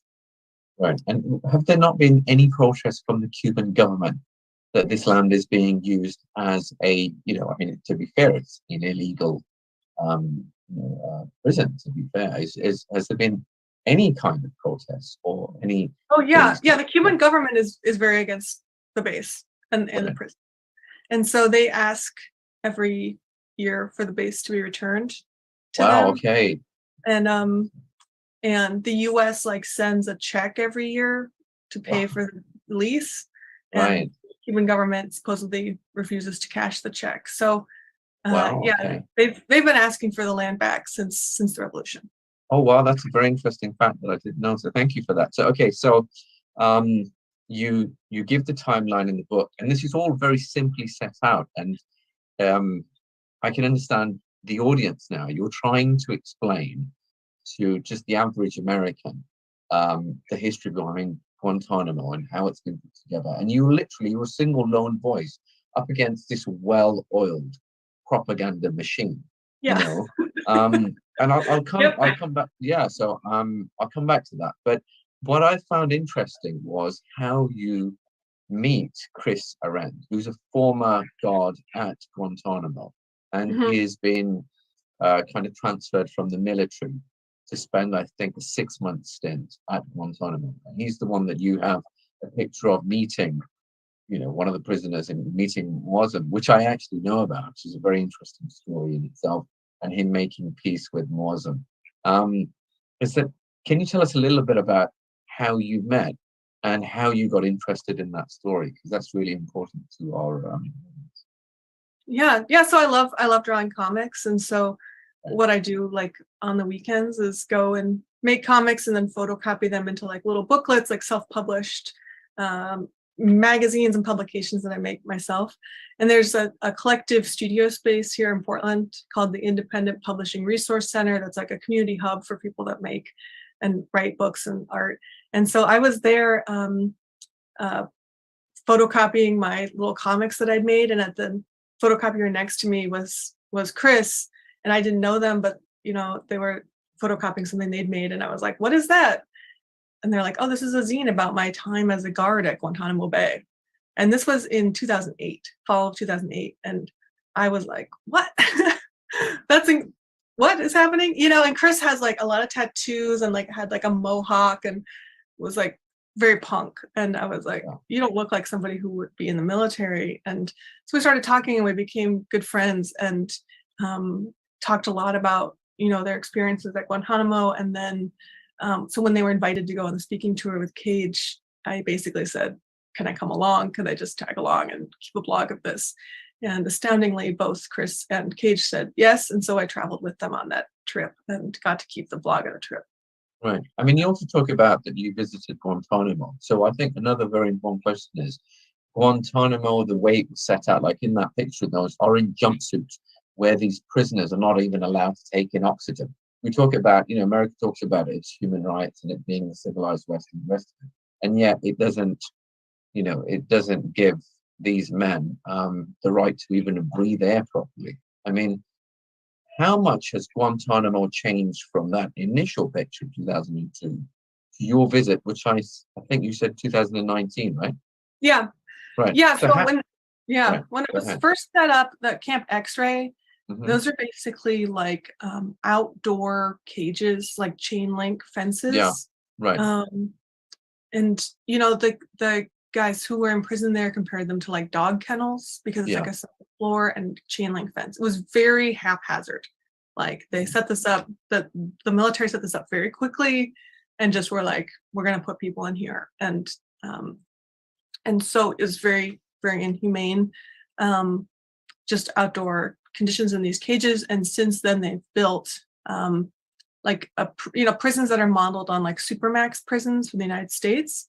So have you ever seen like a TV show about prisons in the United States or documentaries? It's like gray fluorescent lighting, cement everywhere, and little cells. So now there's, you know, it basically just feels like a regular prison in the United States, which I would argue is also inhumane, but you know, it's indoors, it's not outside. And you know, their access to everything is very tightly controlled. So one thing that, you know, the government likes to say is that they have art classes and they have a library and they have books, but all of that is like at the whim of the people who run the prison and can change at any moment. If there's a couple of really great memoirs of people who've been imprisoned at Guantanamo, including one by Mansour Defi, who's in the book. It says, "Don't forget us." It's called "Don't Forget Us Here," and the memoir was just so powerful and beautiful and funny and heartwarming. You know, he talks a lot about how, you know, their access to things like making art would be expanded and guys would be making lots of art to pass the time, and then suddenly one day the prison would crack down and say, no more art, we're going to throw away everything you've made. And so that's the current situation, is like so let me just get sorry, please continue. The people who work there, like the military people who work there, their jobs only last like 6 months or a year, sometimes 2 years, but mostly 6 months or a year. So it's like every year there's like a new crew of people running the prison that come in, and they don't know the rules. You know, they're new there. And so it's like a machine that's been set in motion 20 years ago, and there's nobody at the control panel. There's nobody running the machine. It's just running on its own, and the people who are like the cogs that are keeping it going have no idea what's going on. And oftentimes, the prisoners say that they know the rules better than the people that run the prison, and that it's extremely unclear what to do. Yeah, I think that that may be because any group of people that are working there, anyone who spends too much time, just the damaging impact that could have on them, you know, and the military probably doesn't want that on their head as well. Probably 6 month stint and then out, 6 month stint and then out, 6 months, and that really it's like a conveyor belt type of scenario. And then you've got people who are not being treated humanely. What would you say the treatment of the prisoners is now compared to, like, for instance, you know, the earlier picture we saw of them in jumpsuits? I presume none of that's going on now, and the waterboarding, the torture methods that were being used. Maybe actually you could tell us what some of the torture methods were. That would be really important, because that's one of the things that is almost synonymous with Guantanamo, specifically, probably more so for us living in the UK, because that's how a lot of us see it. Maybe you could help explain that. Sure. I'm always very hesitant about describing torture because it's pretty difficult for people to hear, and I don't want to traumatize anybody who's listening. But just very briefly, some of the torture techniques include solitary confinement, so keeping people, you know, imprisoned by themselves for days, months, or years. Waterboarding people, which I'm sure you've heard about. Playing extremely loud music so people can't sleep, keeping the lights on so they can't sleep, having teams of guards come into cells and grab people and move them from cells every few hours so that they can't sleep.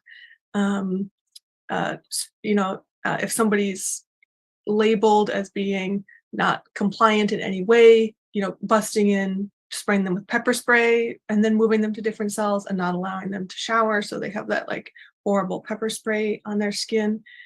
Mansour in his book documents one that they left vacuums running outside of each cell for days and days and days, which maybe you wouldn't think sounds like a big deal, but then just imagine if there's like the sound of a vacuum going in your head for months and you can't communicate with the people around you.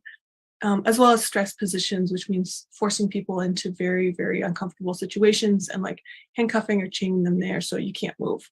And so those are some of the forms of torture that are documented in the book. And these days, the military supposedly doesn't do any of those things anymore at the prison. But what they do, but I would say, first of all, being imprisoned for years without charges is a form of torture. Yeah. So even though they're not waterboarding people now, for example, just being imprisoned and not knowing when you're going to be let out, or if you're ever going to be let out, that's a form of torture. And solitary confinement, which they still use, is a form of torture, as well as, sometimes the only tool that people who are imprisoned have to protest is using their bodies.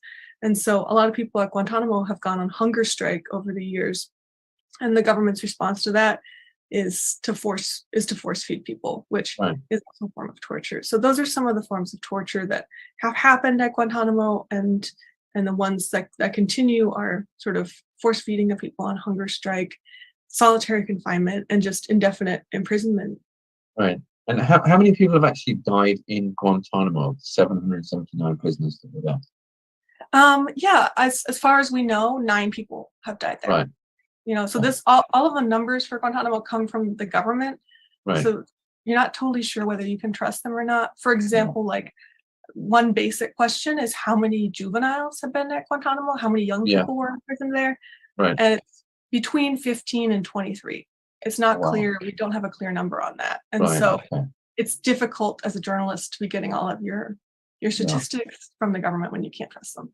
Yeah, I think another very important question is how were these prisoners transferred? And in your Guantanamo facts at the start of the book, you mentioned that 80% of them were turned over to the US for bounties.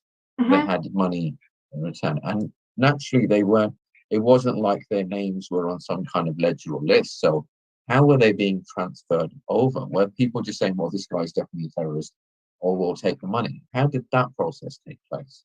Yeah, it's interesting because when you talk to people in the United States about Guantanamo, one of the lines that people always come back to me with is, oh, well, they must be in there for a reason. Like there must be a reason why they were imprisoned. And often the reason is money.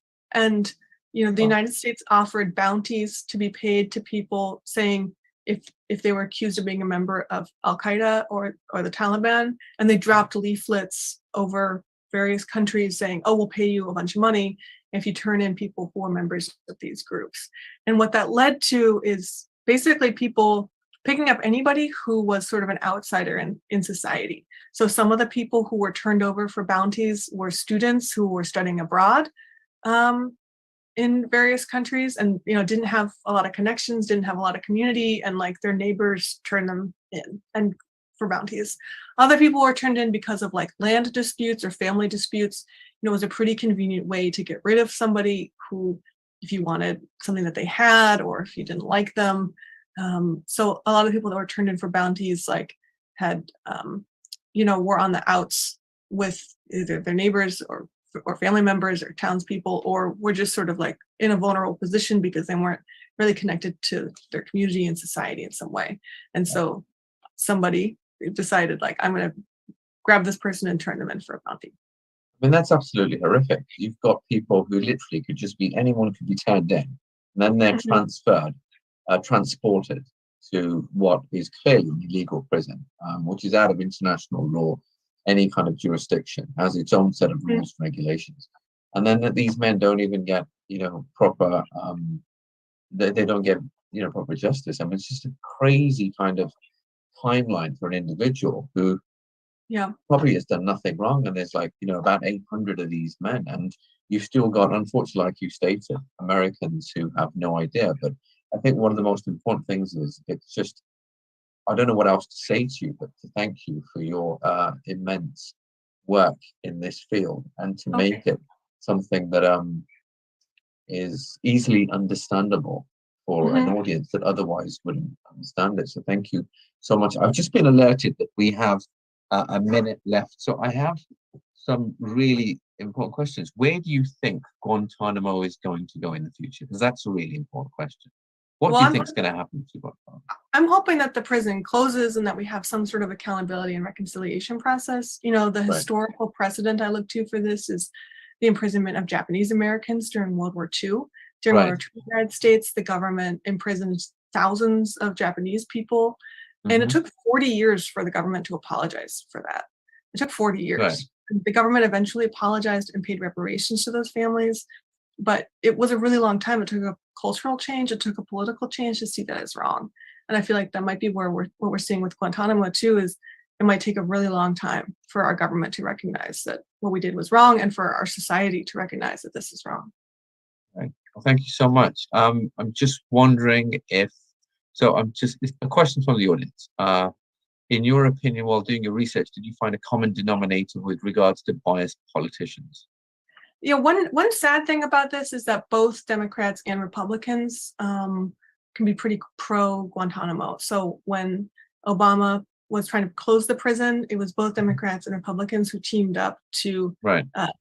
block that. And so I would say the common denominator is like racism, Islamophobia, xenophobia, and that it's a pretty easy campaign pitch for politicians to say, like, I'm against terrorists, and so I'm pro Guantanamo. So you don't have a lot of politicians at the federal level saying, let's stop this. Right. Okay. So what would you do differently in writing this book now? I think that's another very important question. It's because obviously there's a lot of budding writers and authors out there. So what would you do different? I know that there's a chapter towards the end on how the book was made and kind of put together, the illustrations and how you edited the interviews. And you are both the author and the editor. And although the illustrations were something that you got illustrators to do, and you did the initial illustrations yourself as well. So I know that, but what would you do differently? I would say that, like, to write a book, it's really helpful to have a community around you to support you. So in Right. this book, I wrote it pretty much like on my own and was just communicating with the artists online. Got it. But for any book, it's super, super stressful and takes a long time. And so to find a community or build a community around you that can support you while you're writing the book, Right. that you can talk to about it, people who are equally obsessed or will listen to you talk about it, that would have been really helpful for me, is having a community around me to support this. Right. Well, thank you so much for your time, Sarah. It was a very, very interesting book, very well laid out, by the way. So for the average person, the layman, to understand. Thank you so much for your contribution to this field, and God bless you for your for this hard work. And good luck with the future. Thank you so much. It's an honor to talk to you all. Assalamu alaikum, and welcome back from that very interesting and mindful conversation between Jahan and Sarah. Next up, we are going to a short break, and we'll be back with you at past.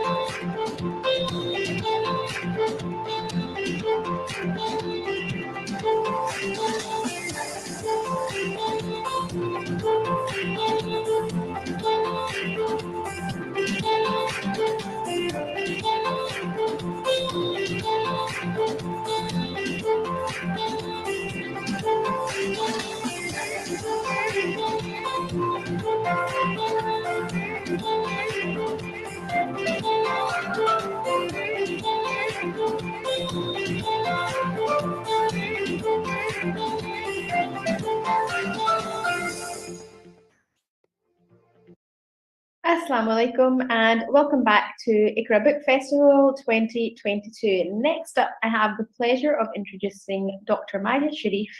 This was the slot that was scheduled for yesterday, but we have readjusted it to today. She is an avid reader who loves dabbling with numbers and creativity. So over to you, Maria. Walaikum salam. Thank you, Sidra. I'm delighted to be speaking to Rabia Chowdhury today. And a little bit about Rabia. Rabia's an attorney, advocate, and author of the New York Times best-selling book, Adnan's Story. She's also the executive producer on the HBO documentary, The Case Against Adnan Syed.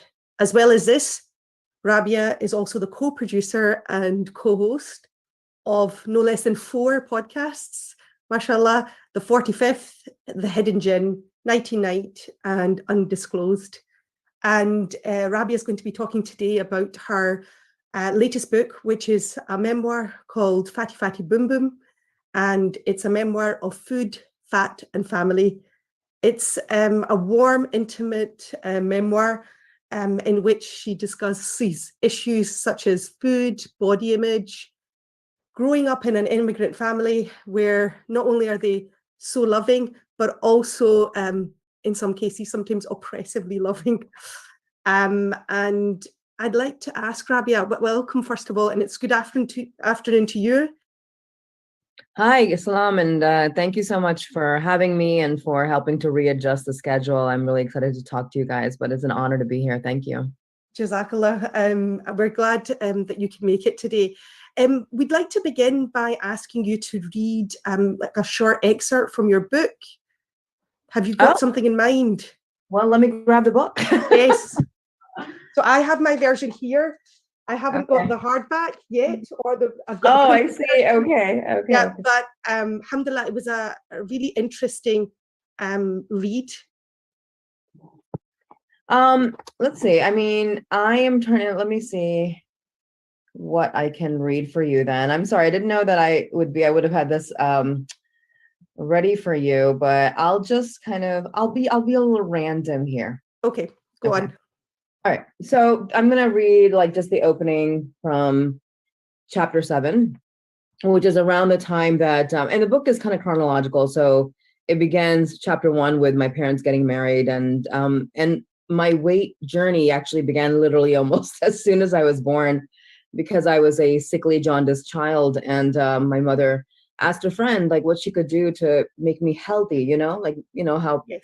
Immigrant families want you to be like healthy, meaning chubby, and this auntie had said, "Oh, give her some half and half." And my mom began giving me bottles and bottles of half and half, which is like, I don't know, like 40 or 50% fat. So it began very early. So for the UK listeners, half and half, I think is like cream here, essentially. Probably. It's like full fat cream. Yes. Yeah. So 2 bottles of that a day. And it worked very quickly. And that was really when I was, before I even turned 1, I think. And I think I'm still carrying that around. So anyhow, but the book's chronological. So but it also has very much of a, like my big fat Greek wedding vibe. So it's not like a, terribly heavy book. It's got a bit of a lightheartedness about it. So I'll just read from the beginning of chapter 7, which is titled Ghaspons, which means, Ghaspons. I mean, I translated it as kind of rabbit food. Yeah. Okay. There were a few more weeks left in my senior year of high school, and for the past 3 months, all the seniors in my level were acting as if they'd already graduated, skipping classes, skipping school altogether, and no, not one, not even the teachers really cared. Probably because we were already a group of overachieving nerds, most having earned early college admission with our class rank firmly in place. I had applied to a single university, the only one I dared apply to, the University of Maryland in Baltimore County. It was the closest state university to Hagerstown, but far enough away that I'd have to live on campus, which seemed like a dream. It had almost been an impossible dream because Ammi said, "Absolutely not, you are not leaving home," a reaction I fully expected from her. On the surface, she was a pretty hands-off mother, not one to micromanage or even manage at all, but she still wanted her brood at home where she'd keep an eye on us as needed. Just because she was no helicopter parent, though, didn't mean we were entitled to privacy. Privacy is not a thing in the Desi household, and it certainly was unheard of in my parents' generation for kids to have rooms of their own, which, however, each of us did. Back home, there were always other siblings and cousins sharing a room, and oftentimes a mother slept in the same room as her kids until they were well past grown. Ammi never slept with us, but she did walk into our rooms, which were always expected to stay unlocked anytime she wanted, at all hours of the day and night. She kept odd hours, sleeping from 10 p.m. to 3 a.m., up until after the sun rose, and then back down for another few hours. In those pre-dawn hours, she would wander the dark house like a phantom, draped in a scarf, prayer beads in hand, as she recited some prayer or another thousands of times. At least thrice weekly, she barged right into our bedrooms at around 4 a.m. to take a look around our dressers and closets and rifle through our books and papers in the dim glow of the hallway light. Every visit ended with her leaning down close and blowing a hearty gust of prayer-filled breath, pook, pook, right into our faces. There, that would protect us for the rest of the week, or at least the day. Sometimes we woke up terrified, and sometimes we didn't, and either way, she didn't care. So I'll just stop there.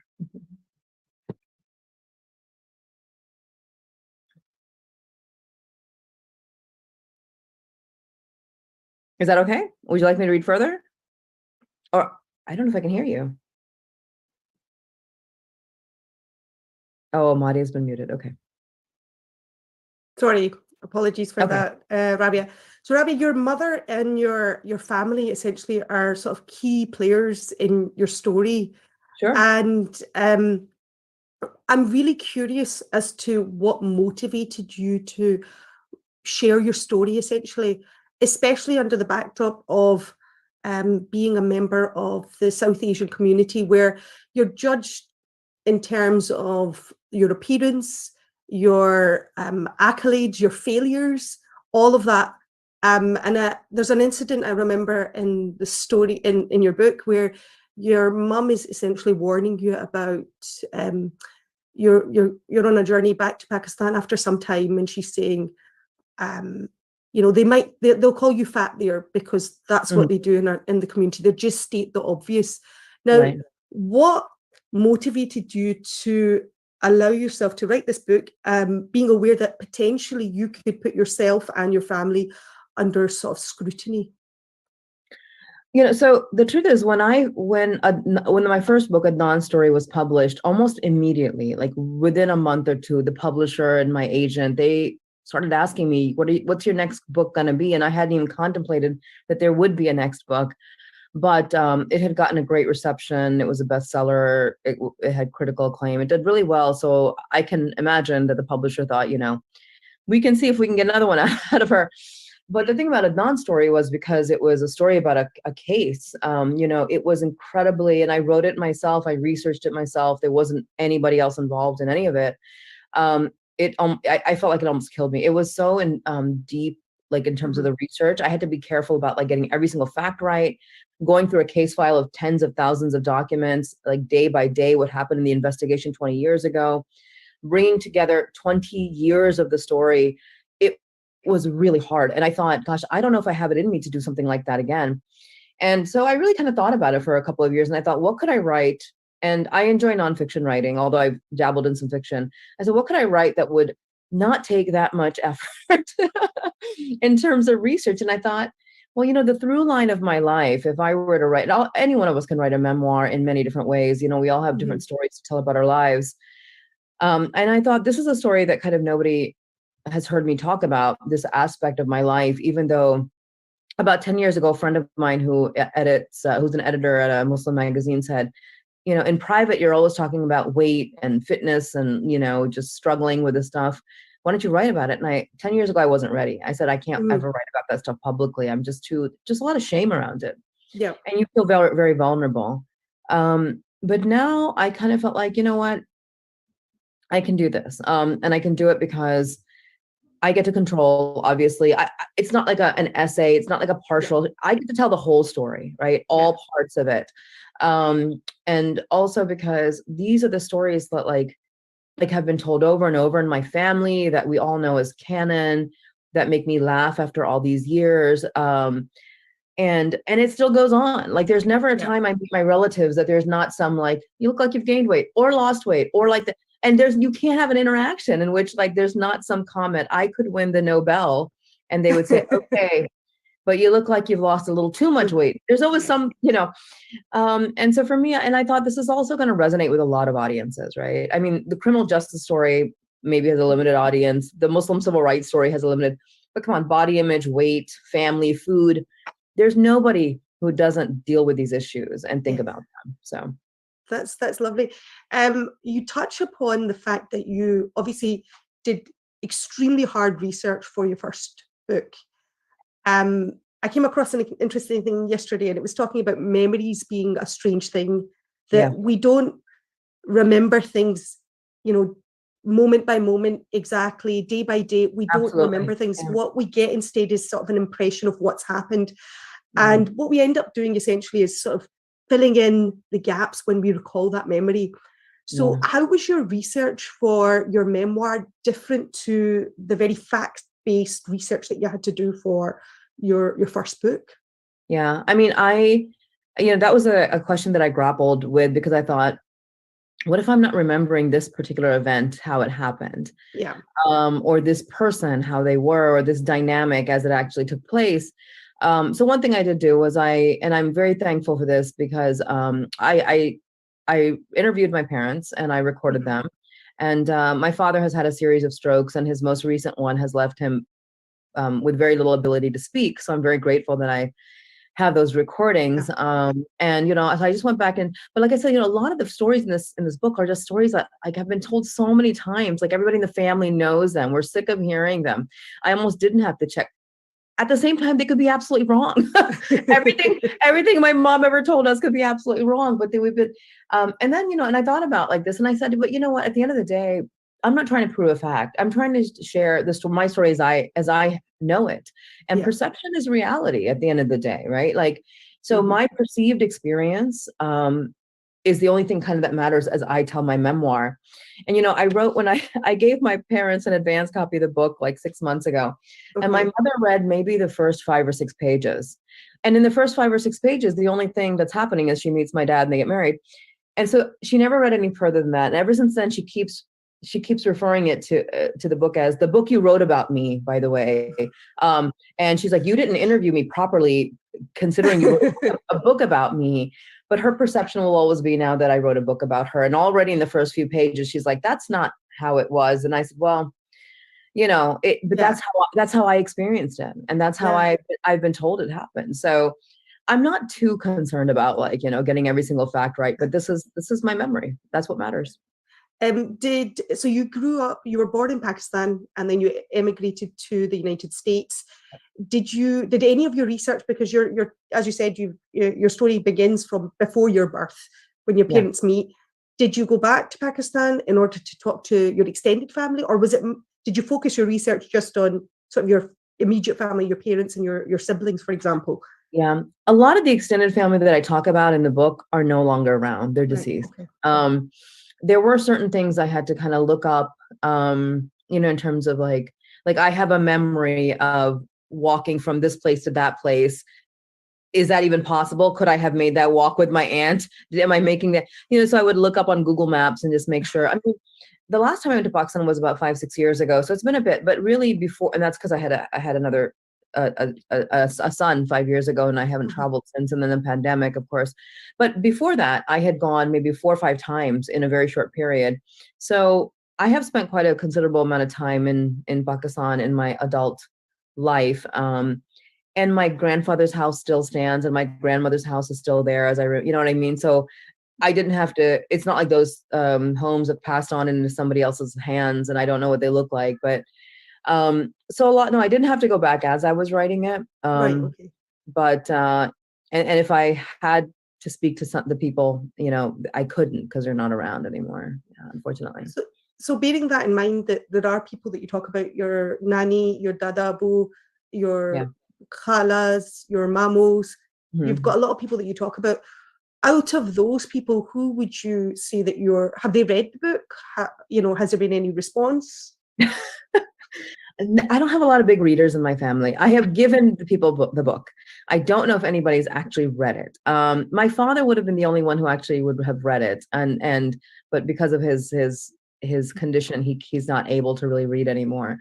So my sister has said she'll listen to the audiobook. We'll see. She's not a big reader. So, I mean, like, I don't know. And the folks who are overseas right now, cousins and stuff, I don't know if they can get it in Pakistan, but eventually I'll send them some copies, or maybe when I go next. We're planning on going in February, inshallah, after many years. And so I'll take them some copies, because they can't buy it there. But I honestly, I joke with my family. I said, I could have written anything, because none of you will read it anyways. So is there anyone that you're actually apprehensive to receive their opinions about? I mean, given especially that, alhamdulillah, your first book was a bestseller. Yeah. So what's Yeah. your... I'll be honest. As I was writing this book, it was not an easy process in that my editor, who's wonderful, generally speaking, but she doesn't come from an immigrant family. She doesn't have the experience. She's never experienced like having to struggle with weight and food. She doesn't cook. Okay. And it's interesting to me that she was even interested in buying the book, because all these elements of the book are things that don't resonate with her personal life. So she had a lot of difficulty understanding, like, okay, is it like trying to categorize? Is this like a weight loss book? Is this like a cookbook? Is this a this? And by the time we got done editing it, I thought, if my editor doesn't understand this book must be terrible. Like people are going to hate it. And Adnan's story had gotten like a real critical, success and starred reviews. So when the starred reviews started coming in for Fatty Fatty Boom Boom, I was shocked. I'm still shocked. It's been named on a number of like best books of the year already. It's not even out yet. It's gotten 3-star reviews. So I'm just like, really? Are you sure this is the book you really like? So I was apprehensive about like it finally being published on November 8th and people getting it into their hands. But now that it's like the critics seem to be receiving it well, the reviewers are receiving it well, I'm not so nervous. I will say this, the two people I'm nervous about reading this book is actually my daughters. Okay. Yeah, my eldest is 25, and then I have a 13-year-old, because there are things in there that I share that they don't even know. Like the weight loss surgery I had, they don't know about that. Really? They don't know about that. And my husband and a couple of friends who also got the weight loss surgery are the only ones who know about it. So they will be surprised by some of the things I learned, and have a lot of questions, I'm sure, about why I did it. No, it's interesting. So one of the things that, you talk about your sort of the parenting you received in terms of the concern that your mother had that when you were a baby, you weren't well, then, you're eating and you were, and your family started to say, she's overweight and so on and so forth. That journey that you've gone through and the subsequently, surgery that you've had done, how has that affected how you parent your own children in terms of, especially when it comes to food and fat, for example? Yeah, I'm hoping my children benefit from like my trials and errors and failures and all those things, because at the end of all these years, and I'm 48 now, at the end of all these years, what I've learned is deprivation is not fair to anybody, and dieting is a terrible thing, and the BMI index is utter, I say, book loss. It's junk. Yeah. And so what I try to focus on is like having home cooked foods for them, eating whole foods, creating, making sure my kids have palates in which they crave things that are like, good and fresh and wholesome, and also having treats if they want, so they don't feel deprived. Eating well and moving their bodies. I mean, like that's like where I'm at in my life, and whatever your body ends up looking like is okay at the end of that, right? Like just being more conscious of taking care of themselves by, when you struggle with weight and the whole world is telling you, you got to lose weight, any effort you even make to address that issue feels like punishment to you. You feel like I have to punish myself by eating this way, by eating a salad instead of a pizza. And it's and I mean, the mindset there is so demoralizing, right? And self-defeating, right? Rather than thinking, I love my body and I love my health, and I'm gonna take care of what Allah gave to me. So I'm gonna eat this incredible salad, right? Like it's gonna actually nourish my body. So it's just the mindset has taken so much time for me because nobody ever taught me that that's the way to think about like our relationship to food, is it's there to serve us and nourish us. So I'm hoping those are lessons that I'm able to pass on to and so far, so good, especially my 13-year-old. She gets up every morning and has like a granola and fruit and yogurt, and and she runs, and she's very conscious of like taking, and not because she cares about how she looks, but she's like, I want to take care of myself. I want to be fit and active and healthy. So you describe just a variety of cuisines. Obviously, you focus in on Pakistani cuisine, but you also mention your love of American fast food, played a key part in your Yeah. journey. Can you tell us a little bit more about that? How what happened, your family set up at that time? When my parents moved to the United States, I was born in 74. So it was like early 75 when my dad came earlier, and then I came, I don't know, like in 75 sometime. And I realized this must be the case for every immigrant family that comes to America. You discover America in so many ways, and one of the ways is through its food.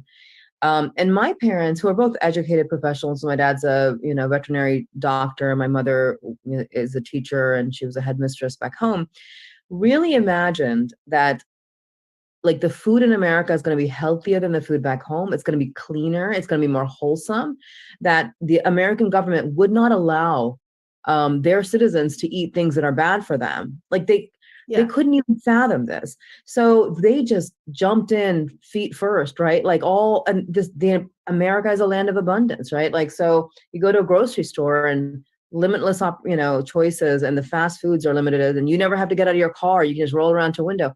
And they ate it all, and they fed it all to me, thinking that this is actually stuff that's good. It's better. I remember growing up and them saying, oh, you know what? Back home, milawat karte hain. They have like everything. Nothing is pure. They mix water in the milk, and nothing is clean, and nothing. And come to realize so many years later that like we've had it kind of backwards. Yes. And so, I joke about the fact that I'm sure me and my siblings are like, 50% Gwaltney bologna, chicken bologna. We ate so much chicken bologna, terrible for you. What's interesting is like all these years later, and I love those foods. I love them growing up. They were easy, convenience food. They were tasty and full of salt and fat and sugar. Now I'm at the point in my life where I'm a little bit like, and I don't know if it's a mental thing or if it's just like I've trained my palate over a number of years. Like I'm kind of like grossed out by processed foods now. Like I'm not saying I never eat them. There's times when I really want a chicken nugget, right? But most of the time I want like just something made at home, very simple. And maybe it's age too. I don't know, but yeah. There's a question I want to ask. I'm just conscious that we've got not a huge amount of time. But one of the questions I wanted to ask is, you made a conscious choice to exclude the name of certain individuals within the book, so you don't mention their names.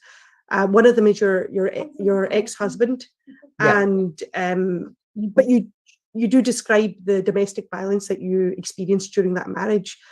How did you go about deciding which topics or experiences were, let's call it, too sensitive for you to discuss? Or did you decide that actually, I'm just going to tell it as it is? I don't know if there was any experience that I excluded because of that. And I'll be honest, there were things that I was encouraged by my close friends and my husband that I shouldn't share, including the weight loss surgery stuff. And I thought if a woman, and I always envision this book, the reader, the average reader is going to be a woman who is around my age, who has gone through similar issues, that if she picks this book up and she expects an authentic, honest story, and I omit that, like to me, that's a lie. It's, it might not be a whole truth, but it almost feels like a lie to me. So I really didn't omit anything that I thought was salient to this theme. And that marriage was very much part of it. I mean, that marriage was not just physically abusive, emotionally abusive, verbally abusive. And that marriage is what made me, I never felt as terrible about myself physically as I did when I was in that marriage. And being on the receiving end of a lot of humiliation about my body and looks, not just from my ex, but from his family as well, it just made me sicker. It made me gain more weight. It made me eat in shame. And it had such an profound impact on me, because the truth is, until I got married very young. I was only like 21 when I married him. Still in college. I always thought, okay, yeah, I know I'm a little chubby, but I don't think I'm terrible looking. I'm okay. The world is a big place, and there's other interesting things to think about, and I don't have to worry about that. But that experience made me that's where my self-loathing really began, actually, was in that marriage. And so I couldn't omit that. And I've written about the DV before as well, but it did take me a good 10, 15 years away from the marriage, being out of the marriage, to be able to write about it. And the reason I didn't name names was because I kind of like don't want to give them the importance. Yeah. I don't want to honor them by naming them. Also, my eldest daughter, is from that first marriage, and so I also want to like be sensitive of how it might impact her to have like people. Obviously she's related to still identify that way. Okay. One of the questions that we've been asked about is a member of the audience is asking about your typewriter, I think, in the background. Oh yeah. Have you used it? No, it is a typewriter from like 1928 or something like that. It's kind of a relic, and I bought it for myself. I think when I sold Fatty Fatty Boom Boom, it was like a gift to me. And I found it on I think eBay or something like that, and I just loved it, and it's just a beautiful little relic. But I was one of those kids in high school. I learned to type, and I'm so grateful I did. Now, what advice would you have?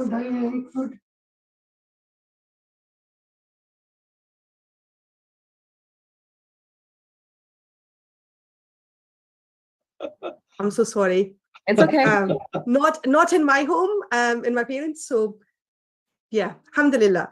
So what I was going to ask you is, we've only got a few minutes left. What advice would you have for an inspiring writer from an immigrant background, knowing that there's not as many stories that are shared about our community?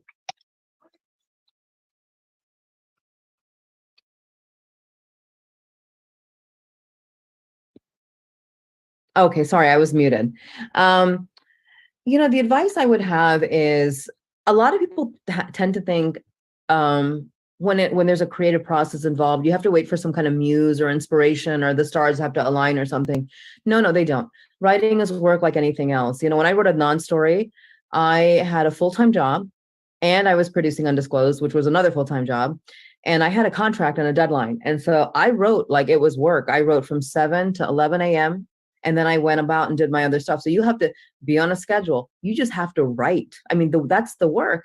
And the more you do it, the better you'll get. But you also have to read. Okay. If you want to be a writer and you're not a reader, there's going to be a big disconnect. There's going to be one of my podcasts is Nighty Night, and it's just a fun creative thing where I'm narrating these kind of creepy grown-up bedtime stories, but we get submissions from writers, and there are writers that I'm like, this person doesn't read. I can tell the way they've written this. You know what I mean? Like you're not going to be a good writer unless you read. So I would say read all the time. I'm surrounded by books constantly. I read all kinds of books. You are honing your writing skill by reading. So, but also think of it like a job. Don't think that this is going to be something that, I have to have all the right journals and all the right, no man, just write. Make it a practice, make it a habit, and you'll just get better over time. And I think people don't understand the power of their own story. Everybody has an amazing story. Everybody can write an incredible memoir, to be honest. And so I think, it's really important to know your own story very well, because if you understand your story really well, you're going to know what motivates you. Mm-hmm. What are the most powerful moments in your life that have shaped who you are and how you think and what you value. So really examining your own story is also really important. Therapy is also great. Get a therapist. Yeah. Could I ask, have you ever come across, when you come across British Pakistanis, do you sort of see a difference in the experience you had as an American immigrant compared to sort of a British immigrant? My sister is married to a British Pakistani, and he's born and raised in Birmingham. And so my sister spent 6 years in Birmingham, and I visited her a couple of times. I will say that the Desis I met from Birmingham are very different from the Desis I've met in London, like in some other places around the UK. So it kind of depends. You see the same kinds of communities reflected here too. You see some communities that are very insular and ghettoized. And it almost seems like they never get out of first generation phase. And then you see other communities that, assimilate, and seem to be really far removed from their roots. Mm-hmm. So I think there's a lot of parallels there. I'm sure the political experience is very different, in the UK. I think it's much more, I think the bigotry that Pakistanis have experienced in the UK has been much more intense and focused. Mm-hmm. Whereas American Muslims, I would say South Asian American Muslims, it's not that we've been protected from such bigotry, but honestly, you know, we have a lot to learn from Black Americans in terms of, like, you know, the civil rights fight and who actually fought it and got us to a point where we are much safer in this country than I would say like a lot of Pakistanis in the UK have been in the last 30, 40 years. So there are certainly political differences. I will say there were, when I visited my sister in Birmingham, I was like, am I in Pakistan or am I in Europe? So that was really fascinating, you know, that they've kind of recreated like being back home. Thank you very much, Rabia, and thank you for speaking with me today. So your book is Fatty Fatty Boom Boom. Could you please hold it up to the audience? It's available. Yeah, I think it's available in the UK in January, right? Like I think Fatty Fatty Boom Boom.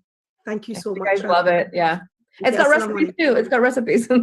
Yeah, it's got lots of recipes for all of the recipes that Rabia experienced as she grew up, and it's just wonderful, a wonderful, very honest and non-judgmental look at your life. Thank you so much, Maria. It was great talking to you. Assalamu alaikum, and you have been listening to the Iqra Book Festival 2022. It has been an absolute pleasure hosting the 2 days, and just to let everybody know that all our sessions have been recorded and they will be made available to listen afterwards. And if I could just move over to Sheikh Ridwan for closing comments, please.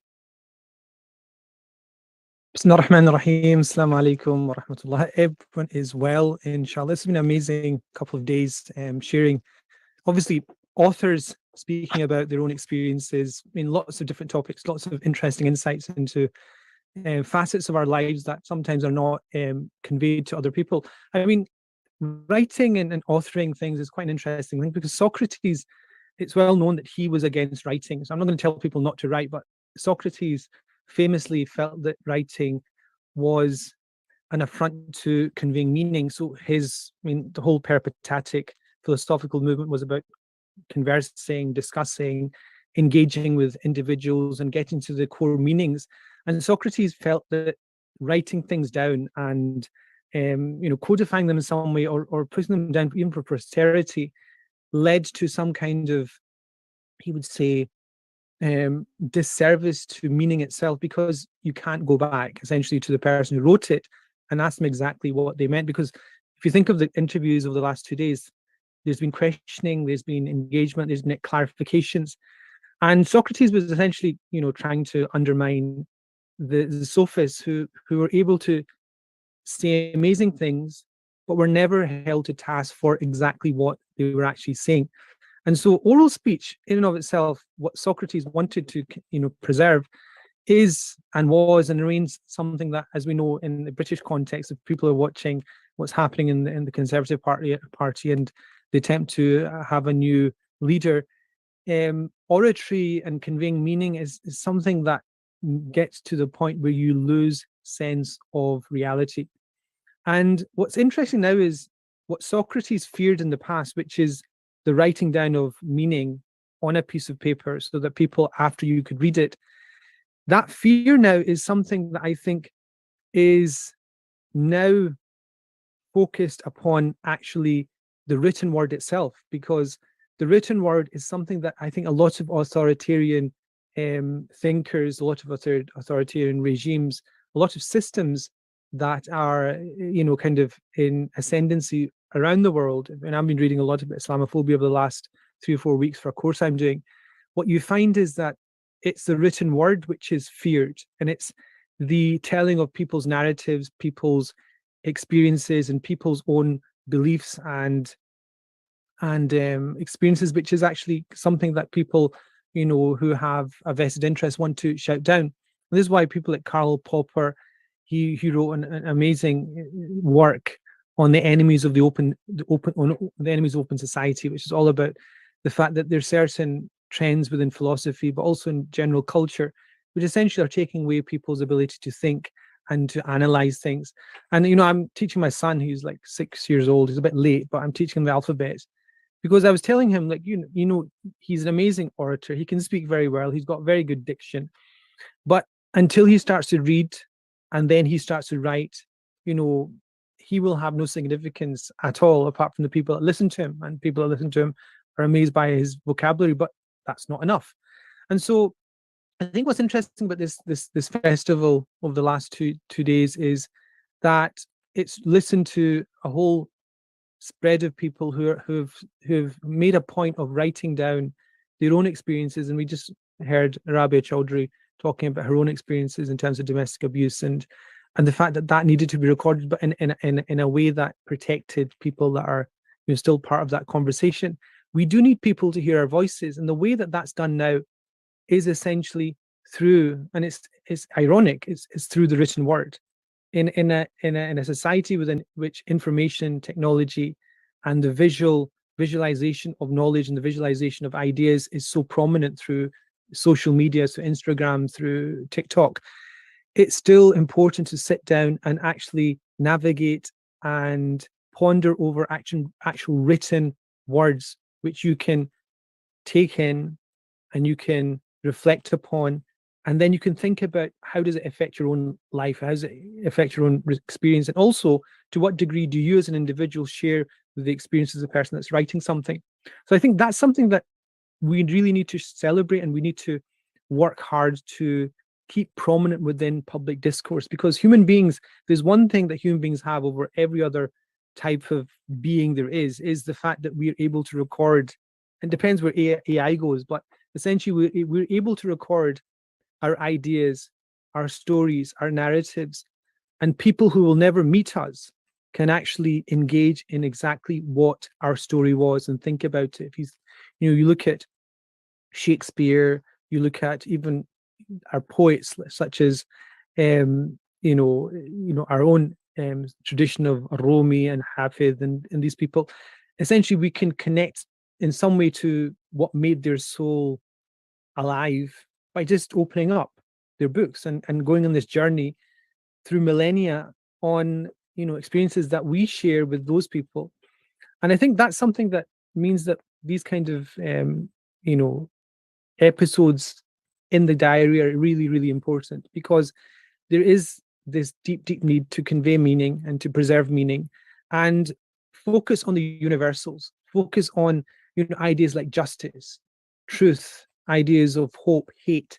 All these things, we have to actually try and understand what these universals are and separate them from particulars, because there was some research done in Glasgow University which looked at, why are we so forgetful? Why do we forget details? Why do we end up forgetting where our car keys are? It's all to do with the fact that even in terms of evolutionary theory, we needed to get rid of that baggage to focus in on the universal. So even if you're talking about individual episodes of your diet and how it was connected to previous life experiences and how that the managing of that is important for you to develop, that one specific thing is actually related to a bigger meaning, which is, this idea of hope. And so human beings always focus in on universals. And, without focusing on universals, I think as a human species, we end up become like every other human species, which just focuses in on its food, its drink, its copulation, its reproduction, and there's nothing beyond that. And I think in the Islamic civilizational nexus, our civilization, if anything, is described as being a knowledge civilization, one that is based upon not just the written word, but also the oral word. And this is why Frank Rosenthal, he wrote this work on what he considered to be the most important part of Islamic civilization, is the fact that it's a knowledge civilization. I think his book's called Knowledge Triumphant, which is a fantastic work, tour de force of Islamic civilization, what marks it out. And essentially what he says is that Islamic civilization is marked by this incessant drive towards understanding meaning and recording it and studying it. And that's the one thing that I think, over the last 2 days, the book festival has tried to in some way amplify that idea. And Iqra in and of itself, as you know, is the words that were revealed to the Prophet alayhi salatu wasalam. And they're actually, interestingly enough, the only words and the oldest words we know in human history that are pronounced and articulated and come out of a human voice, that are then passed on to other human beings, that are then passed on to the point that we today can read that word and pronounce it and articulate it in exactly the same way as the Prophet did.